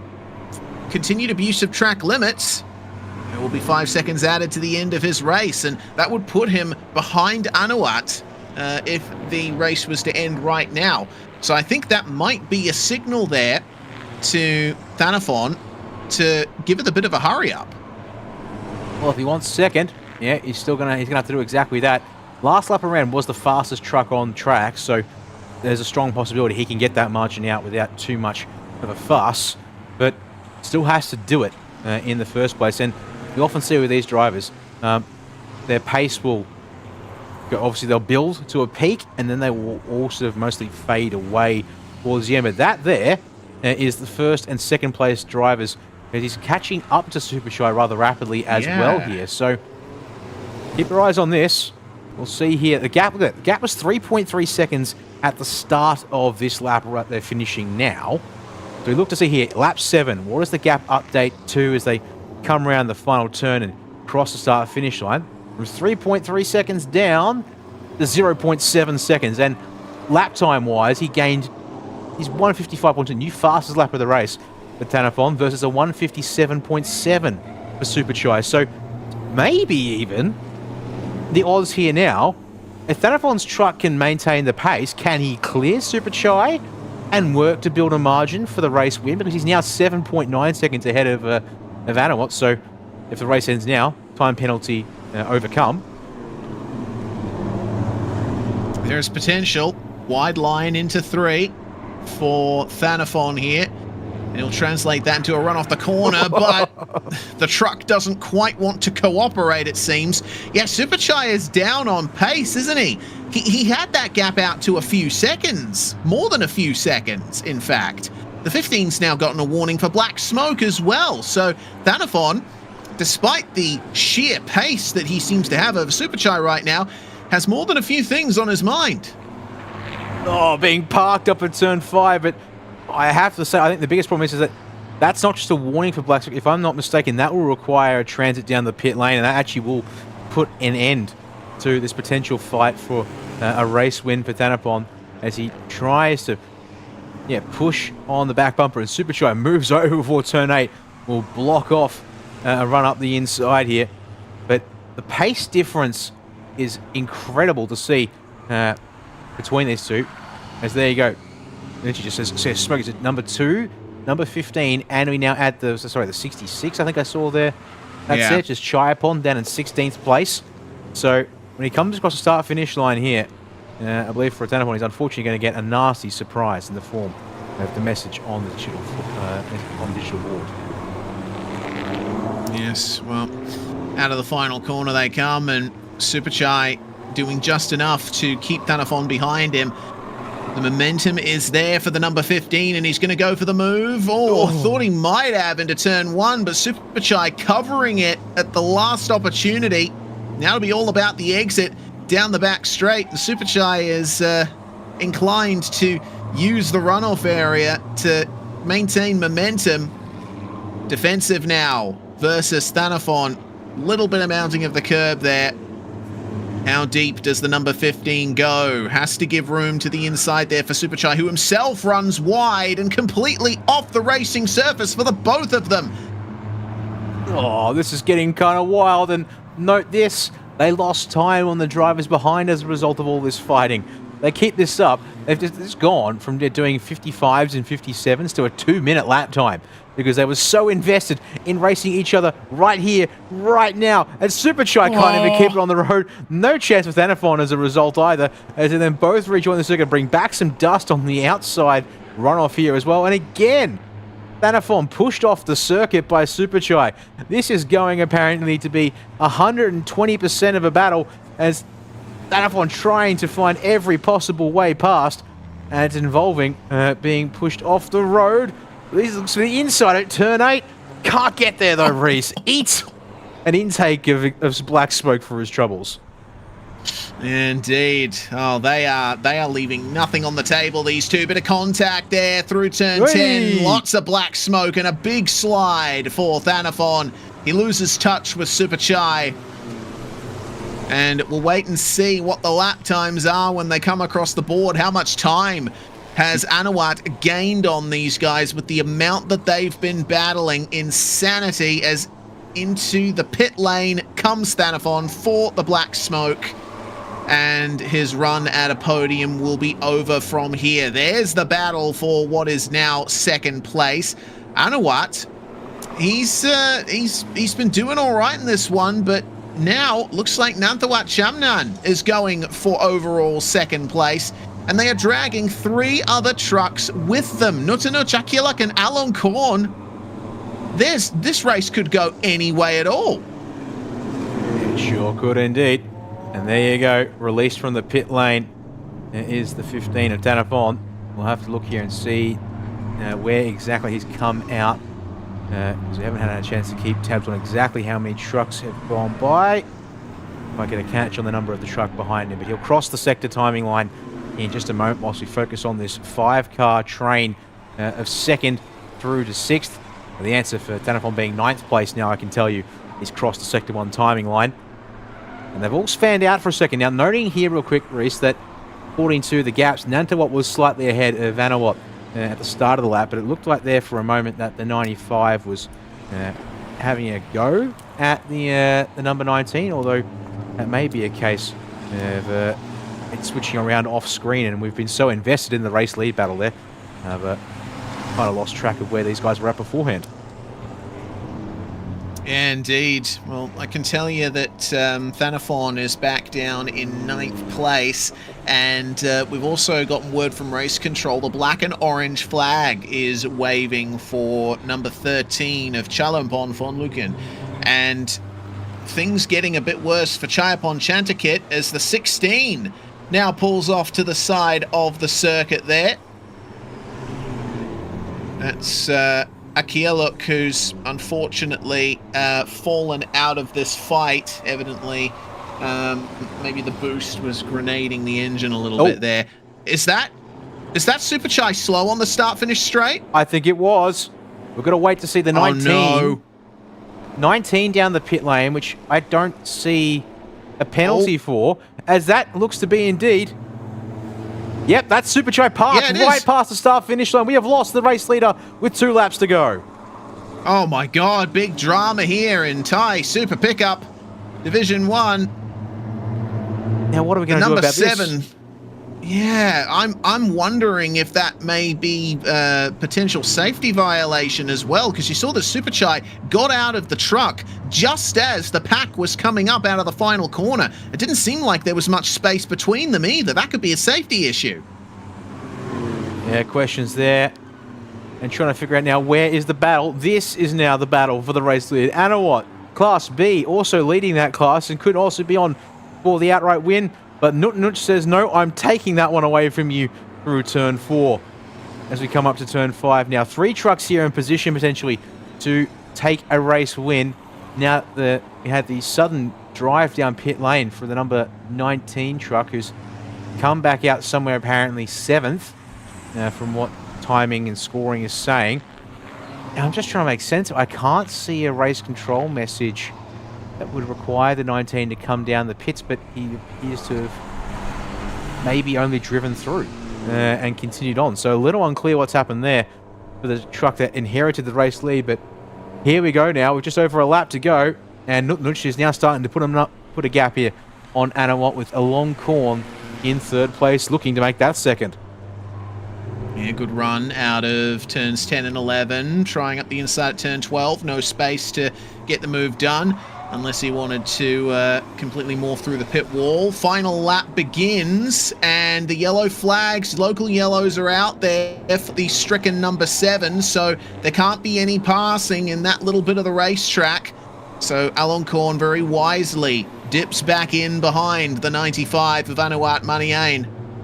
They're going to isolate it so that you can, it is green by turn 1, so you can make a move at turn 1 if you can get set up, but it practically will just mean, yes, you take a moment and set yourself up for turn 3. As despite a black smoke penalty, and he does have a 5-second time penalty to worry about as well, so we'll lose these spots. Danafon could finish 4th on the road here, prior time penalties. Or not. So much tyre screeching there, and yep, it looks like a very early lift out for the number 15. We also saw, I think, a 10-second time penalty applied to the number 66 of Chayapon Chantakit. That was for speeding in the pit lane, unfortunately. So, race control dealing with that one. Incident at turn 1 under investigation as well. I'm not sure exactly what incident that is. Could have been the tyre screeching off screen. Yeah, potentially. For now, turn our attention back to the battle for second there. Anuat looking at an overall second place here in the Class B race and holding on just versus Alongkorn Satung, but all the way out in front. Nutanuk Wonsongboon has put on a masterclass here. He's managed to overcome the issues that have faced a lot of the trucks here, though he has an issue of his own there with the splitter vibrating down into the braking zone. It's going to be much of a muchness in the end because the checkered flag is out, and Alongkorn will keep third. Nutanuk taking victory. You can tell how happy he is with that one. Very happy. So I was just going to say, I don't know where the yellow flag for the parked up 7 of Supercharge begins, so is there even a chance to be allowed to make a move into the final corner? It may not be, as Danafon will cross the line in 5th place, having lost a spot to Nuttawut there, and his 5-second time penalty actually only costs him 1 more position to end up. He'll classified in 6th, as drivers stacked up behind one another, but they come up on the parked number 7, and that will prevent us any runs out of the final corner going to a drag race, because you won't be allowed to pass there, folks. And with that, we can now turn our eyes to the race results. Nutanuk from Anuat and Alongkorn, your overall top 3. And then the end of it all, when we get to pick Class B, it looked a little more interesting than it was appearing to be at one point. But first up, of course, is your Class A drivers, and that means we bring, well, Danafon showing on the graph because he was the 3rd Class A truck across the line, but time penalty has been applied, and there's now Tanawat who is promoted to 3rd place in class. And for Class B, Anuat, of course, they're taking the win. Nanawut, their 4th outright, will bring home 2nd, and it's Suwat in 8th place who will come home in 3rd for the class there, Reese. Danafon will have the fastest lap of the race, 155.2. Some brilliant pace there from the 15, but could not take advantage of that pace long term. As we look into the sunset, that's going to be the sun setting on the first weekend of the year for the Thailand Super Series. And Super Pickup bringing us that dramatic, fun conclusion to the weekend that we were all waiting for. Yeah, this has been a great weekend. It certainly has, and yeah, the introduction of seeing F4 Southeast Asia for the first time racing alongside Thailand Super Series this year has been great. And as we said, we will get a chance to see them again, as there's actually just been a new message flash up for us here, which is unrelated to the Super Pickups. It actually is pointing back to our Supercar GT4 race. Team manager of car 33 to report to the stewards. Now, if it's come up this late in the day, and this and a good 40 plus minutes after the end of the race, this could be something that's been found in post-race scrutineering, you would think. And the 33 is the Alpha Factory Racing team by Pulsar Supra of Phao Phong and Phuapom. So that there will raise some interesting questions. Unfortunately, it means we won't know the answers until we check back in at Bang Seng. And it does mean it's quite a time, but we'll try and make sure we're up to speed on if anything comes of this instruction of the team manager for Alpha Factory Racing team to report to the stewards there, as your top 3 drivers have made it back to the pits, which means that we'll see Goody speak to them in a second, but looks like it's well, handshakes and thumbs up there, although but it's still hot and sweaty business in one of these super pickup trucks in Thailand. It certainly is. Lost count of the amount of times I thought I could do with some ice cold water to splash over the back of my head. But if you've been in a hot and heavy racing ute for 12 laps around this circuit, you could tell in the body language my man is struggling.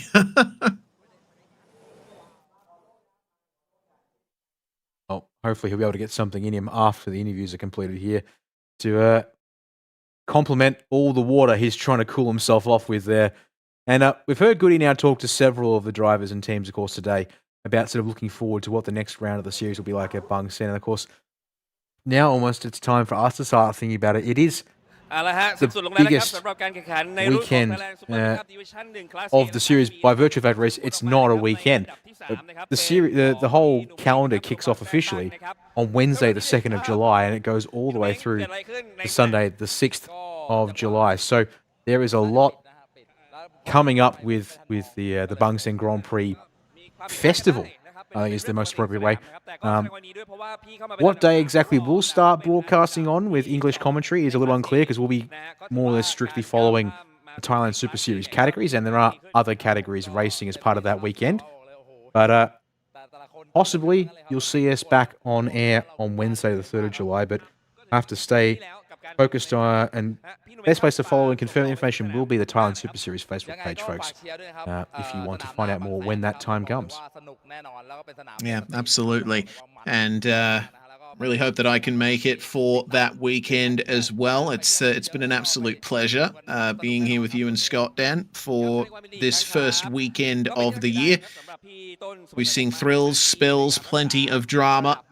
And 2025 is looking like a super exciting year for this series. Yep. It might be drivers that you've never heard of before. It may be cars that you've never seen raced before, and tracks that you also may not have seen before as well when it comes to Chang not getting a lot of attention outside of MotoGP and Bang Sen being a circuit all of its own. But nevertheless, the series continues to deliver for us and enable us to share it with the world. So, I mean, with that, drivers here all being Thai means we won't have a chance to hear anything in English to wrap up these interviews today. So, basically, a huge thanks to everyone at the Thailand Super Series who continues to make this championship possible for us, and to the organisers who continue to invite us back to make this English commentary coverage possible of the series. And a shout out to speedcafe.com here in Australia who continue to support us and rebroadcast this as well for additional coverage around the world. It's been great to be able to come back once again, Reese, as you said, and yeah, big shout out to Scott Rankin, also commentating and being full of energy for this one once again, and to you as well for joining us, Reese, given it once upon a time was Scott, then Scott and I, and then being able to bring you in, and also I guess it's a really awesome experience to add to what we know from the virtual world too. Yeah, absolutely. Like I mentioned with Scott earlier, you know, we come from sim racing over at SimSpeed TV, and you know, we've been doing that for quite a while. Having TSS ask us on board through Speed Cafe, certainly a massive step for us, and yeah, for the last few years, been able to expand our repertoire, so to speak, with this real world competition, which is always fantastic. But yeah, nothing more for me to say, I suppose, other than thank you, and we'll see you next time. We will indeed. And of course, as we close out here, we will leave you with the final highlights following these interviews of Thailand Super Pickup D1. But I think there's nothing more that we need to say, and I think it's best to let the pictures tell all the stories. Thank you all, especially those who have been chatting with us in the Thailand Super Series YouTube chat. But to everyone watching us, wherever you've been around the world, we hope you've enjoyed the racing action. We hope you've appreciated the commentary.